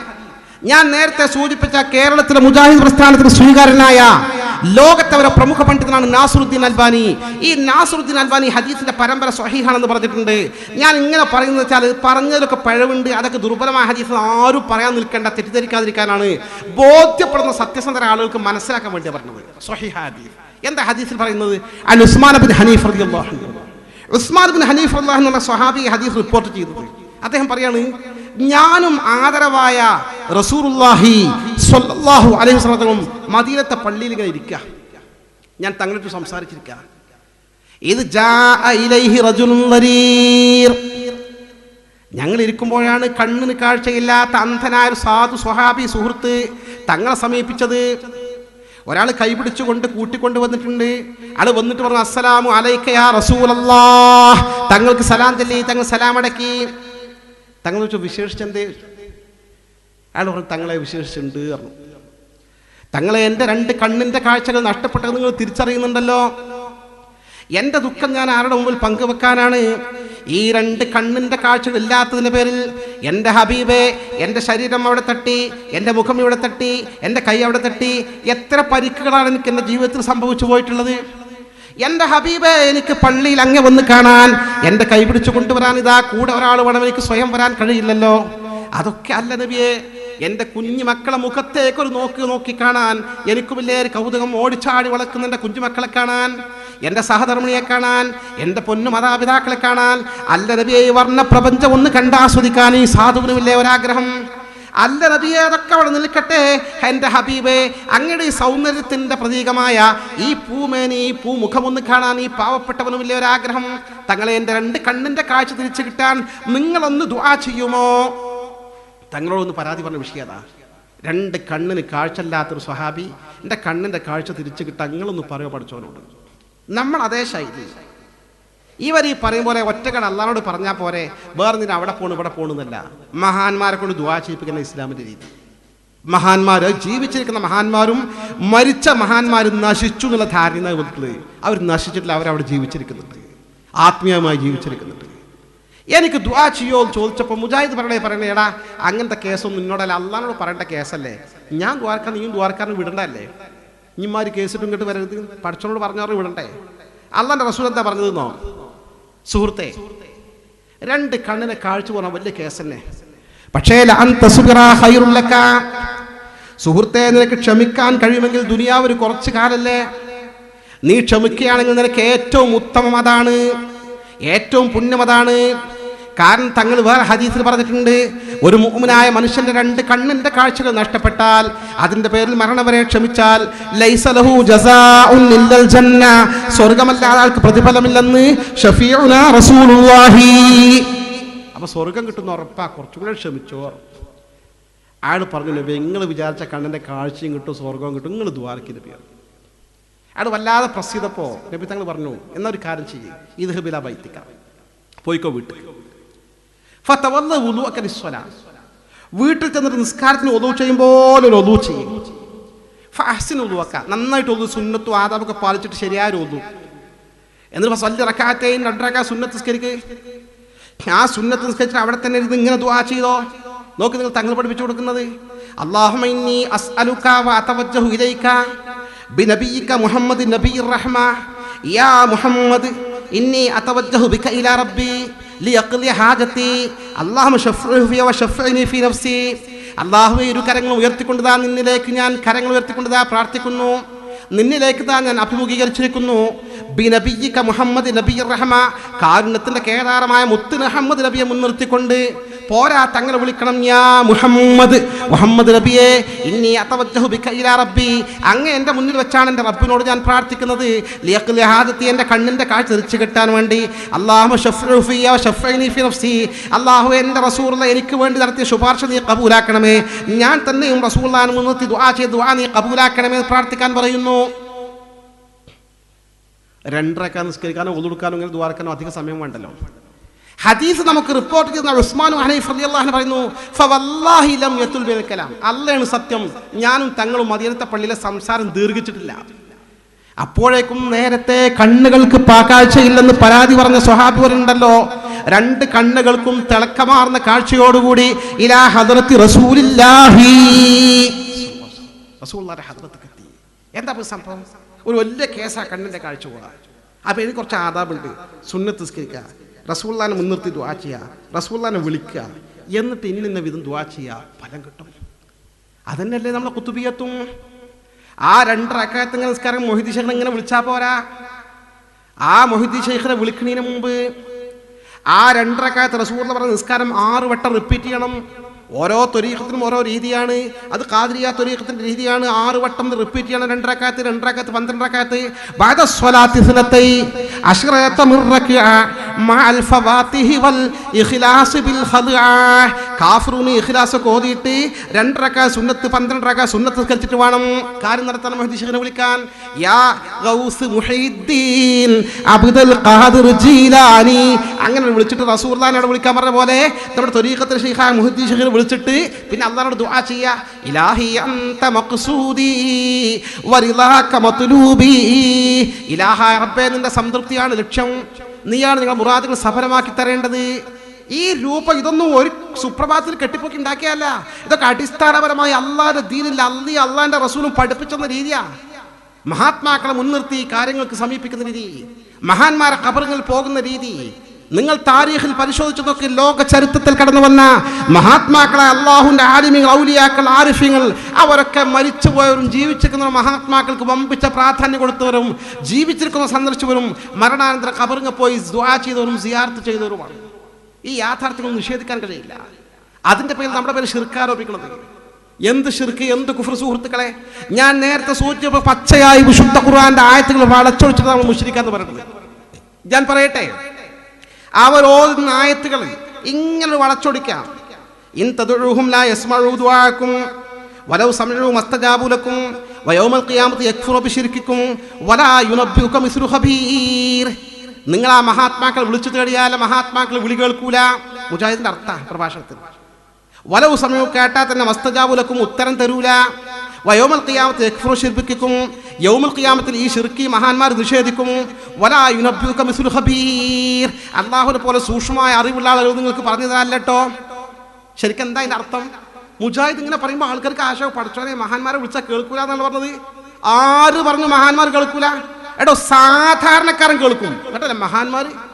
നീ സാധാരണക്കാരനായ നിന്റെ വാപ്പാന്റെ ഖബറിങ്ങ പോയിട്ട്, നിന്റെ ഉമ്മാന്റെ ഖബറിങ്ങ പോയിട്ട് ഒന്ന് അസ്സലാമു അലൈക്കും സലാം പറഞ്ഞു നോക്ക്. എൻ്റെ ഉമ്മ കേൾക്കും, എൻ്റെ അപ്പ കേൾക്കും. ഞാൻ പറഞ്ഞതല്ല, നിങ്ങൾ അംഗീകരിക്കുന്ന മുജാഹിദ് പ്രസ്ഥാനത്തിലെ സമുന്നതനായ നായകൻ ശൈഖുൽ ഇസ്ലാം ഇബ്നു തൈമിയ്യ പഠിപ്പിച്ച പാടാണ്. കാരണം അയാൾക്കൊക്കെ വിവരം ഉണ്ടായിരുന്നു. കണ്ണും ചെമ്മി നിഷേധിക്കേ. ആദരവായ റസൂലുള്ളാഹി സ്വല്ലല്ലാഹു അലൈഹി വസല്ലം തങ്ങൾ പഠിപ്പിച്ച സ്വഹാബത്ത് പഠിപ്പിച്ച് കൈമാറുന്ന സംശുദ്ധമായ വ്യാഖ്യാന ഗ്രന്ഥങ്ങൾ തഫ്സീറിലുണ്ട്. ആ തഫ്സീർ എന്താ അർത്ഥം പറയണോ? ഇൻ തദുഉഹും, അംബിയ ഉലമാരെ വിളിച്ചാന്നല്ല, ഐ അൽ അസ്നാം, ബിംബങ്ങളെ വിളിച്ചു തേടിയാൽ, ഐ അൽ ഔസാൻ, വിഗ്രഹങ്ങളെ വിളിച്ച് പ്രാർത്ഥിച്ചാൽ, ലാ യസ്മഉ ദുആക്കും, അവർ നിങ്ങളെ പ്രാർത്ഥന കേൾക്കൂല, അവർ നിങ്ങളെ വിളി കേൾക്കൂല. ലിഅന്നഹാ ജമാദാത്ത്, കാരണം നിർജീവ വസ്തുക്കളാ. വിഗ്രഹങ്ങൾ എന്ന് പറഞ്ഞാൽ ശില കൊണ്ട് നിർമ്മിക്കപ്പെട്ടതാ, വിഗ്രഹം എന്ന് പറഞ്ഞാൽ സ്വർണം കൊണ്ട് നിർമ്മിക്കപ്പെട്ടതാ, വിഗ്രഹം എന്ന് പറഞ്ഞാൽ വെള്ളി കൊണ്ട് നിർമ്മിക്കപ്പെട്ടതാ, പഞ്ചലോഹം കൊണ്ട് നിർമ്മിക്കപ്പെട്ടതാ. അമ്മാതിരി വിഗ്രഹങ്ങൾ ലൈസമിൻ ഷൈനിസമായി, കേൾവി അതിന്റെ പ്രകൃതി പെട്ടതല്ല, നിർജീവ വസ്തുവാ. വലവ് സമയം കേട്ടു സങ്കല്പിക്ക് ഉത്തരം തരൂല. യൗമുൽ ഖിയാമത്ത് നിങ്ങൾ ശിർക്കിനെ അവർ നിഷേധിക്കുന്നതിനടുത്ത് ഖുർആൻ വ്യാഖ്യാതാക്കൾ പറയാ, എങ്ങനെയാണ് ഈ ശില കൊണ്ട് നിർമ്മിക്കപ്പെട്ട, കല്ല് കൊണ്ട് നിർമ്മിക്കപ്പെട്ട വിഗ്രഹം നിഷേധിക്കുക? അള്ളാഹുവിന് ജീവൻ കൊടുക്കും തഫ്സീൽ പറയുന്നുണ്ട്, എന്നിട്ട് നിഷേധിക്കാം. എന്നിട്ട് പച്ചയായി വിശുദ്ധ ഖുർആൻ വളച്ചൊടുക്കുക. സകല സ്ഥലത്തും ദുർവ്യാഖ്യാനല്ലേ? ഈ വിശുദ്ധ ഖുർആനും തിരുസുന്നത്തും മാത്രമാണ് സ്വീകരിക്കേണ്ടത്. വിശുദ്ധ ഖുർആനും തിരുസുന്നത്തിനപ്പുറം സ്വഹാബത്തിന് സ്വീകരിക്കാൻ പറ്റില്ല എന്നതിന് തെളിവായി ഒക്കെ ആയത്ത് വളച്ചൊടിക്കുകയാണ്. ഇപ്പോൾ ഒരു തർക്കം വന്നാൽ ഞങ്ങൾ ഖുർആനും സുന്നത്തും സ്വീകരിച്ചോ? അനങ്ങാ പറയും മുജാഹിദിന്റെ മൗലവിമാർ പ്രഭാഷണം. ഫൈൻ തനാസഅതും ഫീ ഷൈഇൻ ഫറുദ്ദൂഹു ഇലല്ലാഹി വറസൂൽ. ഫൈൻ തനാസഅതും ഫീ ഷൈഇൻ, ഒരു കാര്യത്തിൽ നിങ്ങൾക്ക് തർക്കം വന്നാൽ, ഭിന്നത വന്നാൽ, ഫറുദ്ദൂഹു ഇലല്ലാഹ്, അല്ലാഹുവിലേക്ക് മടക്കിക്കോളാൻ, ഖുർആനിലേക്ക് മടക്കിക്കോളാൻ, റസൂൽ റസൂൽക്കും മടക്കിക്കോളി, സുന്നത്തുക്കും. അല്ല ഇമാമിങ്ങൾ ഈ ഹോജാക്കന്മാർ കിതാബ് നോക്കണ്ട, സഹാബത്തും താബിഈകളും നോക്കണ്ട. മുജാഹിദ് എഴുതി വെച്ചതാ. കേരളത്തിൽ മുസ്ലിയാക്കൾ ചെയ്യുന്നത് പോലെ അതും തെളിവല്ല, സ്വഹാബികൾ ചെയ്തതും തെളിവല്ല. അത് അവർക്ക് പുച്ഛ. സ്വഹാബികൾ, താബിഈകൾ പുച്ഛ, ഇമാമിങ്ങൾ പുച്ഛ, അവരുടെ അഭിപ്രായം അവർക്ക് ബാധകല്ല. എന്നിട്ട് എൻ്റെ പ്രിയപ്പെട്ടവരെ ഞാൻ പറയട്ടെ, ഈ പറയുന്ന ഇൻ തദുഉഹും ലാ യസ്മഉ ദുആക്കും വലൗ സമീഉ മസ്തജാബു ലക്കും എന്ന് പറഞ്ഞ ഈ ആയത്തിന് ഞാൻ പറഞ്ഞല്ലോ, ആധികാരികമായ ഖുർആൻ വ്യാഖ്യാതാക്കൾ പറഞ്ഞ ഈ അർത്ഥം മറികടന്നുകൊണ്ട് സർവതന്ത്ര സ്വതന്ത്രമായിട്ടാണ് ഈ അർത്ഥം വെക്കുന്നത്. അല്ലേ? വളച്ചൊടിച്ച് അർത്ഥം വെക്കുന്നു. ഈ വളച്ചൊടിച്ച് അർത്ഥം വെക്കുന്ന രീതി ഈ ഫൈൻ തനാസഅതു ഫീ ഷൈഇൻ ഈ പറഞ്ഞ ആയത്തിലും അങ്ങനെ തന്നെ വളച്ചൊടിച്ചേക്ക. ശരിക്കും എന്താ ആയത്തിന്റെ അർത്ഥം? ഇവർ പറയുന്നത് നമ്മൾ ഖുർആനും സുന്നത്തും സ്വീകരിച്ചോ? തെളിവെന്താ? ഫൈൻ തനാസഅതു ഫീ ഷൈഇൻ, ഒരു കാര്യത്തിൽ നിങ്ങൾ തർക്കിച്ചാൽ ഫറുദ്ദൂഹു ഇലല്ലാഹി വറസൂൽ, ഖുർആനിക്കും സുന്നത്തുക്കും മടക്കിക്കോളി, അല്ലാഹുവിനും റസൂലിനും മടക്കി. അങ്ങനെയല്ല ഖുർആൻ പറഞ്ഞത്. നമ്മൾ ഖുർആൻ പറഞ്ഞാലേ കേൾക്കേണ്ടത്. പടച്ചോനെ, അത് ആയത്തിന്റെ ഒരു മുറിയാ. ആ മുറിന്റെ മുമ്പുണ്ട് ആയത്ത് ഫൈൻ തനാസഅതും. അപ്പോൾ അങ്ങനെയാണെങ്കിൽ പിന്നെ നിങ്ങൾ തർക്കം വരികയാണെങ്കിൽ എന്നാ, എങ്ങനെയാണെങ്കിൽ അപ്പം അപ്പുറത്ത് മുമ്പ് എന്താ പറഞ്ഞത്? ഖുർആൻ പറയാണ് അത്തിയുല്ലാഹ വ അത്തിയുർ റസൂൽ വ ഉലിൽ അംരി മിൻകും ഫൈൻ തനാസഅതും ഫീ ഷൈഇൻ ഫറുദ്ദൂഹു ഇലല്ലാഹി വറസൂൽ ഇൻ കുൻതും തുഅ്മിനൂന ബില്ലാഹി വൽ യൗമിൽ ആഖിർ ദാലിക ഖൈറുൻ വ അഹ്സനു തഅ്വീലാ. അത്തിയുല്ലാഹ ആയത്തിന്റെ പൂർണ്ണരൂപം അല്ലാഹു നിങ്ങൾ അനുസരിക്കണം, ഖുർആൻ അനുസരിക്കണം, നേരത്തെ പറഞ്ഞുപോയി. വ അത്തിയുർ റസൂൽ, റസൂലിനെ നിങ്ങൾ അനുസരിക്കണം, ഹദീസും സ്വീകരിക്കണം, അതും പറഞ്ഞുപോയി. വ ഉലിൽ അംരിക്കും മിൻകും, നിങ്ങളുടെ കൂട്ടത്തിലുള്ള യോഗ്യരായ പണ്ഡിതന്മാരെ നിങ്ങൾ അനുസരിക്കണം, അതായത് ഖുർആനും സുന്നത്തും ഇജ്മാഉം അംഗീകരിക്കണം എന്ന് പറഞ്ഞുപോയി. ഫൈൻ തനാസഅതും ഫീ ഷൈഇൻ, ഇനി ഒരു വിഷയത്തിൽ തർക്കം വരികയാണെങ്കിൽ അത് ഖുർആനില്ല, ഹദീസില്ല, ഇജ്മാഇല്ല, എന്നാ ഫറുദ്ദൂഹു ഇലല്ലാഹി വറസൂൽ, നിങ്ങൾ ഖുർആനിക്ക് മടക്കിക്കോ, ഹദീസ് മടക്കിക്കോ. എന്നാൽ ഖുർആൻ സമാനമായ സംഭവം ഉണ്ടോ നോക്കിക്കോ, ഹദീസിൽ ഇതിന് സമാനമായ സംഭവം ഉണ്ടോ നോക്കിക്കോ, എന്നിട്ട് അതിന്റെ വിധി കൊടുത്തോ, ഖിയാസ് എന്ന് പറയും. ഇതാണ് അതിന്റെ അർത്ഥം. യഥാർത്ഥ തഫ്സീർ റാസിഖ് പറഞ്ഞ അർത്ഥം. ആ അർത്ഥങ്ങൾ മറികടന്ന് അപ്പുറം നോക്കൂല, ഇപ്പുറം നോക്കൂല, ഇവിടെ വെച്ചിട്ട് ഒരൊറ്റ അർത്ഥത്തിൽ ഇങ്ങനെ വളച്ചൊടിക്കും. എൻ്റെ പ്രിയപ്പെട്ട പൊന്നനുജന്മാരെ, ജ്യേഷ്ഠ സഹോദരന്മാരെ, ആരോട് വെറുപ്പില്ല. പക്ഷേ ദീന്റെ കാര്യം ഞാൻ പറഞ്ഞല്ലോ, നരകത്തേക്ക് പോകാൻ നിൽക്കണ്ട. നരകത്തേക്ക് മാത്രമല്ല, ഇപ്പൊ തന്നെ സലഫി അത് ഇത് പറഞ്ഞാൽ നമ്മുടെ രാജ്യമാണ്. ഈ ആവശ്യമില്ലാത്ത ജിഹാദിന്റെ ദുർവ്യാഖ്യാനങ്ങളിലേക്ക് ഇറക്കി തിരിച്ച് ഈ ആളുകൾ ദുനിയാവ് തന്നെ നമ്മുടെ മക്കളെ നഷ്ടപ്പെടുത്തണ്ട. അല്ല കാത്തുരക്ഷിക്കുമാറാകട്ടെ. നമ്മുടെ ദീൻ ആഖിറവും രക്ഷപ്പെടണം. നമുക്ക് നമ്മുടെ പൂർവികർ പഠിപ്പിച്ചത് സ്വഹാബത്ത് താബികൾ കൈമാറിത്തന്ന് കേരളത്തിൽ വല്ലാത്തൊരു അനുഗ്രഹമുണ്ട്. ആ സ്വഹാബത്ത് കൈമാറുന്ന ദീനി ആചാരങ്ങൾ അവിടെ നിലനിൽക്കുന്നത്. അവിടെ ഉറച്ചു നിന്നോ, എന്നാൽ നല്ല നിലക്ക് മരിച്ചു പോകാം. ഈ മഹാന്മാർക്ക് നിലക്ക് മരിച്ചു പോയി ഖുർആൻ ഹദീസൊക്കെ അവിടെ വെക്കി. ഈ സുന്നത്ത് ജമാഅത്തിൽ നേതൃത്വം കൊടുത്ത സുന്നിയായി ജീവിച്ച ആൾക്കാർ മരിച്ചു കണ്ട പോലെ നിങ്ങളുടെ നാട്ടിലുണ്ടാവുമല്ലോ നല്ല നല്ല സ്വാലിഹീങ്ങളായ ആൾക്കാർ മരിച്ചു പോയത്, നല്ല നല്ല കാരണവന്മാർ മരിച്ചു പോയത്, നല്ല നല്ല മൊല്ലാക്കന്മാർ മരിച്ചു പോയത് അല്ലേ? അവരൊക്കെ ഈമാൻ സലാമത്തായി മരിച്ച് നമ്മൾ കണ്ടതാ. ഞാൻ എൻ്റെ കണ്ണുകൊണ്ട് കണ്ടതാണ്, അനുഭവിച്ച സുഹൃത്തുക്കൾ എന്ന് പറഞ്ഞാൽ സമസ്തന്റെ ഒട്ടനവധി നേതാക്കന്മാർ. നമ്മൾ ഈ കാലഘട്ടത്തിൽ 10-30 കൊല്ലമായി ഞാൻ സംഘടനയിലുണ്ട്. മഹാനായ ശംസുൽ ഈ കെ ഉസ്താദ് മരിക്കുമ്പോൾ ഞാൻ ദൃക്സാക്ഷിയല്ല, പക്ഷെ എൻ്റെ വിശ്വസ്തരായ സുഹൃത്തുക്കൾ ചുറ്റുമുണ്ട്. സുബഹിന്റെ ബാങ്ക് ഇങ്ങനെ വിളിക്കുമ്പോൾ ശംസുൽ ബാങ്കിന് ഇജാബത്ത് ഇങ്ങനെ കൊടുക്കുക. അതിന് മുമ്പ് യാസീൻ ഇങ്ങനെ ഓതുക. അസ്വസ്ഥനാണ്, മരണത്തിന്റെ അസ്വസ്ഥത ഉണ്ട്. തന്റെ മകന് സിറാജ് ഉണ്ട്, വണ്ടിന്റെ ഡ്രൈവറായ സിറാജെ നീ പോ, ഇടിയങ്ങനെ പോ, ഷെയ്ഖിന്റെ ഖബറിങ്ങ പോ, അവിടെ വെച്ച് ദുആ ചെയ്യടാ, എനിക്ക് വേണ്ടി ദുആ ചെയ്യ, അങ്ങോട്ട് പറഞ്ഞേക്കുക, ബേജാറില്ല.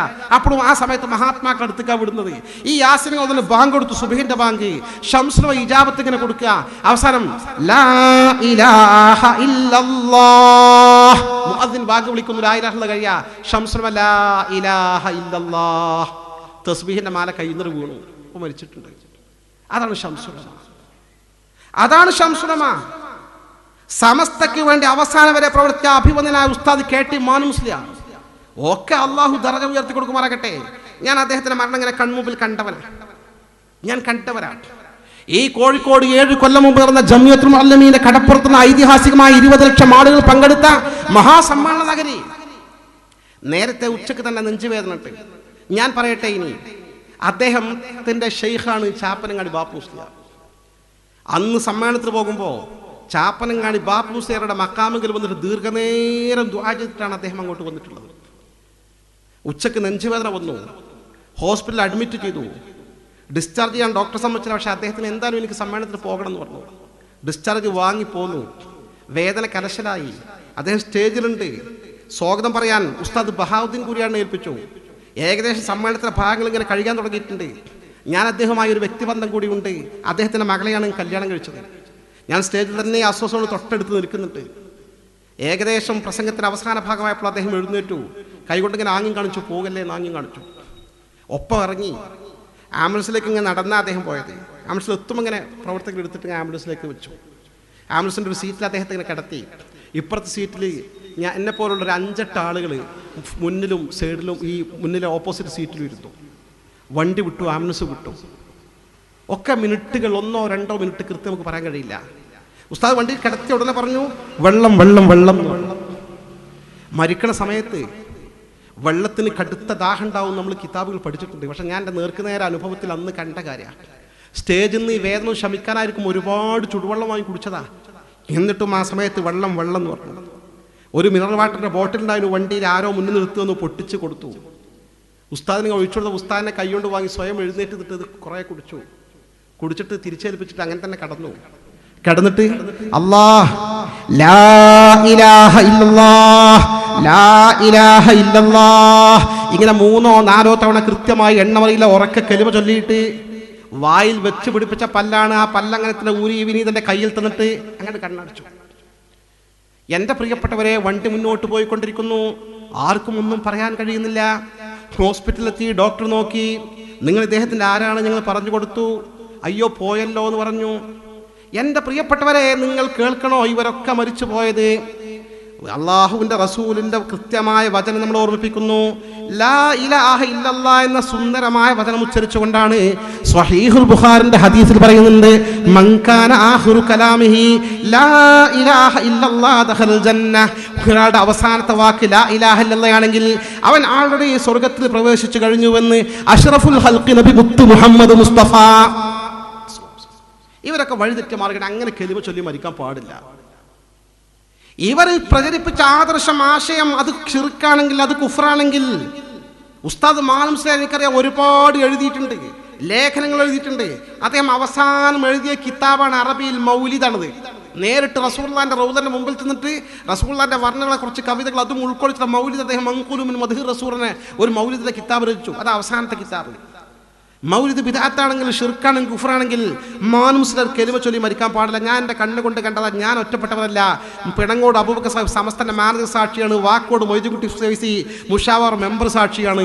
ഞങ്ങളൊക്കെ ദൃക്സാക്ഷികളെ കലിമ ഉറക്കടി ചൊല്ലി നിഷേധിക്കാൻ സാധിക്കുമോ? ഇനി നിങ്ങളെ നാട്ടുകാർ നോക്കി, ആ ആളുകളൊക്കെ നല്ലവരായി. ഈ മൗലൂദും ഈ റാത്തിബും ഈ ഹദ്ദാദും ഈ ഖുതുബിയത്തും ഈ ദിക്റും ഈ വിറുദും 5 നേരം പള്ളിയിൽ പോയിരുന്ന മനുഷ്യന്മാരൊക്കെ മരിച്ചു പോയത്. ആ മാർഗത്തെ വഴിതെറ്റിയതായി കാണേണ്ട സഹോദരന്മാരെ, റബ്ബ് സുബ്ഹാനഹു വ തആല അവന്റെ മഹൽ ഫദ്ൽ കൊണ്ട്, ദയാവായ്പ കൊണ്ട്, വാത്സല്യം കൊണ്ട് സുന്നത്ത് ജമാഅത്തിന്റെ ആധികാരികത 14 നൂറ്റാണ്ട് കാലത്ത് ലോക മുസ്ലിം ഭൂരിപക്ഷം അംഗീകരിച്ച ആ സ്വഹാബത്ത് വിശദ സംശുദ്ധമായ ആ മാർഗം അംഗീകരിച്ചുകൊണ്ട് യഥാർത്ഥ മുസ്ലിമീങ്ങളായി ജീവിച്ച് നമുക്ക് മരിച്ചു പോകാനും വരും തലമുറകൾക്കും മരിച്ചു പോകാനും അല്ലാഹ് തൗഫീഖ് നൽകി അനുഗ്രഹിക്കുമാറാകട്ടെ. നമ്മുടെ നാട്ടിൽ ബിദ്അത്തിന്റെ തെറ്റായ ആശയങ്ങൾ വന്ന് ആളുകളെ വഴിതെറ്റിക്കുന്ന ഒരു 100 കൂട്ടം കക്ഷികൾ നമ്മുടെ രാജ്യത്തുനിന്നുണ്ട്. അത്തരം കക്ഷികളുടെ അപകടകരമായ വാദങ്ങളിൽ നിന്ന് നമ്മളെയും നമ്മുടെ നാട്ടുകാരെയും നമ്മുടെ മക്കളെയും അല്ലാഹു കാത്തുരക്ഷിക്കുമാറാകട്ടെ. ആമീൻ എന്ന് പ്രാർത്ഥിച്ചുകൊണ്ട് ഞാൻ എൻ്റെ വാക്കുകൾക്ക് വിരാം കുറിക്കാം. ഇനി നമുക്കൊരൊറ്റ ദുആ, ചെറിയൊരു ദുആ നടത്തിക്കൊണ്ട് പിരിഞ്ഞു പോകാം. ആ ദുആയിൽ നമുക്ക് ഒരു നഷ്ടമല്ല, കിട്ടുന്നിടത്തൊക്കെ ദുആ ചെയ്തിട്ടുണ്ട്. മഹാന്മാരെ കണ്ട പ്രത്യേകം ദുആ ചെയ്യിപ്പിക്കുന്നു, അതന്നെ പ്രധാനം. അതിനൊന്നും മാറി നിന്നിട്ട് കാര്യമില്ല. ദുആന്റെ മുന്നോടി നമുക്കൊരു 5 സ്വലാത്ത് ചൊല്ലിയിട്ട് ലഘു പ്രാർത്ഥന. സ്വല്ലല്ലാഹു അലാ മുഹമ്മദ് സ്വല്ലല്ലാഹു അലൈഹി വസല്ലം സ്വല്ലല്ലാഹു അലാ മുഹമ്മദ് സ്വല്ലല്ലാഹു അലൈഹി വസല്ലം സ്വല്ലല്ലാഹു അലാ മുഹമ്മദ് സ്വല്ലല്ലാഹു അലൈഹി വസല്ലം സ്വല്ലല്ലാഹു അലാ മുഹമ്മദ് സ്വല്ലല്ലാഹു അലൈഹി വസല്ലം അല്ലാഹുമ്മ സ്വല്ലി അലാ മുഹമ്മദ് യാ റബ്ബി സ്വല്ലി അലൈഹി വസല്ലം. ദുആയുടെ മുമ്പ് ഞാൻ കാര്യം വിട്ടുപോയതാണ്. ഞാൻ പറഞ്ഞിരുന്നു, നമ്മൾ ഈ പറഞ്ഞ വിഷയങ്ങളിൽ, നമ്മുടെ ആദർശവുമായി ബന്ധപ്പെട്ട വിഷയങ്ങളിൽ സംശയം ഉണ്ടെങ്കിൽ നല്ല മനസ്സോടെയാണ് ചോദിക്കാം. നേരത്തെ എഴുതി തരാൻ പറഞ്ഞു, എഴുതി തന്നിട്ടില്ല, വേണ്ട ഉസ്താദെ അവിടെ അങ്ങനല്ല ഇതിങ്ങനല്ല, ഇനി ഉസ്താദ് വിളിക്കട്ടെ, ഞാൻ അങ്ങനെ പറഞ്ഞു, ആൾക്കാർ ശൈലി പറഞ്ഞു തന്നു. നമുക്ക് അങ്ങനെ സംശയം ഉണ്ടെങ്കിൽ തീർത്താൽ തീരാത്തൊക്കെ. ഞാൻ വലിയ ആലിമല്ല, പക്ഷെ ആലിമ്യങ്ങൾ നമ്മുടെ നാട്ടിലുണ്ട്. ഇവിടെ എനിക്ക് കിട്ടാത്തൊരു വിഷയമാണെങ്കിൽ എനിക്ക് കിട്ടാത്തായി പോയി എനിക്ക് വിഷമമൊന്നുമില്ല, ഞാനത് സംഘടിപ്പിച്ച് വെക്കും. നമ്മൾ ഉസ്താദിനോട് ചോദിക്കും, ഇതൊരു പരിപാടി ഒന്നും വെക്കാൻ കഴിയില്ല, അടുത്ത വെള്ളിയാഴ്ച പള്ളി എന്ന് പറഞ്ഞു കൊടുക്കും. നമുക്കിത് ക്ലിയർ ആകണം. നമ്മളിൽ 2 പക്ഷവും 3 പക്ഷം ഉണ്ടായി പുതിയ പുതിയ ചിന്തകൾ ഇങ്ങോട്ട് കടത്തിക്കൂടെ. നല്ല നാട്ടുകാർ, നല്ല ആളുകൾ ജീവിച്ച പാരമ്പര്യമുള്ളൊരു മുസ്ലിം സമൂഹമാണ്. നമ്മുടെ മുൻഗാമികളൊക്കെ കാഫറും മുശ്രിക്കുമായി ചിത്രീകരിച്ചിട്ടുള്ള ആ ഒരു പുതിയ ചിന്ത ഖുർആൻ വളച്ചൊടിച്ചിട്ടാണ് പറയുന്നത്. അതിൽ പെട്ടു പോകണ്ട. സംശയം ഉണ്ടെങ്കിൽ ചോദിക്കാം. 2 മിനിറ്റ് വെയിറ്റ് ചെയ്യാം ഇൻഷാ അല്ലാഹ്. അസ്സലാമു അലൈക്കും.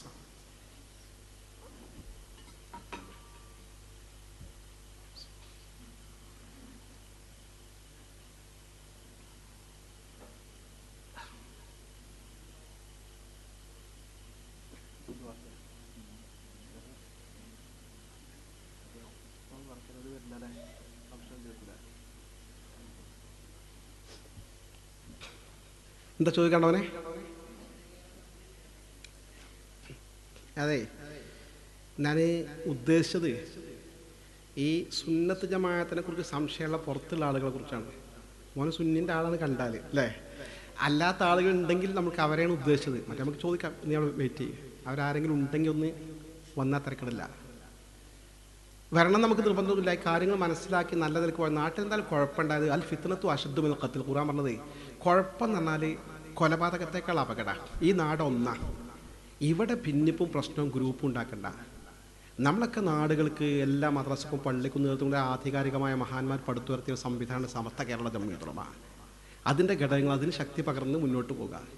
അതിനോട് സഹകരിക്കാൻ നമുക്ക് വിയോജിപ്പുണ്ടെങ്കിൽ നമ്മൾ അകന്നു നിൽക്കാന്നല്ലാതെ സഹകരിച്ച് പോകുന്നല്ലാതെ നമ്മൾ എതിർത്ത് ഗ്രൂപ്പും പ്രശ്നവും കുഴപ്പമുണ്ടാക്കിയുണ്ട് നാട്ടിൽ ചിത്രത ഉണ്ടാക്കുന്നത് സ്നേഹപൂർവ്വം ശ്രദ്ധയിൽപ്പെടുത്തുക. അതുകൊണ്ടാണ് വല്ല സംശയവും കൺഫ്യൂഷൻ ഉണ്ടെങ്കിൽ തീർക്കാൻ നല്ലത്. ഇൻഷാ അല്ലാഹ് അങ്ങനെ ആരും വന്നിട്ടില്ല. മോനെ എവിടെ പോയി? മോൻ്റെ സംശയം എന്തായിരുന്നു? അങ്ങോട്ട് വാ. എന്താ പറഞ്ഞു? ദക്ഷിണ കേരള ജംഇയ്യത്തുൽ ഉലമ പറഞ്ഞാൽ തെക്കൻ കേരളത്തിലുള്ള ഒരു പണ്ഡിത സംഘടനയാണ്. സമസ്ത കേരള ജംഇയ്യത്തുൽ ഉലമ തെക്കൻ കേരളത്തിലുണ്ട്, മലബാറിലും ഒരുപോലുള്ള സംഘടനയാണ് നമ്മുടെ സംഘടന. ദക്ഷിണ കേരള ജംഇയ്യത്തുൽ ഉലമ സുന്നികളെ ഒരു പണ്ഡിത സംഘടന തന്നെയാണ്. പക്ഷേ പ്രശ്നം എന്താണെന്ന് ചോദിച്ചാൽ തബ്ലീഗ് ജമാഅത്തിനെ എതിർക്കുന്ന കാര്യത്തിൽ അവർക്കൊരു ഏകീകൃത തീരുമാനം എടുക്കാൻ സാധിച്ചിട്ടില്ല. നമ്മളെ പണ്ഡിതന്മാർ സൂക്ഷ്മമായി അതൊക്കെ കൈകാര്യം ചെയ്ത് പഠിച്ച് ബോധ്യപ്പെട്ട് മനസ്സിലാക്കി കാര്യകാരണസഹിതം അത് ബിദ്അത്തിന്റെ കക്ഷിയാണെന്ന് കൃത്യമായി തീരുമാനിച്ചിട്ടുണ്ട്. കാരണം അവരെ ചില പണ്ഡിതന്മാർ തബ്ലീഗ് ജമാഅത്തിനെ അംഗീകരിക്കുന്നുണ്ട്. അതുപോലെ ഇപ്പോൾ NDF-ന്റെ വിഷയത്തിലും അവരെ ചില ചെറുപ്പക്കാർ അതിനെ എതിർക്കാൻ തയ്യാറായിട്ടില്ല. സംഘടനാപരമായി അവർക്ക് ശക്തമായ തീരുമാനം എടുക്കാൻ അവർ മടിച്ചുകൊണ്ട് നിൽക്കുകയാണ്. കാരണം അവരാ ഒരു കെട്ടുറപ്പിൻ്റെ പ്രശ്നം ബാധിക്കുമെന്ന് പേടിച്ചിട്ട്. സമസ്ത അതൊക്കെ വളരെ കൃത്യമായി അതത് സമയത്ത് കൃത്യമായി തീരുമാനമെടുത്ത് മുന്നോട്ട് പോകും. കഴിച്ച് ബാക്കിയൊക്കെ നമ്മുടെ ആദർശമായിട്ട് യോജിക്കുന്നവരാണ് ദക്ഷിണ കേരള ജംഇയ്യത്തുൽ ഉലമ. ഓക്കെ, നമ്മൾ ദുആ ചെയ്യാം ഇൻഷാ അല്ലാഹ്. അൽഹംദുലില്ലാഹി റബ്ബിൽ ആലമീൻ ഹംദൻ യുവാഫി നിഅമഹു യുകാഫി മസീദാ. അല്ലാഹുമ്മ സ്വല്ലി വസല്ലിം അലാ റസൂലിക ഹബീബിക സയ്യിദനാ മുഹമ്മദ് വഅലാ ആലി സയ്യിദനാ മൗലാനാ മുഹമ്മദ്. അർഹമുർ റഹീമായ റബ്ബേ, ഞങ്ങൾ സാധുക്കളാണ്, പാപികളാണ്, ജീവിതത്തിൽ ഒരുപാട് വീഴ്ചകൾ വരുത്തിയവരാണ്.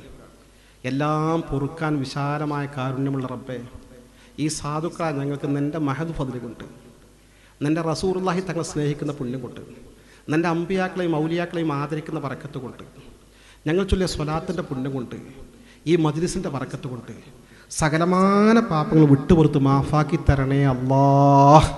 വിട്ടുപുറത്ത് മാഫാക്കി തരണേ അല്ലാഹ്. വിട്ടുപുറത്ത് മാഫാക്കി തരണേ അല്ലാഹ്. പഠിച്ചവനെ, വരുംകാല ജീവിതത്തിലും വലിയ തെറ്റുകളൊന്നും അകപ്പെടാതെ അവസാനം തൗബ ചെയ്ത് മടങ്ങി ഞങ്ങൾ സ്വാലിഹീങ്ങളായ ആളുകൾ മരിച്ചു പോയതുപോലെ ലാ ഇലാഹ ഇല്ലല്ലാഹ് എന്ന തൗഹീദിൻ്റെ വിശുദ്ധ വചനം ഉച്ചരിച്ചുകൊണ്ട് മരിക്കുന്ന ഭാഗ്യശാലികൾ കൂട്ടത്തിൽ ഉൾപ്പെടാൻ ഞങ്ങൾക്ക് നീ തൗഫീഖ് നൽകണേ റഹ്മാനെ.